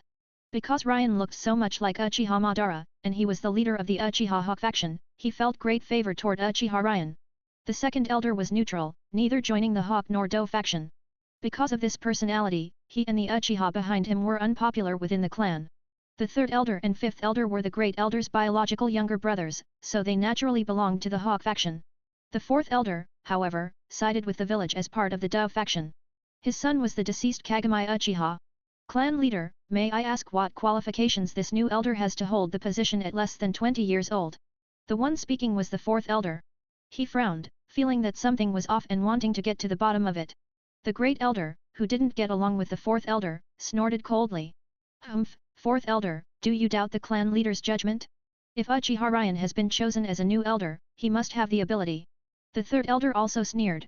Exactly. Just based on this face, he can become an Uchiha elder. His implication was that Uchiha Ryan might be a blood relative of Lord Madara. Need I say more about Lord Madara's talent and strength? The fifth elder nodded. The fourth elder looked at the second elder, but the second elder kept his head down, as if he hadn't heard anything. The fourth elder was speechless. Were these people really just judging by looks? Yes, Uchiha Ryan resembled that man, but that man betrayed the Uchiha. Uchiha Ryan crossed his arms and coldly observed the scene. Then, he said coldly, which of you has objections? Let's settle it with a fight. With that, he looked at the elders, his three Tomo Sharingan appearing. His clothes fluttered without wind as he stared at the fourth elder. The other elders shuddered. That posture, even the tone of his voice was 70% similar. The fourth elder frowned, then activated his own three Tomo Sharingan. A kunai appeared in his hand as he said lightly, "Young man, don't be too arrogant. You might hurt yourself. Let me teach you a lesson." With that, the fourth elder used the body flicker technique to rush at Uchiha Ryan. Uchiha Ryan snorted, then leaped back, clapping his hands together. Fire style, Phoenix Sage Fire Technique. His chakra was natural chakra, so the small fireballs swelled to the size of soccer balls. The scorching heat even made those present start sweating. The fourth elder frowned, forming hand seals. With a poof, he turned into a log, while his real body appeared outside the attack range. The Phoenix Sage Fire crashed into the ground, creating a large crater with flames still burning at high temperatures. Hey, old man, do you want to dance too? Uchiha Ryan looked at the fourth elder with an aggressive gaze. The fourth elder chuckled. Then, he used the body flicker technique again. It had to be said, as Kagamai's father, his body flicker was truly elusive. Uchiha Ryan's Sharingan darted around, tracking the fourth elder's movements. At that moment, the fourth elder seized an opening, appearing at Uchiha Ryan's blind spot. His kunai stabbed fiercely toward Uchiha Ryan. If it hit, Uchiha Ryan would be severely injured if not killed. Uchiha Ryan's eyes turned cold. This old man wants my life? With a snap of his fingers, chakra surged, and an iron shield materialized out of thin air, blocking the fourth elder's kunai. Clang! Sparks flew as the kunai collided with the iron shield. Magnet release! The great elder, second elder, third elder, and fifth elder all gasped. The Kekkei Genkai, magnet release! This boy's talent was terrifying. He might even rival Lord Madara, or even the god of shinobi. The Uchiha clan had hope of producing a Hokage. Their eyes burned with desire and ambition. What they didn't know was that, in Uchiha Ryan's eyes, the position of Hokage wasn't appealing at all, it was even troublesome. Magnet release! An iron sand! You! The fourth elder gritted his teeth. Before he could say another word, Uchiha Ryan extended his right hand without turning around. Then, he slowly clenched his fist. Magnet release, iron sand binding! As soon as he spoke, the iron shield dissolved into scattered iron sand, surrounding the fourth elder and wrapping around him. Uchiha Ryan decided to teach him a lesson. The iron sand tightened, applying pressure. The fourth elder spat out blood, then glared at Uchiha Ryan, a hint of fear in his heart. Was this new elder planning to kill me? Just as his bones were being crushed, breaking 3 ribs, Uchiha Ryan waved his hand. The iron sand dispersed, and the fourth elder fell from the air. The Dove faction rushed to support him. The fourth elder's face was pale as he stared at Uchiha Ryan. Losing face was one thing, but with someone like this appearing in the Uchiha clan, how could relations with the village improve? It was already hard enough to integrate, and now a genius like this had emerged. Would the higher UPS let it go? Otherwise, why would his son have? Thinking of this, his mood sank. While some were happy and others worried, the Hawk faction's eyes gleamed. Whether it was Uchiha Ryan's strength or his demeanor, he was perfect for their faction. The Uchiha were a clan of warriors. Force should solve everything. Uchiha Hirotomo seized the moment to step forward. Does anyone else have doubts about Ryan's position as elder? The Hawk faction elders smiled. The Uchiha revered strength, so naturally, they had no objections. The Dove faction's fourth elder sighed. Now that he had lost, anything he said would be useless. He looked at Uchiha Ryan standing there with complicated emotions. Uchiha Ryan felt nothing about this. For him, the Uchiha clan was currently beneficial, providing him with intelligence. Therefore, the elder position was something he had to secure. Open book like the story? Read 120 chapters ahead. Link/Atom Electron Chapter 34, First Meeting Participation Chapter 34, Chapter 34, First Meeting Participation. The resolution of the elders' opinions was swift as lightning, taking less than 10 minutes before everything was settled. At this moment, Uchiha Hirotomo slowly spoke up, "Since no one has any objections, I hereby officially declare Uchiha Ryan as the 6th elder of our Uchiha clan." As soon as he finished speaking, the room fell into silence, followed by a burst of enthusiastic applause and cheers. However, Uchiha Hirotomo remained unaffected by the lively atmosphere. He continued, "Additionally, the Hokage has specifically instructed me to bring Uchiha Ryan to an important meeting. Therefore, I ask everyone to please make way." After saying this, a faint smile appeared on Uchiha Hirotomo's face. Hearing this, the crowd and the elders did not hesitate at all. They quickly moved aside, clearing a wide path. Uchiha Ryan walked steadily at the front, while Uchiha Hirotomo followed unhurriedly behind him. The two gradually walked away until their figures disappeared at the edge of the clan grounds. After they left, the previously quiet crowd erupted into chatter, with people whispering and discussing among themselves. "Brother, for some reason, I feel like Uchiha Ryan's face seems familiar." The 5th elder frowned slightly, turning to the Great Elder with a thoughtful expression. The Great Elder smiled faintly, stroking his beard as he replied slowly, "5th, when that incident happened, you were still young, so it's normal for you to forget. In truth, Uchiha Ryan's appearance bears an 80% resemblance to Lord Madara from back then. Not only that, but his extraordinary talent and the unique aura he exudes are practically identical to Lord Madara's." At this point, the Great Elder couldn't help but laugh heartily. The 5th elder nodded slightly in agreement, his weathered face showing a trace of nostalgia. His thoughts were instantly pulled back to his childhood, when he was only 5 or 6 years old. By chance, he had once caught a glimpse of the legendary Madara Uchiha. Though much time had passed, the shock of that fleeting encounter was deeply imprinted in his young heart. Meanwhile, the atmosphere elsewhere was somewhat heavy. "Ryan, was your earlier action a bit too harsh?" Uchiha Hirotomo frowned slightly, sighing deeply before looking helplessly at the cold-faced Uchiha Ryan beside him. Uchiha Ryan snorted, his eyes revealing a hint of chill. "Humph. Some people, after willingly acting as others' lapdogs for so long, can even cruelly kill their own clansmen. For such trash, I think my methods were already quite merciful."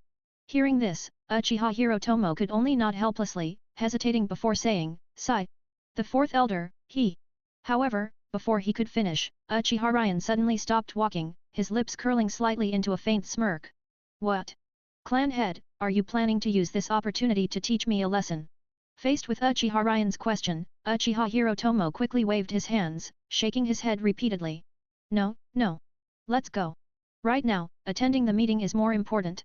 In his heart, offending such a rare genius within the clan over a misbehaving 4th elder was simply not worth it.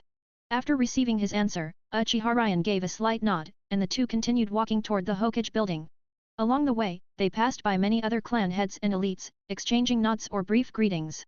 Among them were Tsunade, Jiraiya, Orochimaru, and the heads of the Inoshikacho trio. Additionally, there were 2 others, their pupils were white. Uchiha Ryan narrowed his eyes slightly, his thoughts racing rapidly. After a brief consideration, he came to a conclusion. The shorter man was most likely Hyaga Hayashi, given his status as the eldest son of the Hyaga main family. As for the taller, dignified elder beside him, there was no doubt it was his father, though his exact name remained unknown for now. At this moment, Uchiha Hirotomo followed Uchiha Ryan's gaze. When he saw the Hyaga father and son, a faint smile appeared on his face as he softly explained, "Ryan, those 2 over there, the older one is the current head of the Hyaga clan, Hyaga Sekaijo. And the young, handsome man beside him, if I'm not mistaken, should be his eldest son, Hyaga Hayashi." Uchiha Ryan nodded lightly in acknowledgement, then let out a soft hum in response. Afterward, he turned to Uchiha Hirotomo and thanked him. With that, the two walked side by side toward the Hokage building, where an important meeting awaited them. Tsunade had initially been disinterested. Having to attend a meeting so early in the morning was annoying. But when she saw Uchiha Ryan, her eyes lit up, and she walked over to him. With a smile, she lightly patted Uchiha Ryan's broad, sturdy shoulder and said cheerfully, "Hey, Ryan! What a surprise to see you here." Uchiha Ryan had been focused on something else, but the moment he heard that familiar voice, he immediately snapped back to attention. The corners of his lips curled slightly as he replied softly, "Yeah, quite a coincidence, Tsunade." Beside them, Jiraiya's eyes nearly popped out of his head upon hearing their exchange. He stuck out his tongue in shock and disbelief. "What did I just hear? Tsunade? What's going on here?" He quickly turned to Tsunade, hoping for an explanation. Tsunade's fair face instantly flushed slightly, like a ripe apple. Strangely, she showed no signs of anger, instead appearing somewhat shy and embarrassed. At that moment, Jiraiya felt as if a knife had stabbed his heart, a sharp pain spreading as if a deep crack was slowly forming. Meanwhile, Orochimaru narrowed his snake-like eyes and let out a soft chuckle. He patted Jiraiya's shoulder teasingly and said, "All right, stop spacing out. The old man is still waiting for us." Then, he glanced at Uchiha Ryan with an unreadable, amused smile, as if pondering something inscrutable. Standing among the crowd, Uchiha Hirotomo was completely stunned by what he was witnessing. He never would have imagined that the meticulous Uchiha Ryan from last night had such a close relationship with the noble lady Tsunade, so close that he could casually call her by a nickname. Tsunade's face remained slightly flushed, but within seconds, she turned to Uchiha Ryan and said, "Let's go. This must be your first time attending a meeting, right? Just remember to listen more and speak less, Ryan. The meeting will be over before you know it." Uchiha Ryan smiled and nodded. "Got it." With that, the two walked side by side into the Hokage's office, leaving Uchiha Hirotomo alone in the hallway, questioning his life. Open book like the story? Read 120 chapters ahead. Link/Atom Electron Chapter 35, regarding the construction of Medical Ninja Chapter 35, Chapter 35, regarding the construction of Medical Ninja. The spacious and bright Hokage office was where Hiruzen Sarutobi sat on the chair symbolizing supreme authority. He slightly closed his eyes, appearing serene as he rested, his hands gently propping up his chin as if deep in thought about something important. By his side stood the three advisory elders Danzo Shimura, Koharu Yudatan, and Homura Mitokado. While everyone had been relatively relaxed outside, the moment they stepped into the Hokage office, an invisible pressure enveloped them, instantly making the atmosphere in the room heavy and oppressive. Faced with this situation, everyone chose to remain silent, not daring to break the quiet. They silently found roughly suitable positions to stand and waited without making any unnecessary sounds. This was actually one of the common tactics used by those in high positions. By creating such a tense atmosphere, they could effectively establish their authoritative image while also taking the opportunity to observe the subtle expressions and psychological states of everyone attending the meeting. Time passed minute by minute, and the clock's hands slowly pointed to 9 o'clock. At that moment, a black shadow suddenly flickered into the office like a ghost. It was an Umbu ninja dressed in black tight-fitting clothes and wearing a mask. The Umbu ninja quickly walked to Hiruzen Sarutobi's side, leaned down, and whispered a few words into his ear. After listening to the Umbu's report, Hiruzen Sarutobi, who had kept his eyes closed until now, slowly opened them. The corners of his mouth lifted slightly in a barely noticeable smile, and his gaze swept over everyone present as he softly asked, "Is everyone here?" The office was so quiet that the sound of a pin dropping could be heard, the atmosphere unusually tense. Amid this deathly silence, a loud and clear voice suddenly broke through. "The Uchiha clan representatives, Uchiha Hirotomo and Uchiha Ryan, have arrived." The voice echoed throughout the office like a booming bell. The one who had spoken was Uchiha Ryan himself. Upon hearing this, everyone's faces showed confusion and bewilderment. They thought to themselves, isn't the Hokage capable of seeing who enters? Why bother announcing it? However, these thoughts were fleeting because soon, some realized that things might not be so simple. Naraluming's eyes suddenly brightened, and his originally serious expression was instantly replaced by a sly smile. Then, he slightly raised the corners of his mouth and mimicked Uchiha Ryan's tone, saying, "The Inoshikacho representatives, Naraluming, Yamanaka Kumokai and Akimichi Torifo, have arrived." As soon as he finished speaking, low laughter rippled through the room, though more people looked at Naraluming thoughtfully. Naraluming chuckled inwardly, thinking, as expected of Ryan. This simple sentence isn't just about announcing who's here. It's also a declaration of stance. At this moment, Hiruzen Sarutobi, who had been sitting at the desk, smiled and nodded. He then said to the newcomers, "Come, clan head Hirotomo, Ryan, and Luming, come sit at the front. Don't stand so far away." As Hiruzen Sarutobi's words fell, Uchiha Hirotomo, Uchiha Ryan, and Naraluming walked to the front seats and sat down one after another. Everyone's eyes were fixed on them, filled with complex emotions, some curious, some doubtful, and some even wary. For a moment, the office was filled with a tense and delicate atmosphere, as if a fierce confrontation was about to unfold. Tsunade also spoke up. "Sensei, Tsunade, Orochimaru, and Jiraiya have also arrived." Hiruzen Sarutobi nodded and waved at them. "Come, sit." Tsunade grinned and walked over to Uchiha Ryan, sitting in the seat next to him. Now, everyone understood. Hiruzen Sarutobi was asking which clans were willing to stand on his side. Currently, the Uchiha and Inoshikacho had become part of the Hokage faction. One was a 1,000-year-old noble clan, while the other was the clan best at placing bets. Tsunade and the others were Hiruzen Sarutobi's students. There were still many seats left, but the front seats were becoming fewer and fewer. As the clan heads hesitated, Hyaga Sekaijo spoke up. Hyaga Sekaijo and my youngest son, Hyaga Hayashi, have arrived. Hiruzen Sarutobi smiled and nodded. Please take a seat. He gestured to the remaining front seats. Hyaga Sekaijo nodded and sat down. Seeing that both the Uchiha and Hyaga had declared their stance, the other clans followed suit one by one. Hiruzen Sarutobi smiled faintly and even gave Uchiha Ryan a look that said, "Well done." Uchiha Ryan smirked and nodded in response. After each clan declared their stance and took their seats, Hiruzen Sarutobi spoke. First, as the Hokage, I would like to thank all the clans for sending their ninja to fight in the Land of Rain. This victory belongs to everyone. Naralaming was the first to applaud, smiling as he looked at Uchiha Ryan. Uchiha Ryan understood and also began clapping. Under the lead of these two, the others started clapping as well. The applause lasted for 3 minutes before Hiruzen Sarutobi smiled and motioned for everyone to stop. Only then did the applause gradually fade. Hiruzen Sarutobi spoke again. Originally, public rewards were to be given to each clan. However, last night, I received a secret report. As he spoke, his expression darkened. The Sand Village has already mobilized troops and is advancing toward Konoha.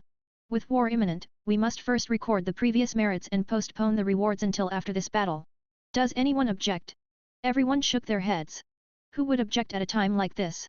With the Sand Village's attack looming, dealing with them was the top priority.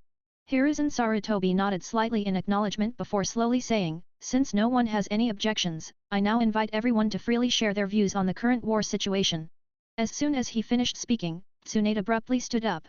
With a grave expression, she looked at Hiruzen Sarutobi and said solemnly, "Sensei, based on my personal experience on the battlefield in the Land of Rain, I believe we should increase the number of medical ninja assigned to combat units.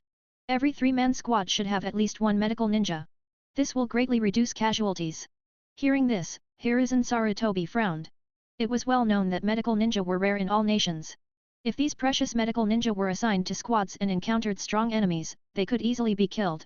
This approach was truly inappropriate. Hiruzen Sarutobi shook his head slightly, rejecting Tsunade's proposal, and bluntly replied, "Tsunade, your intentions are good, but given the current situation, this method is not feasible." Tsunade was stunned for a moment before lowering her head, a trace of disappointment and frustration on her face. At this moment, Uchiha Ryan, who had remained silent until now, suddenly stood up and declared, "Lord Hokage, I believe Lady Tsunade's proposal is quite reasonable." Hiruzen Sarutobi clearly hadn't expected Uchiha Ryan to support Tsunade's view and was momentarily stunned. After regaining his composure, he frowned slightly and asked, "Ryan, then tell me, what exactly makes this proposal feasible?" Not just Hiruzen Sarutobi, but all the clan heads and future heirs turned their gazes to Uchiha Ryan, curious about what he would say. Open book like the story? Read 120 chapters ahead. Link/Atom Electron Chapter 36, Battlefield Medic Chapter 36, Chapter 36, Battlefield Medic. Uchiha Ryan completely ignored the strange looks from the people around him. With a serious and solemn expression, he spoke, "Hokage-sama, I believe the reason you rejected Tsunade-sama's proposal must be because you are worried about the number of medical nin and their actual performance in battle, right?" Hearing this, Tsunade froze for a moment, silently pondering. That's right. Why hadn't she thought of that? After all, not every medical nin was like her, capable of both charging into battle and healing with expert skill. Most medical nin were only proficient in healing and knew nothing about combat. At this moment, Hiruzen Sarutobi, seated at the head of the room, slowly nodded in agreement with Uchiha Ryan's point and replied, "Ryan is correct. As you said, the overall combat ability of Konoha's medical nin is indeed relatively weak. Rather than sending these non-combat medical nin to the front lines with squads, it would be better to keep them in the rear, focusing solely on treating injured comrades. This way, we can maximize the safety of our personnel while also allowing medical nin to fully utilize their expertise." Uchiha Ryan nodded lightly again before shifting the topic. "However, Hokage-sama, regarding this matter, have you considered the following 2 possible scenarios?" "Oh? Please elaborate," Hiruzen Sarutobi asked with interest. He knew very well that Uchiha Ryan was not just intelligent and socially adept. What was most astonishing was his extraordinary tactical thinking. Although Tsunade and the others had not explicitly informed him about Uchiha Ryan's command in battle, nothing could stay completely hidden, especially from someone with Hiruzen's intelligence network. How could such news escape his notice? However, the reason Hiruzen had remained silent and not exposed the matter was largely because the beneficiary of this incident was his beloved student, Tsunade. Moreover, since Uchiha Ryan himself had tacitly allowed it, Hiruzen naturally had no reason to interfere. Now, as he listened to Uchiha Ryan speak, Hiruzen paid full attention, not missing a single word. Uchiha Ryan's expression remained calm as he slowly explained, "First, let's consider the first possible scenario. Severely injured shinobi who are not promptly delivered to medical nin for treatment may see their wounds, which could have been healed with mystical palm technique, worsen to the point where amputation becomes the only option to save their lives. Even worse, some comrades who could have survived with timely treatment may end up beyond saving due to delays. Hiruzen nodded slightly in acknowledgement, as situations like this were all too common on the brutal battlefield. Even though he was a seasoned veteran who understood these circumstances well, he often felt powerless against the harsh realities of war. Next, let's discuss the second possibility. If the enemy disregards all boundaries and launches a feigned frontal assault while secretly leading a large force to raid our medical nin's base, who would be able to withstand such a devastating attack? Everyone, think about it. If that happens, who would step forward to defend against such a strike? A loud boom echoed, as if thunder had cracked the sky, startling everyone present. The first scenario, while troublesome, was still within expectations. However, the second scenario had never actually occurred before. If it did, the consequences would be unimaginable. All medical nin would likely perish. Medical nin were a crucial part of the combat system. They bore the responsibility of treating the wounded and maintaining fighting strength. Without these healers, what tragic fate would await the shinobi fighting on the front lines? The answer was obvious: even a minor injury could become fatal without timely treatment. In that case, the enemy could simply engage in a prolonged war of attrition. No matter how strong Konoha's forces were or how skilled their tactics, they would inevitably be driven to defeat. Hiruzen was stunned. He looked at Uchiha Ryan with a gleam in his eyes. Ryan, are you saying Tsunade's proposal can mitigate the risks posed by these two scenarios? Uchiha Ryan smiled and nodded. Exactly. Precisely because medical nin lack combat ability, they need protection from combat shinobi. Assigning them to squads is the best solution. With teammates to protect them, injured squad members can receive immediate treatment, creating a sustainable cycle that extends the squad's combat endurance. Additionally, if medical nin are dispersed among squads, there's no need to worry about enemy raids on medical camps. After saying this, Uchiha Ryan glanced at Tsunade and gave her a playful wink. Tsunade's lips curled upward, her heart swelling with joy. Ryan had stood up for her in front of everyone. But his mind was truly sharp. Everything he said was clear and hit the mark. Hiruzen now began carefully considering Uchiha Ryan's reasoning. Meanwhile, a white-haired man in the corner froze, watching Uchiha Ryan and Tsunade exchange smiles. He couldn't help but regret not speaking up sooner. This man was the genius shinobi who had mastered the spirit transformation technique Kato Dan. Hiruzen turned his gaze to Uchiha Ryan but noticed him sharing a smile with Tsunade. His expression turned slightly odd. Ryan, are you sure you're only advocating for this proposal because it's feasible? Were these two kids dating? Tisk, a Senju and an Uchiha? Would Lady Mito even approve? Hiruzen mused to himself. Uchiha Ryan paused, then nodded firmly. Yes, I'm certain. In the original story, Tsunade's proposal remained in effect even into the Boruto era, proving its viability. Cho of Tsunagakure is especially skilled in surprise attacks. She might very well target our rear medical camp, Uchiha Ryan added casually. In fact, Cho had done exactly that likely during the Second War. It was because of this incident that Konoha later adopted Tsunade's proposal, implementing the rule that every squad must include a medical nin. After a moment of contemplation, Hiruzen declared, very well. The two scenarios Ryan described, while unprecedented, cannot be ignored. He then turned to Tsunade. Tsunade, regarding the medical nin system, I want to see a complete draft of regulations by tomorrow. Tsunade grinned. Understood, sensei. She felt reinvigorated. She would definitely finish it tonight. And maybe she could ask Ryan for his input. Uchiha Ryan smiled faintly. It seemed Hiruzen had been convinced and was ready to implement the system. Open book like the story? Read 120 chapters ahead.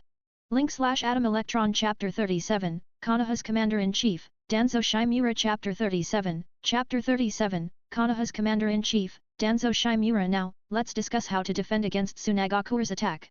Hiruzen Sarutobi coughed twice, then looked at his old friend Danzo.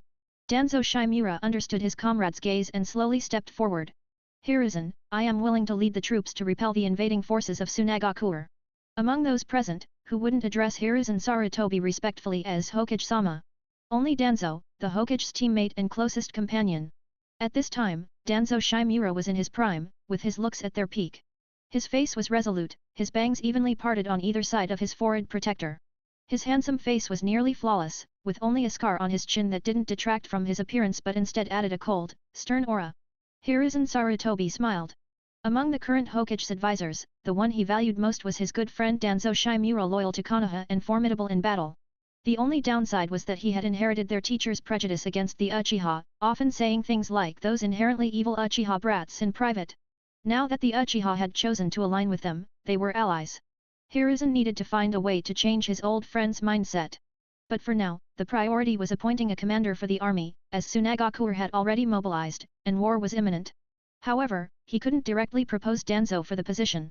So, Hiruzen pretended to ponder while subtly signaling to Uchiha Hirotomo and Uchiha Ryan with his eyes. I gave you face earlier. Now it's your turn to return the favor, right? Uchiha Ryan smiled faintly. Hokage-sama, no one is more suited to be the commander for this war than Lord Danzo. You need to oversee the overall situation from the rear. Lord Danzo was not only your teammate but also a direct disciple of the second Hokage. No one is more qualified than him to lead this campaign against Tsunade. Though Ryan had some reservations about Danzo, he couldn't ignore the Hokage's hint.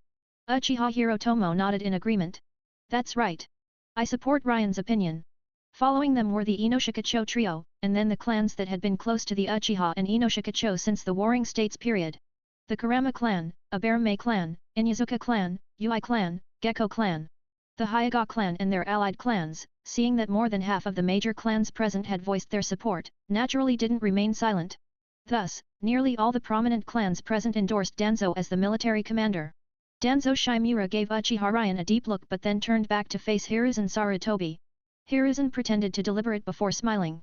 Danzo, since everyone recommends you as the commander, I appoint you. But are you confident? This was just a formality. If he handed it over too quickly, it would seem rushed. So, he needed Danzo to make a declaration to everyone. I will lead Konoha's forces to crush Tsunade's arrogance. Danzo Shimura's lips curled into a smile, exuding the vigor of his youthful days. Seeing the timing was right, Hiruzen Sarutobi's smile deepened, though he quickly schooled his expression into seriousness. He slammed the table and stood up. I hereby declare Danzo Shimura as Konoha's commander-in-chief for the war against Tsunade. All of you must follow his orders and fight well. When the time comes, I will celebrate your achievements. Anyone who disobeys orders or acts recklessly will face military punishment, no exceptions. Hiruzen's voice was loud and firm, sending a shiver down the spines of those present. Uchiha Ryan watched this version of Hiruzen Sarutobi with admiration. In the anime, the elderly Hiruzen made poor decisions, weak against external threats but harsh on internal dissent. But the Hiruzen before him was a true shinobi monarch, decisive and unyielding. If you dared to attack, he would fight back without hesitation, ensuring you learned your lesson. What had caused such a drastic change in Hiruzen Sarutobi? Ryan pondered before it hit him: power and age. Once a person tasted the allure of power, they never wanted to let go. Corruption followed, and with old age came fear of death, sapping the boldness of youth. Uchiha Ryan shook his head, dismissing these thoughts. The immediate priority was the war with Tsunade. If he remembered correctly, many significant events would unfold in this war: Nawaka stumbling into explosive tags, Kato Dan being assassinated in camp, the White Fang outshining Cho's night raid on the medical camp. He was momentarily lost in thought. Just as Hiruzen finished his formal remarks and dismissed the meeting, Ryan stood up to leave, but Tsunade grabbed his arm. Ryan, where are you going? Sensei just said you, me, Orochimaru, Jiraiya, and Lord Danzo need to stay for further discussion. Tsunade looked puzzled but realized he had been zoning out. Ryan snapped back to attention. Oh, right. He had been so deep in thought that he missed most of the meeting. Tsunade sighed. Uchiha Hirotomo walked over with a chuckle and bowed to her. Lady Tsunade, I leave Ryan in your hands. I'll head back first. Of course, Uncle Hirotomo. Don't worry. Though Tsunade hadn't cared much for the Uchiha before, Ryan was now a clan elder. Out of love for him, she could call Hirotomo uncle. It wasn't like it cost her anything. Hirotomo chuckled and gave Ryan a meaningful look. I'll be waiting at the clan. Do your best. Ryan smiled wryly. Orochimaru and Jiraiya, who were around the same age as Ryan, also approached Tsunade and Ryan, as they were classmates with plenty to talk about. Jiraiya scratched his head awkwardly, while Orochimaru remained expressionless. Once the meeting room had mostly cleared out, the Umbu closed the doors again. Hiruzen slung an arm around Danzo's shoulders and grinned at the four. Old friend, these four are the deputies I'm leaving for you. Danzo frowned. What, Hiruzen? You don't trust me? You're sending these greenhorns to supervise me? The three Tsunade, Orochimaru, and Jiraiya looked uncomfortable, while Uchiha Ryan remained calm, smiling faintly. Of course not. Tell me, old friend, how have I treated you? Hiruzen laughed and patted Danzo's shoulder. Danzo snorted. He was proud, but he knew exactly how Hiruzen had treated him. He was just annoyed at being assigned a bunch of inexperienced kids. Open book like the story? Read 120 chapters ahead. Link/Atom Electron Chapter 38, Ryan's Strategy, Unmatched Through the Ages Chapter 38, Chapter 38, Ryan's Strategy, Unmatched Through the Ages. Hiruzen Sarutobi wore a kind and amiable smile as he cheerfully said, "You must know how brilliantly the war in the Land of Rain was fought, right?" Hearing this, Danzo Shimura immediately nodded and replied, "Of course I know. I must say, your disciple Tsunade truly has the bearing of a great general. She understands how to assess the situation and weigh the pros and cons. Such a person is more than qualified to serve as a deputy." As he spoke, he openly voiced this evaluation in front of everyone present without hesitation. Then, Danzo Shimura continued sharing his thoughts. "I've also heard that Jiraiya and Orochimaru performed commendably in this prolonged campaign. I have no objections to them either. However..." At this point, his tone suddenly shifted. He fixed Hiruzen Sarutobi with an aggressive glare and demanded, "As for that little brat from the Uchiha clan, Hiruzen, what exactly are you thinking?" At this time, Danzo Shimura did not yet have the root organization as his intelligence source, so the information he possessed was far less comprehensive than Hiruzen Sarutobi's. Because of this, he still firmly believed that this victory was achieved solely through the leadership of Hiruzen's three beloved disciples on the battlefield. Faced with Danzo's aggressive questioning, the three young shinobi standing nearby were instantly furious. Tsunade, with her fiery and straightforward personality, could barely contain her anger and was about to retort when she abruptly met Hiruzen's stern gaze. Under that glance, Tsunade, though unwilling, ultimately swallowed her words. At this moment, Uchiha Ryan was gently stroking Tsunade's long, smooth hair, his movements tender and meticulous, as if comforting a startled kitten. His fingers lightly ran through her strands, carrying a soothing force that silently urged her not to act rashly and to remain calm. As for Uchiha Ryan himself, his expression remained unchanged, his face calm as he observed everything unfolding before him, as if the surrounding noise and tension had nothing to do with him.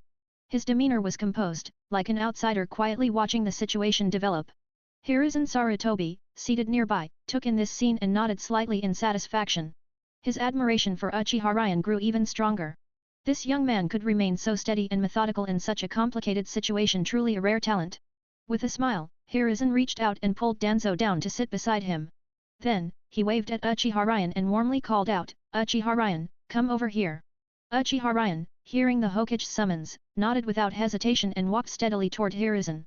As he approached, Hiruzen's smile deepened. He turned to Danzo and said, "Danzo, do you know that during the war in the Land of Rain, the strategies of prolonged warfare, cutting off enemy supply lines, and ambushing the Rainin were all devised by Uchiha Ryan?"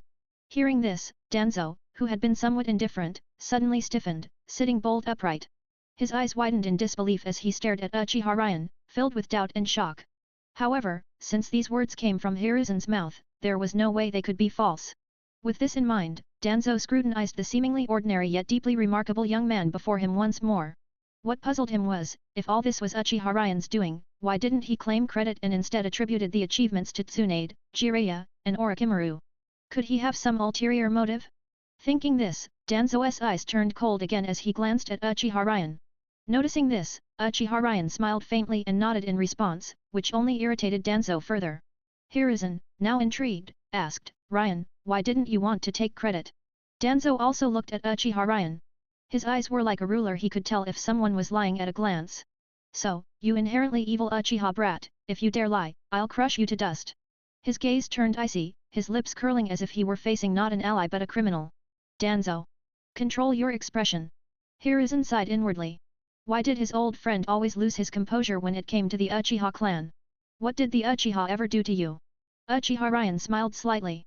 This was indeed the Danzo he knew.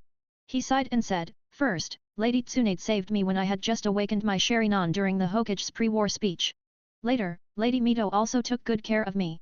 At the time, I had some conflicts with the Uchiha clan and didn't want to draw attention, so I gave most of the credit to Lady Tsunade, she needed it more than I did. As for Lord Orochimaru and Lord Jiraiya, they executed the tactics I proposed through their own leadership skills.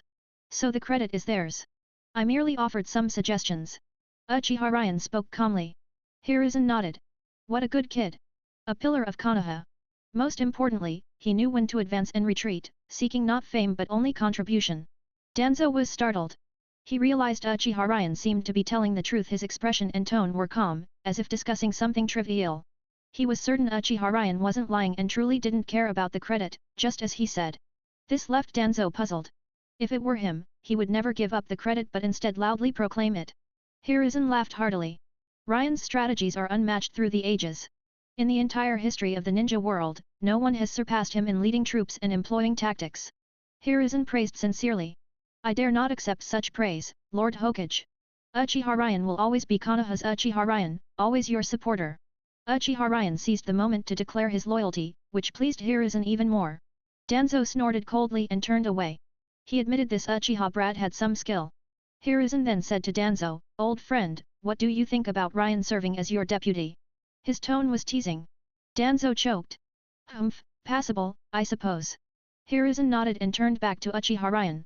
Ryan, for the upcoming war against Tsunade, I hope you can assist my old friend here just as you did against the Rain Nin, offering your strategic insights. Hiruzen's expression was now calm.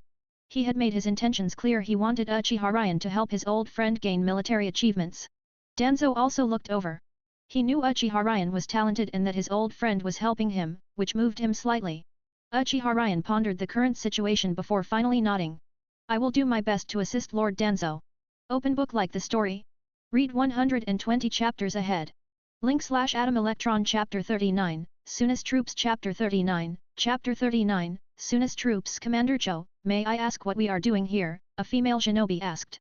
Her hair was dark green and spiked upward, with brown-yellow strands hanging like pendants on both sides of her forehead. She had a perfect figure, fair skin, and beautiful looks. Everyone could probably guess her identity. Pakura, the pride of Tsunade, a genius who fused wind and fire natures to create the Scorch release. At this time, she was only about 20 years old, but her chakra reserves had already reached Jonin level. Cho originally did not want to answer, because what they were about to do was set up an ambush on the route Konoha must take, planting explosive tag traps. The fewer people who knew about this, the better. At this moment, she frowned slightly and turned her head to look at the female shinobi who spoke. Seeing it was Pakura, her frown relaxed. Ah, Pakura. Haha, this old woman is taking you all to set up traps. Traps? Isn't it a bit too late to set up traps now? After all, Konoha isn't stupid. Pakura was somewhat puzzled. Cho smiled. Right now, Konoha has just won a great victory. Their minds are unsettled. If there are careless commanders, we might achieve unexpected results. Pakura's eyes flickered. Yes, pride goes before a fall. Everyone understands this principle, yet the problem keeps repeating itself. It confirms that saying, what has been will be again, what has been done will be done again. There is nothing new under the sun. Pakura nodded, then had no more questions. She followed behind Cho and began working seriously. Cho also nodded at this, looking at Pakura with kindness in her eyes. Currently, Tsunade Kaze Cage was the strongest Kaze Cage. He had two disciples, one was Scorch Release Pakura, the other was Magnet Release Raza. Pakura was closer to the elders, while Raza was closer to the common people. As part of the Elder Council, Cho naturally liked Pakura more. That Raza boy was like a hypocrite, always talking about the people and denying the contributions of their predecessors. Thinking of this, Cho shook her head. The troops continued marching, trying to reach the location as soon as possible to make the explosive tag traps more concealed. Konoha. Everyone exited the meeting room. Uchiha Ryan called out to Tsunade. Tsuna.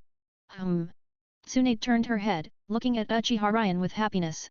Not only because he had supported her when she made her suggestion, but also because the teacher had recognized his abilities. Ryan had used his own talents to gain the recognition and respect of the higher UPS.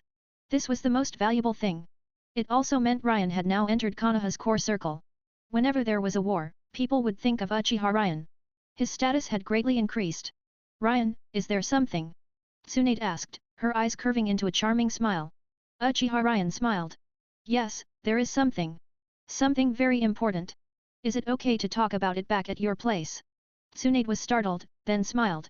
Sure. She then turned to look at Jiraiya and Orochimaru. Are you two coming? Jiraiya hesitated, then forced a smile and scratched his head. I'll pass. The Great Toad Sage suddenly told me to go to Mount Mayaboku. Orochimaru clicked his tongue and shook his head. I have some research to do lately, so I won't go. After saying this, Jiraiya teleported away, while Orochimaru used the body flicker technique to leave the scene. Seeing no one around, Tsunade stepped forward and wrapped her arms around Uchiha Ryan's arm, pressing her softness against him. She smiled. Let's go. Uchiha Ryan was stunned, then laughed. Okay. Under Tsunade's lead, they began walking toward the Senju clan grounds. In the Hokage building, Hiruzen Sarutobi took a deep puff from his pipe and exhaled. He saw Uchiha and Tsunade walking together, acting intimately. He sighed. Jiraiya, it seems you have no chance. He then shook his head and returned to his seat to continue reviewing documents. Uchiha took the opportunity to ask the system.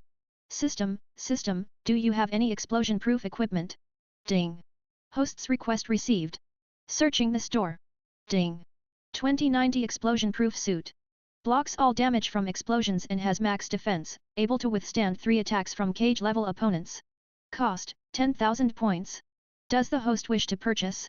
Seeing the price, Uchiha heart trembled. He didn't expect it to exist. But the price. He suddenly snapped back to reality, looking at Tsunade's bright smile, alluring figure, and ample. Well, he decided. He had to buy this. The battlefield was full of dangers. Just warning his brother-in-law might not be enough. So he thought, purchase. The system became more cheerful. Ding.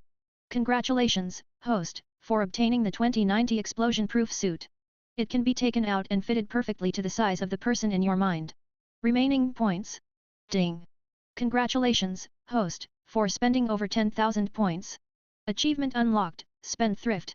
Reward, Random Talent. Ding. Talent drawing in progress. Drawing complete. Reward, Space-Time Talent, undeveloped. Uchiha felt the money was well spent only after seeing the talent reward. He thought, brother-in-law, this time I'll protect your life. His mood improved, and the corners of his mouth lifted. Soon, he and Tsunade arrived at the Senjo clan grounds. The guards at the Senjo clan grounds saw the young lady return, holding. Well, Uchiha. So it was fine. One opened the gate, while the other went to report. Before the two reached the door, Uzumaki Mito appeared there. Seeing Uzumaki Mito, the two quickened their pace. Grandma! Tsunade called out, but she did not let go of Uchiha arm. Uzumaki Mito nodded, her eyes somewhat teasing. Uchiha coughed twice.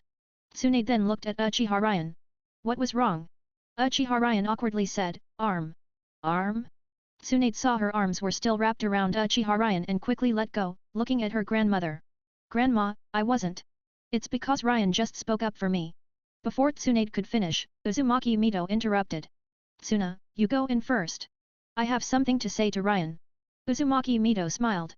Tsunade wanted to say more, but Uzumaki Mito narrowed her eyes, and the pressure of bloodline dominance made Tsunade bite her lip and walk inside, though not without a worried glance at Uchiha.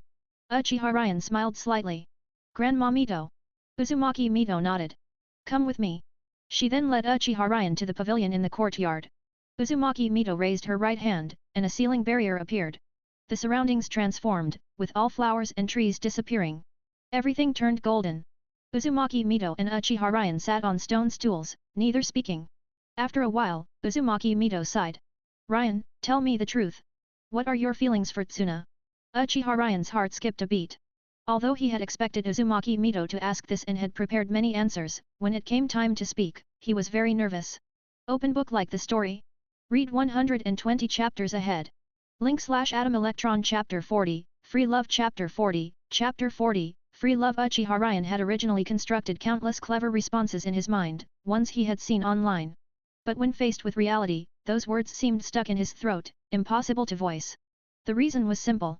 Those phrases felt too fake, too exaggerated, completely mismatched with his true feelings at this moment. Just then. Lady Mito. Uchiha quickly stood up, bowing respectfully. He took a deep breath to steady himself before speaking. Lady Tsunade is not only breathtakingly beautiful but also brave and kind.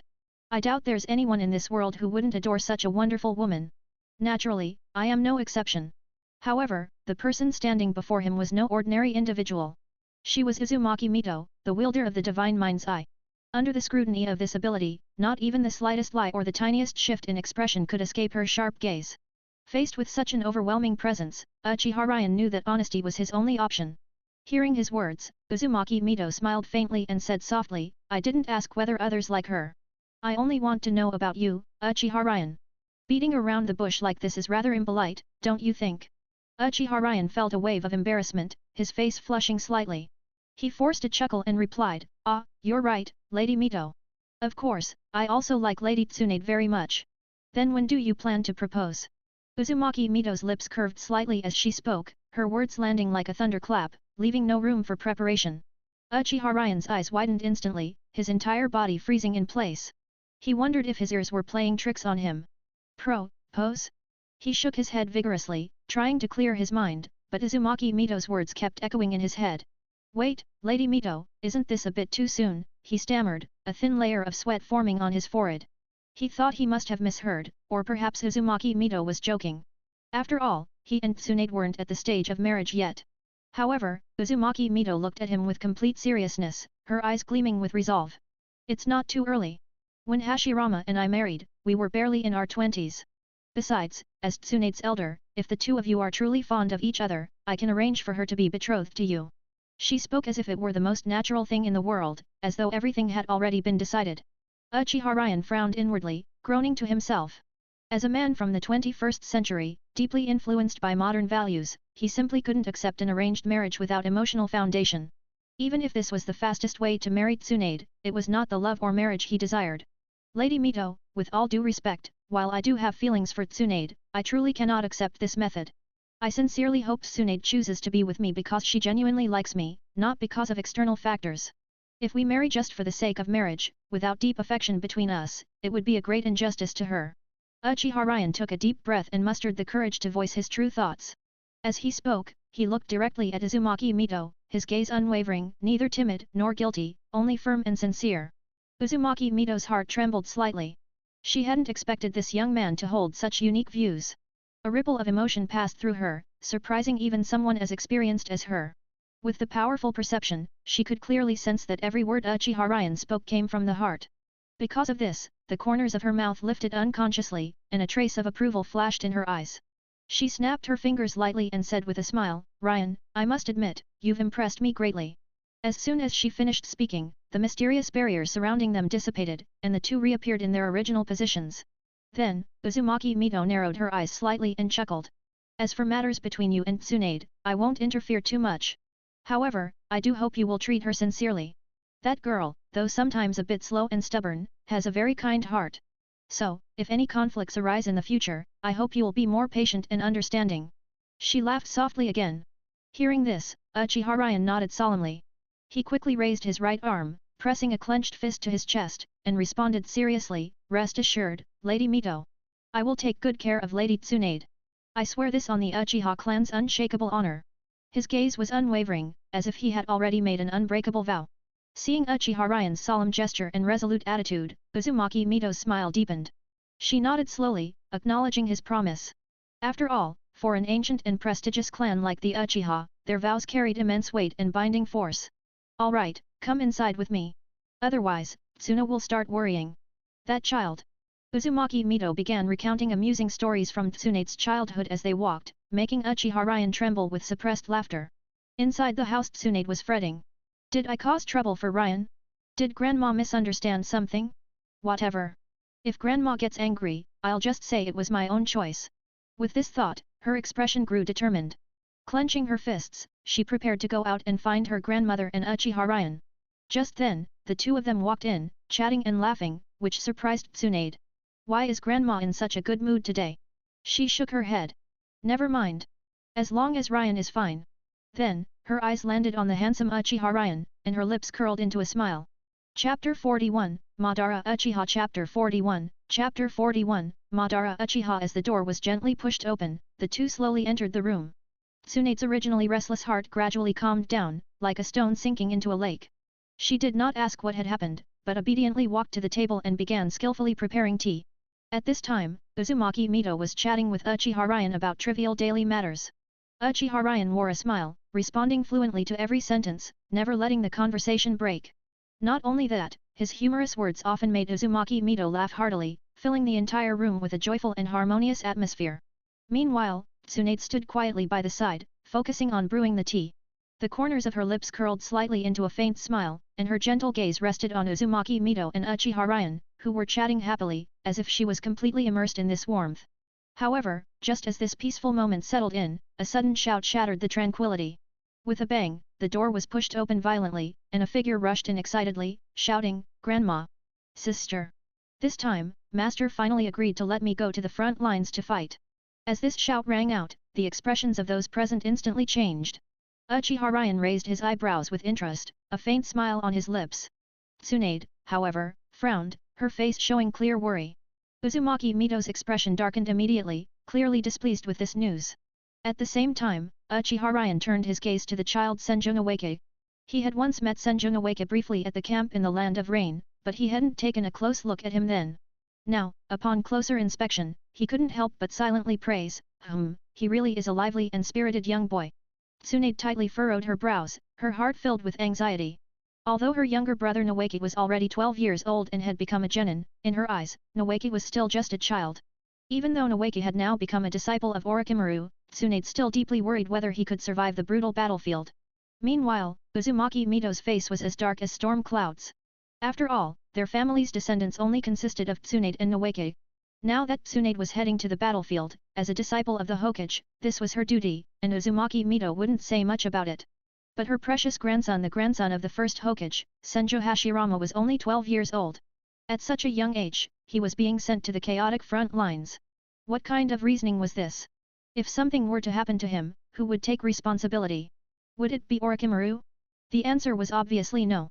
Orochimaru knew full well how special Noeke's identity was and would never easily allow him to go to the dangerous front lines. Yet this time, Orochimaru unexpectedly agreed to it. If there wasn't someone else with ulterior motives behind this, Uzumaki Mito would never believe it. Uchiha Ryan understood Uzumaki Mito's worries, so he chuckled and said, "Noeke, do you remember me?" Senju Noeke looked at Uchiha Ryan, then his eyes lit up. "It's you. The god of war. Last time we met in a hurry, and I didn't get to chat properly. Why are you at my house today?" Uchiha Ryan, among those who participated in the Second Shinobi World War in the Land of Rain, there wasn't a single shinobi who didn't know him. Even within Konoha, there was a faint voice calling him the God of War. Uchiha Ryan was stunned. God of War? What was this about? But he shook his head and smiled. "Noeke, I came to your house to discuss important matters with your sister and your grandmother, so that's why I'm here." "Oh." Noeke nodded. "Noeke, I want to ask you something. Did you beg Orochimaru to let you go to the front lines?" Uchiha Ryan asked, puzzled. Why did the grandson of the first Hokage die in such a bizarre way? Struck by explosive tags and his internal organs hollowed out when he died, he didn't even have a complete corpse. It was truly baffling. Noeke nodded. "Yes. Because I'm the grandson of the first Hokage, and I will become Hokage in the future, I must experience the trials of the battlefield to grow stronger." Uchiha Ryan froze, then said coldly, "Who told you these words?" He finally understood. Someone must have lured Noeke into going to the battlefield. Because although he had always had the desire to grow stronger and the dream of becoming Hokage, he didn't have such an understanding before. So the truth could only be one thing: someone had manipulated Senju Noeke. Noeke was taken aback. Seeing Uchiha Ryan's cold expression, he couldn't help but shiver. It was an old man. He then tried hard to recall before looking at Uchiha Ryan, his pupils shrinking. "He looked just like you, God of War, just older." Uchiha Ryan froze, then slumped into his chair with a thud. His reaction startled Uzumaki Mito and Tsunade. Especially Tsunade, who quickly asked, "Ryan, are you okay?" Uchiha Ryan shook his head. "I'm fine." He had only lost his composure for a moment. He had seen his own appearance; it was 80% similar to Madara Uchiha. And when Noeke said that person looked like him, just an older version, the identity of that person was obvious. The Warring States rose, the shinobi demon, Madara Uchiha. Uchiha Ryan never expected that traces of Madara would still appear during these years. And Madara's actions were likely not his own will but instigated by that black Zetsu. Otherwise, given his relationship with Hashirama, why would he provoke Noeke into going to the battlefield? Uzumaki Mito sensed something was wrong. "Ryan, did you figure something out?" She had a feeling that Ryan had guessed some secret, a huge secret. Otherwise, someone as composed as Ryan wouldn't have lost his composure like this. Uchiha Ryan raised his head, about to say something, but then swallowed his words. He didn't know how to explain it to Uzumaki Mito. Uzumaki Mito, however, seemed to see through Uchiha Ryan's thoughts and forced a smile. "It's okay, Ryan. If you have any guesses, you can say them." Uchiha Ryan nodded. "If I'm not mistaken, the person Noeke met was Madara Uchiha." "Madara Uchiha? That's impossible. Didn't great-grandfather?" Tsunade exclaimed in disbelief. She couldn't believe that a shinobi who had been dead for over a decade would suddenly appear in Konoha. Uzumaki Mito's gaze sharpened. "Ryan, what evidence do you have that the person was Madara?" She had always suspected that Madara wouldn't die so easily, but on the day of his burial, she had seen his corpse and believed that Madara was truly dead. "Have you heard of Tsunade?" Uchiha Ryan asked solemnly. Uzumaki Mito's gaze froze, her pupils shrinking. As a veteran of the Warring States era and a member of a prominent shinobi clan, she had naturally heard of the Uchiha clan's Izanagi. Chapter 42, Izanagi. Chapter 42, Chapter 42, Izanagi. Uchiha Ryan looked at Uzumaki Mito's expression and knew she had heard of it, but seeing Tsunade and Noeka's blank faces, he shook his head. The Uchiha clan's Izanagi is a forbidden technique. It was once popular among the Uchiha for a time, and during that period, the clan fell into chaos, Uchiha Ryan murmured. Izanagi, also known as the reality-altering technique, can change the reality of death, allowing one to revive from death. As he said this, Uchiha Ryan sighed. Tsunade and Noeka widened their eyes. Altering reality? Reversing death? Wasn't this a bit too absurd? If the Uchiha had such an ability, they would have long become the top ninja clan. You don't believe it? Uzumaki Mito looked at her grandchildren. This is all true, though the Uzumaki clan's records on it are scarce. However, activating this technique requires a great price, doesn't it? Uchiha Ryan nodded. Lady Mito is correct. The cost is indeed enormous. As he spoke, his eyes instantly turned from black to blood red, with 3 tomo spinning within. After Uchiha Ryan activated his 3 tomo Sharingan, Tsunade and Noeki were stunned, then overwhelmed by a sense of pressure. At this time, there was only one Mangekyo Sharingan user in Konoha, Uchiha Hirotomo. However, he preferred to conceal his abilities, so he also presented himself with the 3 tomo Sharingan. In the eyes of Konoha's villagers, the Uchiha's 3 tomo Sharingan was the strongest form. Tsunade, a half-step cage-level fighter, had seen many 3 tomo Sharingan before, but none had ever given her the same oppressive feeling as Uchiha Ryan's. Though others' 3 tomo Sharingan looked similar to Uchiha Ryan's, she still felt an inexplicable difference in pressure. This wasn't Tsunade's imagination. Currently, Uchiha Ryan possessed chakra at the Jonin level, and all of it was natural chakra. Natural chakra stored in his body continuously refined his physique, and the Sharingan, as one of his organs, was also enhanced. In terms of ocular power, his 3 tomo Sharingan's strength was comparable to an ordinary Mangekyo, meaning it had cage-level ocular power. Thus, Tsunade's feeling of suppression was entirely normal. Returning to the topic, the price of Izanagi is 1 Sharingan, Uchiha Ryan said calmly. After activating Izanagi, one can alter reality, reverting from a state of death to full health. However, 1 Sharingan's pupil will vanish, leaving only the white of the eye, rendering it useless. Tsunade and Noeka gasped. Didn't that mean 2 extra lives? So, you're saying Madara Uchiha really died back then? He calculated the timing, prepared in advance to activate Izanagi. Uzumaki Mito asked gravely. Yes. Madara Uchiha was likely gambling, betting that Hashirama wouldn't allow anyone to touch his corpse or take his eyes. Fortunately, he won the bet, Uchiha Ryan said with a light laugh. Madara Uchiha is still alive. What should we do? Tsunade asked anxiously. Uchiha Ryan smiled. What does it matter if he's alive? The world believes he's dead, and he hasn't come forward to correct that.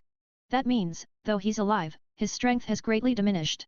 We should continue as usual. He won't interfere.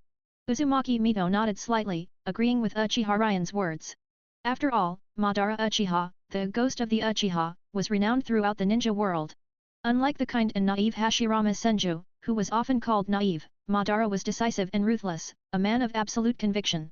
Back during the first 5-Cage Summit, when Madara was still in the village, Hashirama had proposed distributing the tailed beasts to other nations to maintain peace.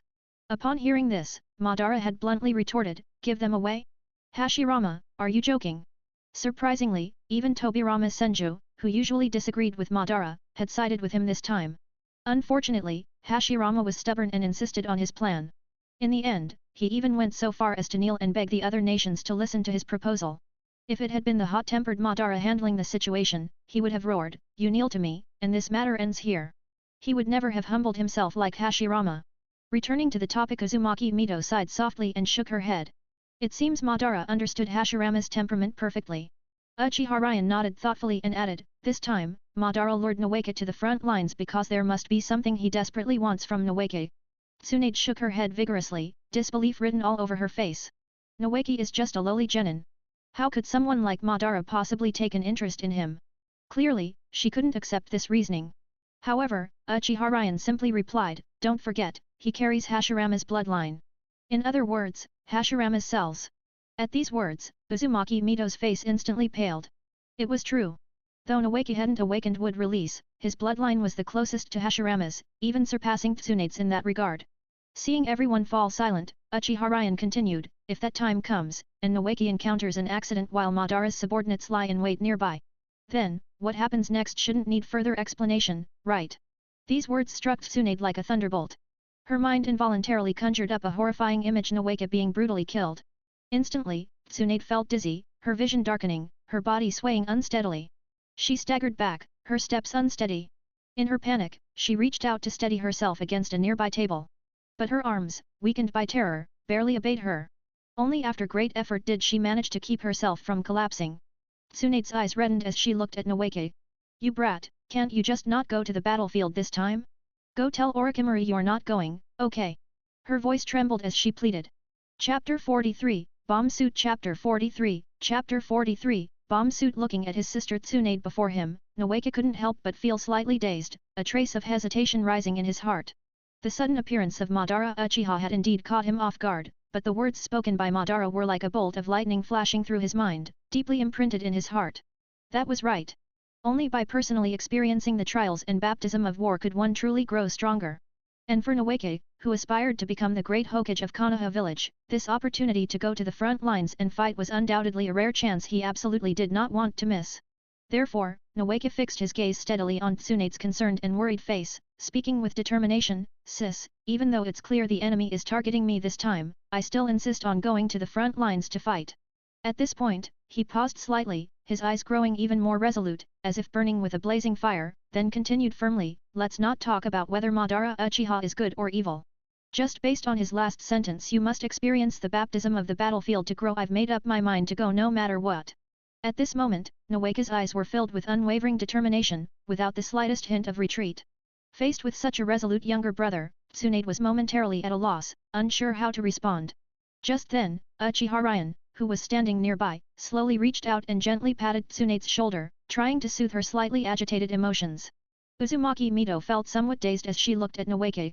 She seemed to see Hashirama in him, charging forward courageously even in the face of overwhelming enemies. Noeka's strength was far inferior to Hashirama's, but this kind of drive made her reluctant to discourage him. She let out a deep sigh, a helpless expression appearing on her face as she shook her head slightly. As the younger generation grew up, their personalities became increasingly independent. Uzumaki Mito sighed inwardly, children will have their own fortunes.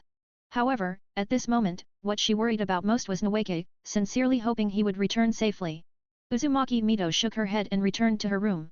Seeing this, Uchiha Ryan sighed, then prepared to take out the bomb suit he had bought for his brother-in-law. Uchiha Ryan focused his mind, accurately transmitting Noeka's height, age, and other detailed data to the mysterious system through his will. After receiving this information, the system adjusted the 2090 bomb suit at an astonishing speed, making it a perfect fit for Noeka. Immediately afterward, Uchiha Ryan deftly pulled out a finely crafted storage scroll from his pocket. Just as Tsunade and Noeka watched curiously, he began circulating chakra through his body. In an instant, with a crisp popping sound, a thick cloud of white smoke suddenly billowed up. Taking advantage of the moment when Tsunade and Noeka's attention was completely diverted by the sudden white smoke, the system and Uchiha Ryan worked seamlessly together, silently transmitting the modified bomb suit into the smoke. The entire operation was smooth and flawless, as if the bomb suit had originally been taken out from the storage scroll. Tsunade and Noeka, caught off guard, coughed violently from the thick white smoke.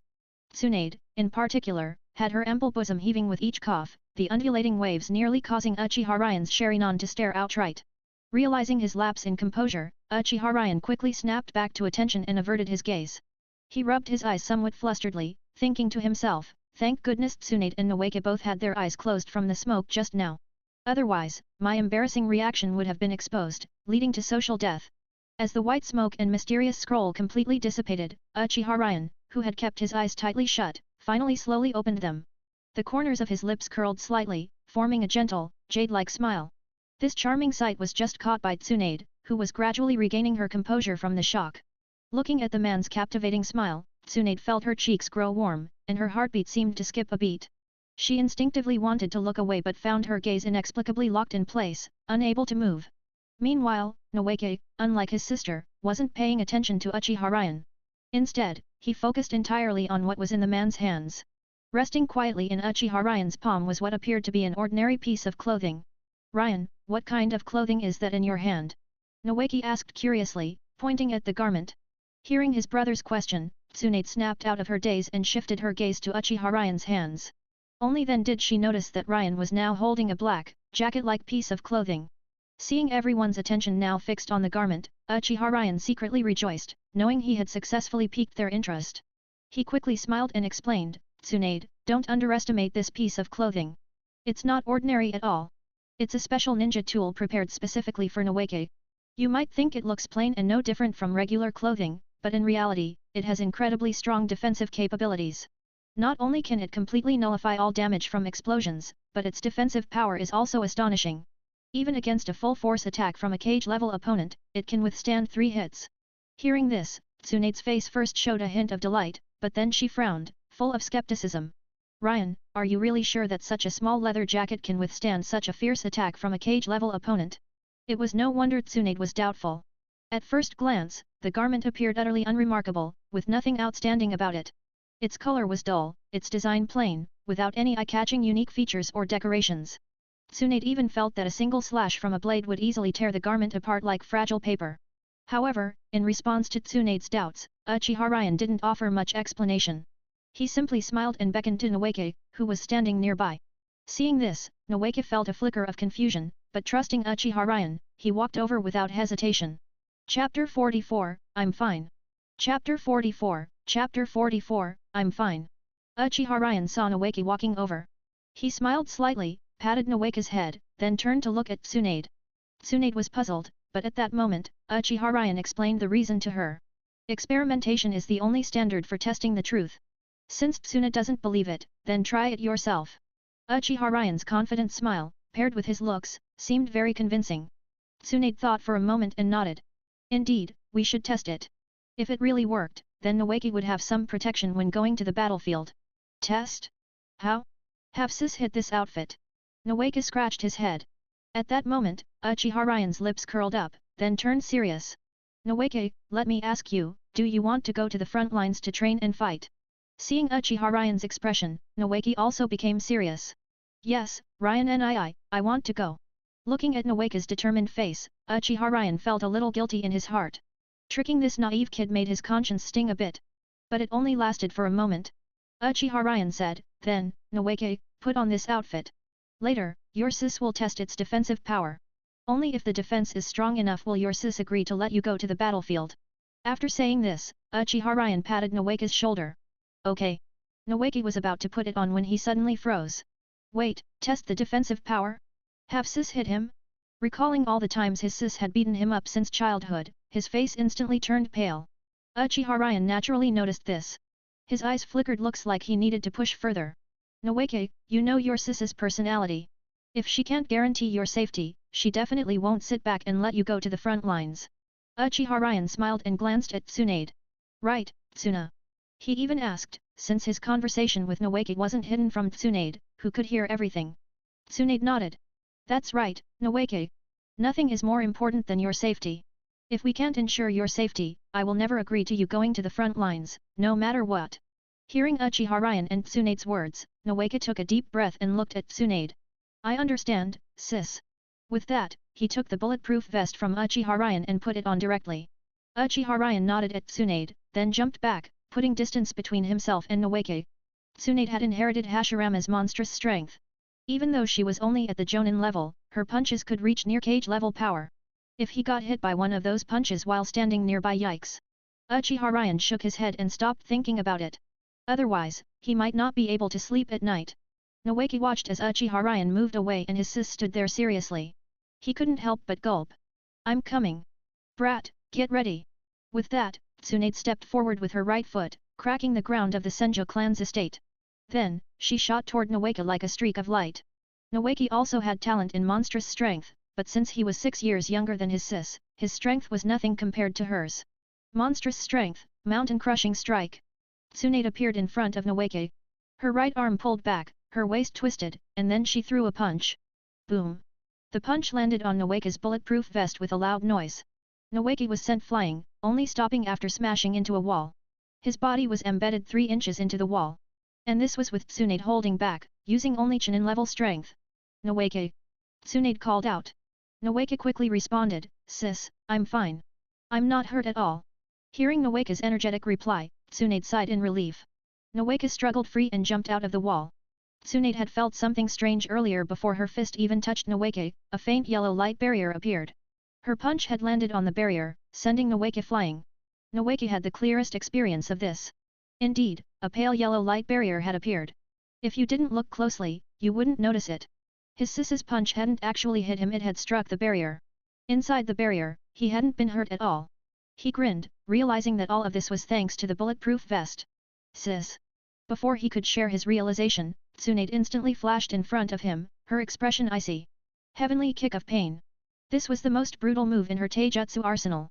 Even though she was a jonin, combining monstrous strength with this kick could reach elite jonin level. Boom! With a loud noise, Tsunade's kick sent Noeke crashing into the ground. She carefully assessed the situation. What she had kicked wasn't flesh, but a soft membrane. The membrane had completely dissipated her force before disappearing, letting her foot land on Noeke's chest. This strike was already close to cage level, yet the membrane had still blocked it without showing any signs of breaking. Tsunade was now excited.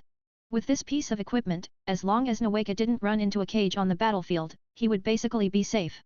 Tsunade turned and looked at Ryan on the other side, then pounced toward him. Uchiha Ryan wasn't paying attention and was immediately tackled to the ground by Tsunade. Thank you, Ryan. With this equipment, Noeke can stay safe. Tsunade's heart was filled with gratitude. Uchiha Ryan froze for a moment, feeling the soft sensation against his chest. He took a sharp breath. If Tsunade didn't get up soon, his little brother would rise to the occasion. So, Uchiha Ryan gently patted Tsunade's head and said softly, "Get up, Noeke's still watching." Hearing this, Tsunade quickly stood up and looked at Noeke. Noeke trembled under her gaze and immediately looked up at the sky. The sky is so sky-like today. He didn't even know what he was saying, but he was now certain Uchiha Ryan would be his future brother-in-law. Tsunade snorted, then turned back, blushing shyly at Uchiha Ryan. "Ryan, it's all my fault. I didn't control my strength earlier and accidentally pushed you down." Feeling like this wasn't very ladylike, she quickly shut her mouth, her face turning red. But Uchiha Ryan was intrigued. He smirked and leaned closer to Tsunade's face. "It's fine. It was soft, comfortable." After saying that, he turned and ran without looking back. Tsunade was stunned for a moment, then chuckled helplessly. She turned to Noeke. "Brat, now I can rest easy letting you go to the front lines. But remember to listen to your sensei, Orochimaru. That guy isn't just the strongest among the three of us, his escape skills are also something Jiraiya and I can't match. Learn as much as you can from him." After saying this, Tsunade headed inside. She needed to tell her grandmother this news. Chapter 45, Ichiraku Ramen, Heitake Sakumo. Chapter 45, Ichiraku Ramen, Heitake Sakumo. After leaving the Senju clan's territory, Uchiha Ryan went to a place often mentioned in fanfictions, Ichiraku Ramen. Ichiraku Ramen was not yet a fixed storefront like in the anime, but a small food cart where the noodles were freshly made and cooked on the spot. Even so, the cart was surrounded by villagers and shinobi, bustling with activity. "Toke. One bowl of your signature tonkotsu ramen. I've been on a mission for a while, and I've been craving this. Hey, boss. Among all the ramen stalls, I still think yours is the best. 2 bowls of miso shashi ramen. My grandson was crying and begging me to buy some. Toke, your skills are amazing. How did you come up with these flavors? Give me a bowl of the signature tonkotsu ramen too." The voices in front of the cart were noisy, but this scene made Uchiha Ryan realize just how popular Ichiraku Ramen really was. A young man wearing a white flat-topped hat worked energetically. "Alright, everyone. The most delicious Ichiraku Ramen is coming right up." As he spoke, the man took out a pre-prepared ball of dough in front of everyone. The dough was clean and uniform in shape, making people smile just by looking at it. Then, he steadied his stance and began stretching the dough repeatedly in front of the crowd. Soon, the dough became evenly thick ramen noodles. After this step, the man placed the noodles into a pre-prepared bone broth and began preparing the toppings, pre-made Naruto maki and boiled eggs, sliced evenly. After about 4 minutes, the man fished out the noodles, poured the broth over them, and placed the Naruto maki and eggs into a paper bowl. Finally, he handed it to the shinobi who had just returned from a mission. The man smiled sincerely and kindly. "You've worked hard. I added an extra egg for you. Stay safe on your missions from now on." The shinobi was stunned for a moment, then his eyes reddened as he bowed. "I will. I'll come back next time." He then sat at a nearby table, eating while tears streamed down his face. The man smiled and nodded before continuing to make ramen. Everyone probably guessed it by now, this was the man who would appear throughout the entire Naruto series, Toke. Well, not yet Uncle Toke, but rather Brother Toke, as he still looked young. However, his kindness was already evident at this point.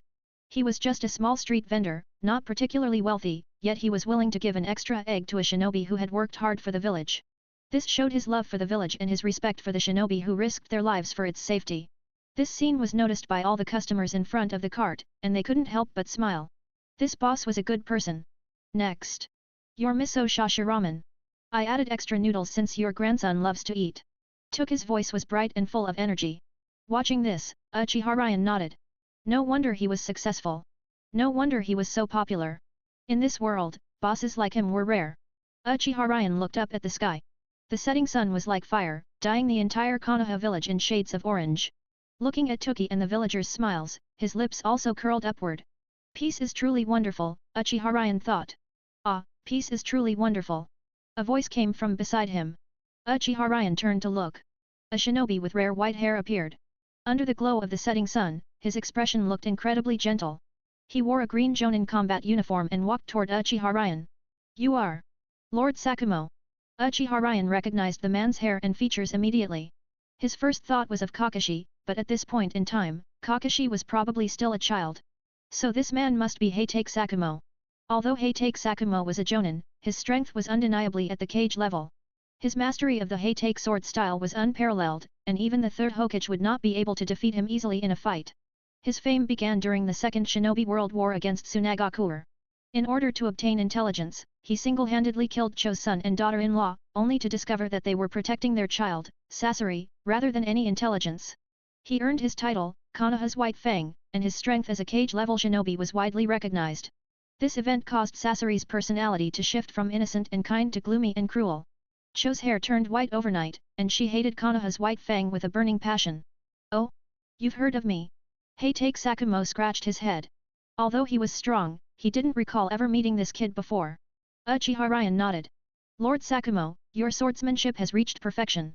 The Heitake sword style, paired with your White Fang, strikes fear into your enemies. Ha ha ha, those are just rumors. Don't take them too seriously.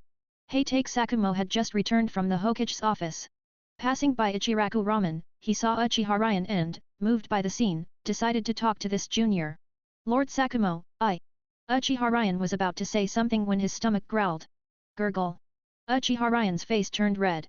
This was so embarrassing. His first meeting with a legendary shinobi, and this was how it went. Damn stomach. He couldn't help but feel frustrated. Heitake Sakumo laughed. Alright, kid. Since we've met by chance, let me treat you to some ramen. He then looked toward the Ichiraku ramen cart. Took 1 bowl of miso ramen and 1 bowl of tonkotsu ramen. Heitake Sakumo's voice was loud, drawing everyone's attention. The shinobi recognized Heitake Sakumo and bowed respectfully, while the villagers looked curiously at Heitake Sakumo and Uchihara. Toka's eyes lit up when he saw him. Coming right up. With that, Toka got to work. Heitake Sakumo waved his hand, signaling everyone to go about their business, then turned to Uchihara. I don't know what flavor you like, so I ordered both types of ramen Toki offers. You can choose the one you prefer, and I'll take the other. I'm not picky. Heitake Sakumo smiled. Uchihara's heart warmed at this. Sakumo was so open and friendly. If there was a chance in the future, he would try to help him. He couldn't let him die as tragically as in the original story. Toki worked quickly. In less than 10 minutes, 2 steaming bowls of ramen were ready. Heitake Sakumo took them and asked Uchihara, which one do you want? Uchihara glanced at the tonkotsu ramen first. The meat looked huge, making him swallow his saliva. Then he looked at the miso ramen, which had much less meat. So, Uchihara pointed at the miso ramen. Heitake Sakumo saw through this immediately and smiled. I just had grilled meat for lunch, so I'm a bit tired of it. I'd prefer the miso ramen. He then handed the tonkotsu ramen to Uchihara. Uchihara was stunned. He wasn't a child anymore and understood that Heitake Sakumo had done this on purpose. His heart warmed as he looked at Heitake Sakumo, who was still smiling gently. Take it, kid. Let's eat and chat. He pointed to a nearby table and chairs. Uchihara took the tonkotsu ramen from Heitake Sakumo, feeling a warmth in his heart. Thank you, Lord Sakumo. Uchihara said sincerely. Heitake Sakumo blinked. No need to thank me. His voice was warm, like a gentle breeze, open book like the story. Read 120 chapters ahead. Link/Atom Electron Chapter 46, True and False Intelligence, Borrowing a Knife to Kill Chapter 46, Chapter 46, True and False Intelligence, Borrowing a Knife to Kill. Heitake Sakumo and Uchihara sat on chairs, placing their ramen bowls on the table. Heitake Sakumo clasped his hands together and said, let's eat. Uchiha Ryan had only seen this formal gesture in anime. This was his first time experiencing it in person, so he imitated Heitake Sakumo's actions. Then, the two began slurping their noodles. After his first bite, Uchiha Ryan's eyes widened in amazement. The flavor was incredible. And the texture of the noodles. His eyes sparkled. It was delicious. Noticing this, Heitake Sakumo smiled. Kid, what's your name? Judging by your Uchiha attire, you must be from the Uchiha clan. Uchiha Ryan paused, swallowed his noodles, and replied, Lord Sakumo, my name is Uchiha Ryan. Heitake Sakumo's eyes lit up. Uchiha Ryan. He had heard about him from the Hokage and his clansmen who had participated in the war in the Land of Rain. Their evaluations were overwhelmingly positive praise, like a genius strategist, outnumbered but victorious, and a prodigy. There was even an unofficial title, God of War. Oh? Uchiha Ryan? The God of War. Heitake Sakumo chuckled. Uchiha Ryan scratched his head. Those are just exaggerated rumors. They shouldn't be taken seriously. But Heitake Sakumo shook his head. This is what the Hokage himself told me when I met him at the Hokage building earlier. Are you saying the Hokage is also spreading false rumors? Uchiha Ryan took a sharp breath. He hadn't expected Hiruzen Sarutobi to hold him in such high regard. But then he recalled how he had led the Uchiha to side with Hiruzen on his first night back and realized it wasn't so surprising. Since they were on the same side, building up Uchiha Ryan's reputation also benefited Hiruzen's rule. See how amazing the God of War is? Well, he's one of my people. Still, Uchiha Ryan remained humble in front of Heitake Sakumo. Lord Sakumo, it was mostly luck. The credit really goes to Lady Tsunade. If she hadn't given me the chance to try, success wouldn't have been guaranteed. Hearing this, Heitake Sakumo nodded inwardly. Despite his young age and great achievements, Uchiha Ryan remained modest. He seemed like someone worth befriending. Ryan, may I call you that? Heitake Sakumo smiled. Uchiha Ryan nodded. Of course. I've received a mission and would like your opinion on it. Heitake Sakumo's expression suddenly turned serious. Uchiha Ryan was taken aback. Glancing around and noticing the number of people nearby, he said, this isn't the right place to discuss such matters. Then he continued eating. Understanding that Uchiha Ryan was willing to analyze the mission but needed a more private setting, Heitake Sakumo also quickened his pace. After they finished eating, Uchiha Ryan asked, Lord Sakumo, is your home a suitable place to talk? Heitake Sakumo nodded. Of course. He then led Uchiha Ryan to his house. After about 20 minutes, they arrived. Uchiha Ryan observed Heitake Sakumo's residence, a simple two-story house. He couldn't help but sigh. Are all powerful figures this low-key? Thinking of the Uchiha clan's grand compound, he shook his head. Their houses were large, but in terms of strong fighters, only Uchiha Hirotomo stood out. The others were better left unmentioned. Heitake Sakumo knocked on the door. A woman's voice came from inside. Who is it? It's me, Yoshiko. I've brought a guest. When Heitake Sakumo said Yoshiko, his eyes softened with affection. Click. The door opened. A beautiful woman peeked out, first looking at her husband with delight, then noticing Uchiha Ryan and regaining her composure. Please come in. She took out slippers and placed them at the entrance, welcoming her husband and Uchiha Ryan inside. Uchiha Ryan thought, Sakumo is lucky to have such a virtuous wife. But in the anime, Kakashi didn't seem to have a mother, he only lived with his father. That meant Yoshiko must have met an unfortunate end and passed away. Ryan, please come in. Heitake Sakumo gestured toward the study. Uchiha Ryan nodded, put on the slippers, and entered the study. Yoshiko served tea and then left, closing the door behind her. She understood that the following conversation wasn't for her ears. She even locked the front door to ensure no one could enter unexpectedly. Uchiha Ryan signaled Heitake Sakumo to explain the mission.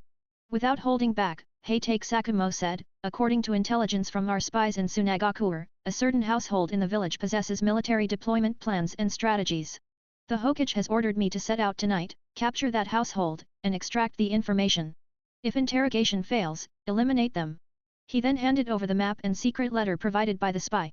Since Uchiha Ryan was aligned with the Hokage, there was no issue sharing this. As long as neither of them spoke, who would know? Uchiha Ryan examined the letter and frowned. The handwriting showed signs of imitation, some strokes were unnatural. Then he looked at the map. Seriously? Only one house is marked in Tsunade? Where are the others? Is this a joke? What do you think, Ryan? Do you notice anything? Heitake Sakumo was puzzled. He had also reviewed the materials but felt something was off. However, since the Hokage had given them to him, he tried to rationalize the discrepancies. Maybe the map only marks the target? The handwriting is shaky because the ink was running low? Uchiha Ryan set down the letter and map. He looked at Heitake Sakumo and chuckled. The intelligence is fake, but also real. Heitake Sakumo was confused. What does that mean? Seeing his expression, Uchiha Ryan stopped being cryptic. The intelligence is fake because the handwriting deliberately mimics our spy's writing style, which is why it looks awkward. The intelligence is real because the house on the map exists, and people live there. As for whether they have military intelligence, Lord Sakumo, if you were a commander, would you store military orders at home? Uchiha Ryan smiled. Heitake Sakumo froze. Right, military intelligence wouldn't be kept at home. Commanders memorize it or keep it close. Storing it at home makes no sense. With Uchiha Ryan's explanation, Heitake Sakumo finally understood what he meant by fake but real. Then what's their goal? Heitake Sakumo was still unclear. Using his meta-knowledge, the letter, and the map, Uchiha Ryan deduced that this was a deliberate misinformation campaign. The real spy was probably dead. This message was a product of Tsunagakure's internal power struggles. They wanted to use Konoha to kill the people in that house. Uchiha Ryan shared his theory with Heitake Sakumo, who fell silent. Open book like the story? Read 120 chapters ahead. Link/Atom Electron Chapter 47, What Should I Do? Chapter 47, What Should I Do? Heitake Sakumo fell silent, then suddenly spoke. Ryan, what should I do? Should I tell the Hokage? Uchiha Ryan shook his head. No need. The order was given to you by the Hokage himself. Having your own judgment is good, but if you tell the Hokage now, it would force him to reverse his own decision. Even if you do the right thing, it will make the Hokage dislike you. Instead, let's go with the flow. You will set out tonight for the location marked on the map, and then... The last few words were whispered directly into Heitake Sakumo's ear. Heitake Sakumo nodded. I understand, Ryan. Uchiha Ryan glanced at the sky outside the window. The moon was bright, and the stars were sparse. A cold breeze blew in, making him shiver. He sighed. Pretend I was never here tonight. Oh, and one more thing, Sakumo-sama. A tree that stands out will be toppled by the wind. Remember to hide your brilliance. Konoha is not as simple as you think. After speaking, Uchiha Ryan stood up and walked out of the study. When he reached the front door and turned the handle, the door opened. Uchiha Ryan paused in surprise. Yoshiko was standing guard at the entrance, looking very focused. When Yoshiko saw Uchiha Ryan come out, she gave him a formal smile and opened the door. Uchiha Ryan nodded and left the Heitake residence. He had guessed who was behind this, but it wasn't appropriate to tell Heitake Sakumo. The more one knew, the heavier the burden. Heitake Sakumo was a sharp blade, one so sharp that even its wielder would handle it with caution. Any mission he undertook would be completed flawlessly. But it was precisely because of his immense talent and his inability to conceal it that he became a target of suspicion for the third Hokage and jealousy from Danzo Shimura. In the end, unable to overcome his own guilt, he took his own life. Even though the elderly Hiruzen Sarutobi knew Sakumo was a loyal and outstanding shinobi, he didn't dare take the risk. What if, one day, those who supported Sakumo incited him to compete for the position of Hokage? Would his own seat remain secure? In his later years, Hiruzen Sarutobi became obsessed with power. He only let go at the moment of his death. What? You ask about the fourth Hokage? The fourth Hokage, Namikaze Minato, was indeed a commoner by birth.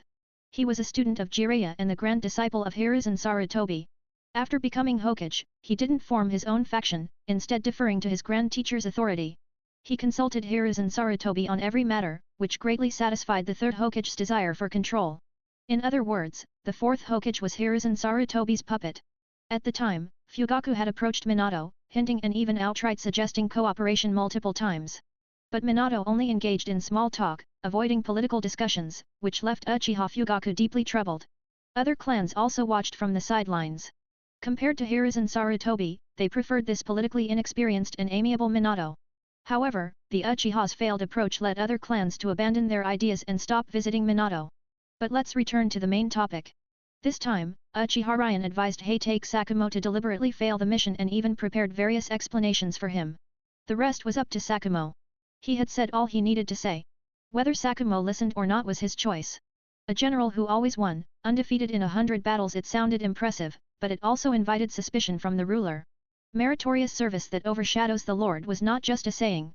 As Uchiha Ryan stepped out of the Heitake clan's territory, 5 Uchiha shinobi appeared before him. They knelt in unison. Sixth Elder, the clan leader has ordered us to escort you to the meeting. Uchiha Ryan was startled, then smiled. All right, stand up. We're from the same clan.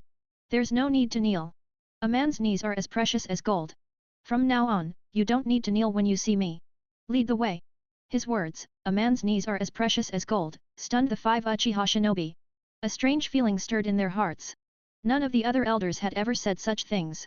Even the dovish 4th elder only had a gentle demeanor, but his words still carried the arrogance of an elder. But Uchiha Ryan was different. They could sense his sincerity. The others looked at the leader of the group. After a moment of thought, the leader said, "Everyone, listen to the 6th elder. Stand up first." Then the leader spoke again. "6th elder, I am Uchiha Ippu. Please follow us." Uchiha Ryan nodded. "Good, I'll remember you, Ippu." "Yes." Uchiha Ippu nodded and led the other 4 shinobi ahead. Uchiha Ryan smiled faintly and followed. Ding! Congratulations, host, for gifting 2090 bomb suits to Nawake. Rewards will be issued after the battle with Suna. Ding! Congratulations, host, for slightly altering Heitake Sakumo's thoughts. Reward, 5,000 points, ninjutsu, body flicker technique. The chakra flow path of the body flicker technique instantly imprinted itself in Uchiha Ryan's mind. He smirked as he looked at the shinobi ahead of him, circulating his chakra without hand seals. In an instant, Uchiha Ryan leaped several positions forward, landing beside the leading shinobi. "Hey, Ippu, I'll wait for you at the clan entrance." With that, he continued flickering away. The 5 Uchiha shinobi were dumbfounded. They had seen the body flicker technique before, but never one so smooth. Moreover, the technique consumed a lot of chakra, yet Uchiha Ryan seemed to have an endless supply. The 5 shinobi exchanged glances, gritted their teeth, and began forming hand seals to use the body flicker technique. But even then, they couldn't catch up to Uchiha Ryan's continuous flickering. Soon, Uchiha Ryan appeared at the clan entrance. The Uchiha guards saw him and immediately saluted. "6th elder, please enter. The clan leader is organizing the meeting." Uchiha Ryan shook his head. "Wait, not everyone has arrived yet." His tone carried a hint of amusement. "Not arrived yet?" The guards were puzzled but didn't dare ask further, returning to their posts to guard the clan entrance. About 3 minutes later, Uchiha Ryan looked in the direction he had come from and smiled. The 5 had finally arrived. He waved. "Hey, you finally made it." Uchiha Ippu and the others didn't use the body flicker technique for the last stretch, choosing to run instead. Good heavens, the technique consumed too much chakra. One more use and they might collapse from exhaustion. Suppressing their exhaustion, they ran to Uchiha Ryan's side. They noticed he wasn't even out of breath and was still smiling at them. Truly worthy of being the 6th elder, the youngest elder, living up to his reputation. These 5 were thoroughly impressed. Uchiha Ryan chuckled. Young people need more training. He patted Uchiha Ippu's shoulder. Uchiha Ippu's face was flushed as he gasped, "Elder, you're too strong. We can't compare." Uchiha Ryan shook his head. "Need a break." Seeing Uchiha Ippu in this state, he felt a little guilty. He had been too focused on showing off and hadn't considered the others. Uchiha Ippu shook his head, took a deep breath, and forced himself to stand straight. "Please, follow me, elder." He trembled as he led the way. Like the story? Read 120 chapters ahead. Link/Atom Electron Chapter 48, Mobilize the entire clan, protect the village and nation. Chapter 48, Chapter 48, Mobilize the entire clan, protect the village and nation. Uchiha Ippu endured his physical discomfort and brought Uchiha Ryan to the meeting room. Since the relationship between the Uchiha clan and the village was currently in a honeymoon phase, they did not hold the meeting at the Naka shrine. "We're here, 6th elder." After saying this, Uchiha Ippu pointed to the meeting room and then left. Right now, he just wanted to lie down and sleep. Uchiha Ryan sighed as he watched Uchiha Ippu leave. "Kid, you still need more training." Then, he turned his gaze to the large meeting room. Not bad. Quite impressive, almost as big as one floor of an office building. He knocked on the door, and a voice from inside called out, "Who is it?" "It's me, clan leader Hirotomo." As soon as he finished speaking, the door opened. Uchiha Ryan was taken aback when he saw who had opened it. It was actually Uchiha Fugaku. Uchiha Fugaku bowed respectfully. "Elder Ryan, please follow me." Uchiha Ryan nodded.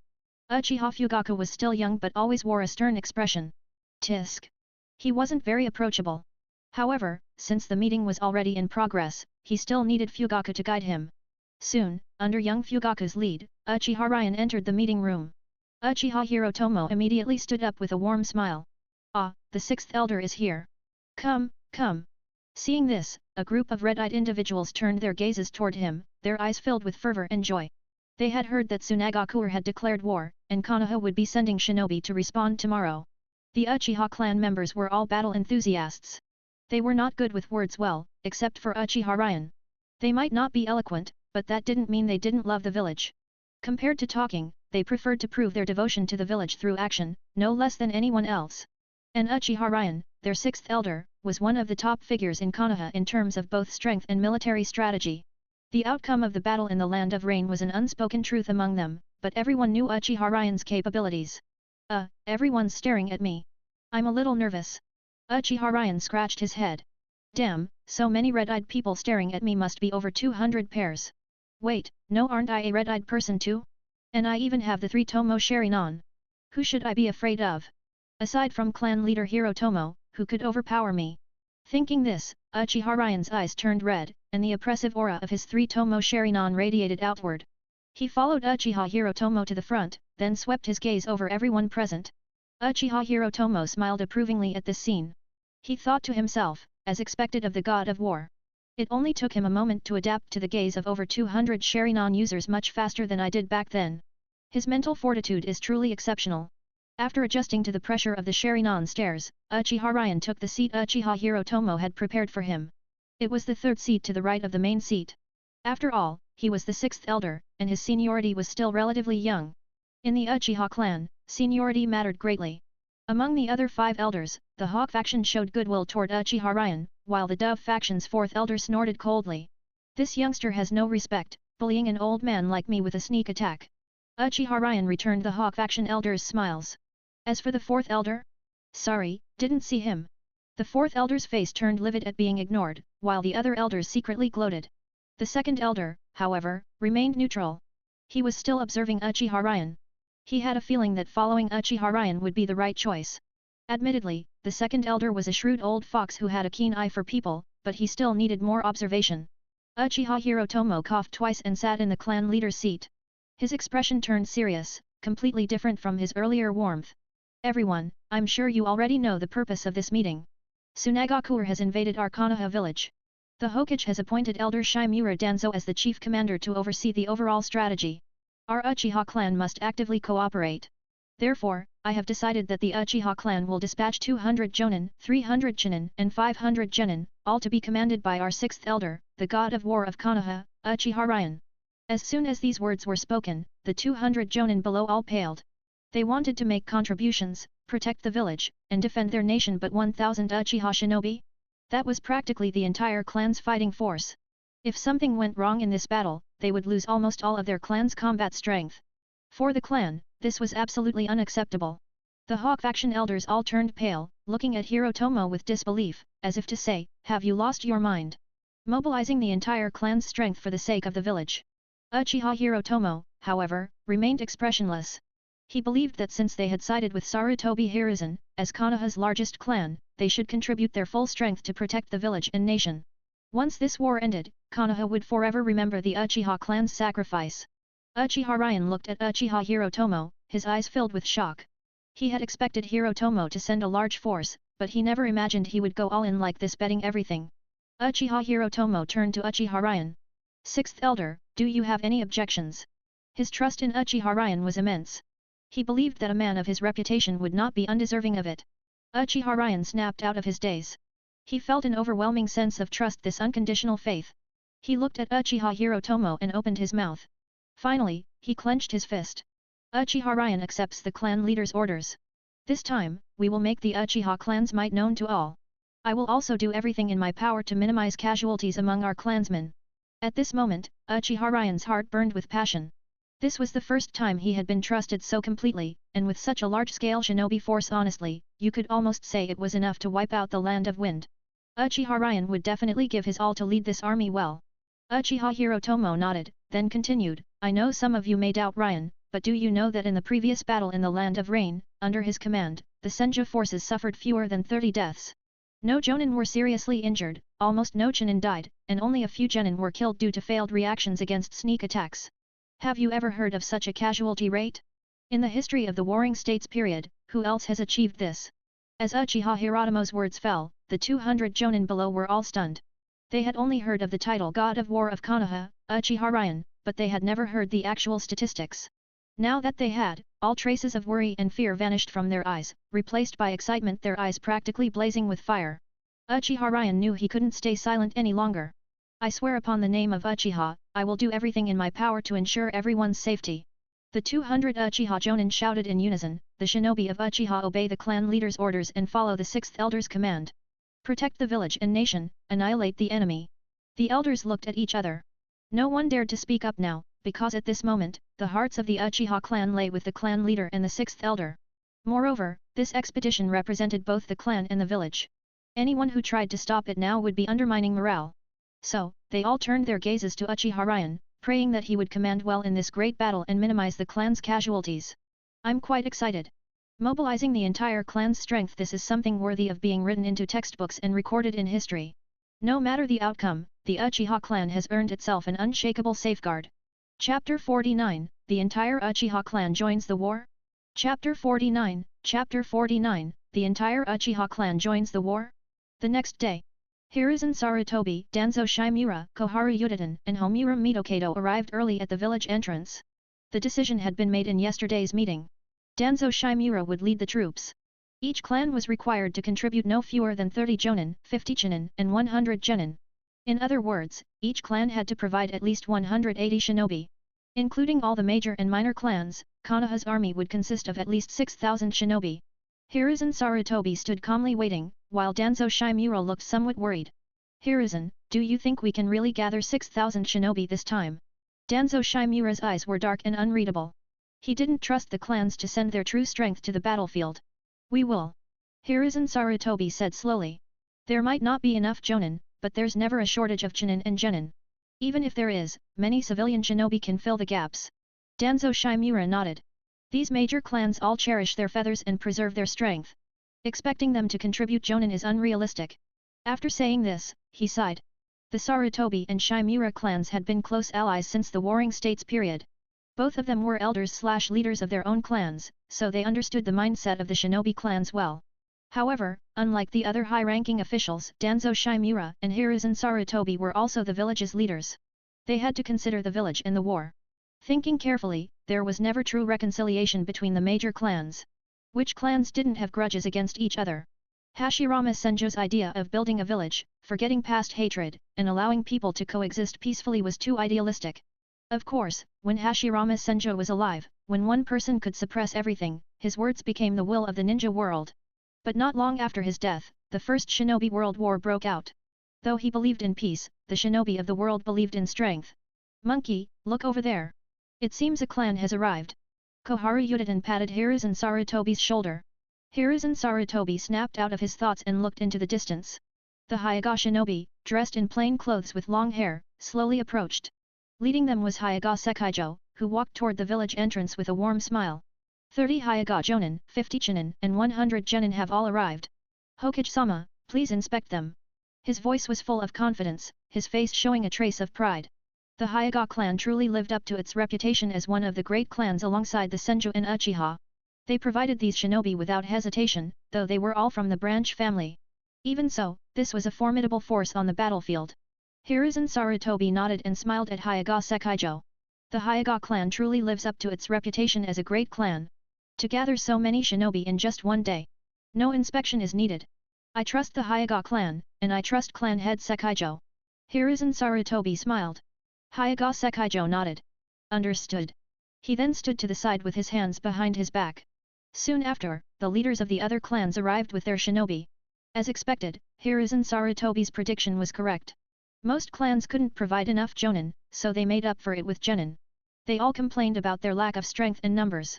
Everyone understood the real reason. Despite this, Hiruzen Sarutobi continued to smile and nodded reassuringly. It's fine.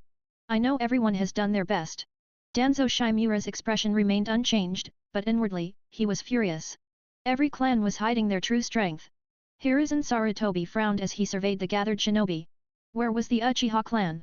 The moment this thought crossed his mind, the ground began to tremble slightly. Over 1,000 Uchiha shinobi marched in perfect formation toward the village entrance. The clan leaders tensed. When they saw the number of Uchiha shinobi, their expressions changed. Had the Uchiha clan sent their entire force? Hiruzen Sarutobi was stunned at first, then overjoyed. Even Danzo Shimura couldn't help but widen his eyes in surprise and disbelief. Were the Uchiha insane? Hokage-sama. Uchiha Ryan raised his hand in greeting. Today, none of the other Uchiha elders or the clan head had come. Only Uchiha Ryan led the troops. "Ryan, you're here. What is this?" Hiruzen Sarutobi was first delighted, then frowned as he pointed at the Uchiha shinobi. Uchiha Ryan realized he should be formal now, so he took 2 steps back and bowed. "Uchiha Ryan brings 200 Uchiha Jonin, 300 Chunin, and 500 Genin. The entire clan has mobilized to protect the village and defend the nation. We will resist the sand dogs." Uchiha Ryan's voice was loud and penetrating. The surrounding clans were shocked. Was this really the Uchiha they knew? They were committing their entire clan's strength to fight for the village. Hiruzen Sarutobi sensed Uchiha Ryan's sincerity. He scanned the Uchiha shinobi, then looked back at Uchiha Ryan. "Thank you for the Uchiha clan's full support." With that, he prepared to bow. Uchiha Ryan didn't dare accept this and quickly stepped forward, but Hiruzen Sarutobi waved him off and bowed to the Uchiha shinobi. "You are Konoha's Uchiha. You were in the past, and you will be in the future. Your contributions are seen by me and all the villagers. As Hokage, I, Hiruzen Sarutobi, thank you for your sacrifice." Hiruzen Sarutobi bowed deeply to the Uchiha. The Uchiha clansmen were visibly moved. They knelt on one knee. "For the village, for the people, it is our honor." Even Danzo Shimura felt his blood boil. His opinion of the Uchiha clan began to change. Meanwhile, Hyaga Sekaijo, who had been so proud earlier, now looked awkward. Regardless of the Uchiha's past actions, this time they were committing their entire clan to fight for the village. This level of determination was unmatched by any other clan. After this war, no matter the outcome, the Uchiha clan would become Konoha's model clan. Naralaming eyes lit up when he saw this. He admired Uchiha Ryan and the Uchiha clan. Even he wouldn't dare make such a bold decision. Tsunade wasn't present, or she would have been deeply moved. Due to the medical nin proposal, she had been assigned to manage the village's medical nin and would serve as the head of the medical corps during the war, not participating in direct combat. The Senju troops stood to the side, watching Uchiha Ryan and the Uchiha clan with mixed feelings. The difference in leadership truly changed a clan's spirit. The current Uchiha gave them a sense of unity and responsibility. The third Hokage looked satisfied and patted Uchiha Ryan's shoulder. He smiled faintly, then gave Danzo Shimura a meaningful glance. Danzo Shimura understood. This was Hiruzen Sarutobi telling him to consult Uchiha Ryan more during this mission. He was here to help. Danzo Shimura naturally knew this. He looked at Uchiha Ryan and forced what he thought was a friendly smile. Uchiha Ryan smiled back in return. Open book like the story? Read 120 chapters ahead.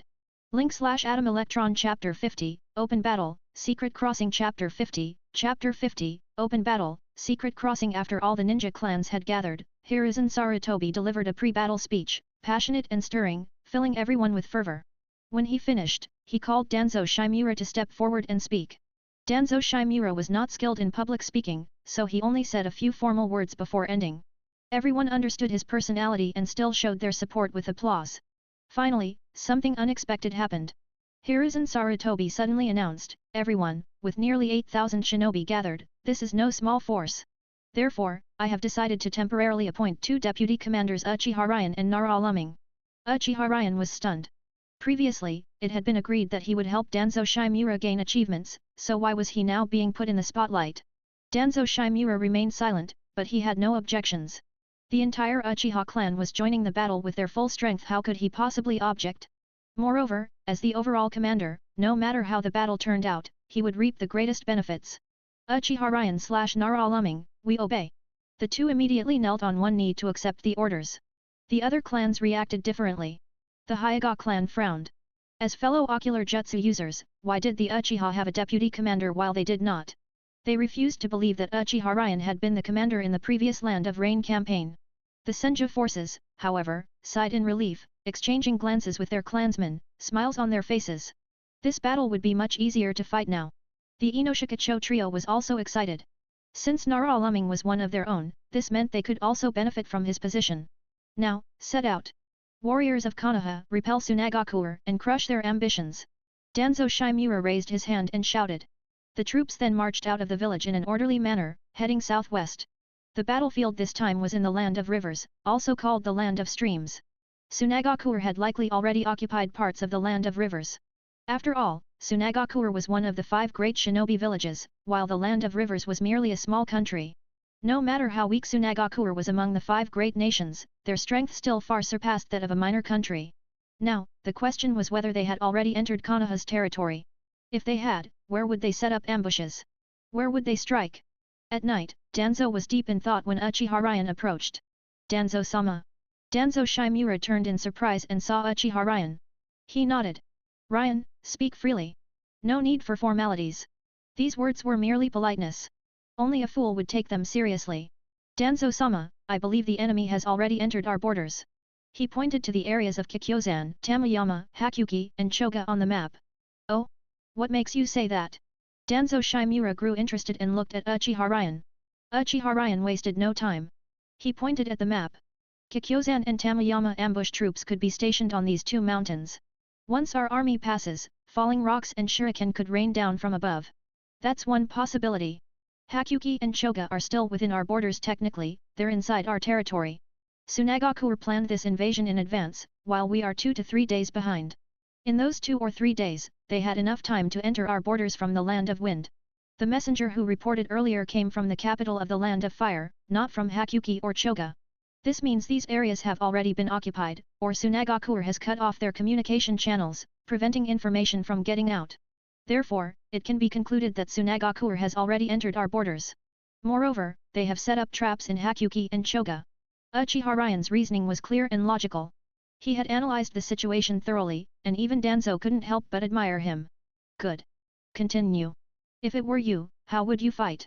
Danzo Shimura recognized Uchiha Ryan's capabilities and was willing to listen to his suggestions. Open battle at Hakuki Choga, secret crossing at Shishin.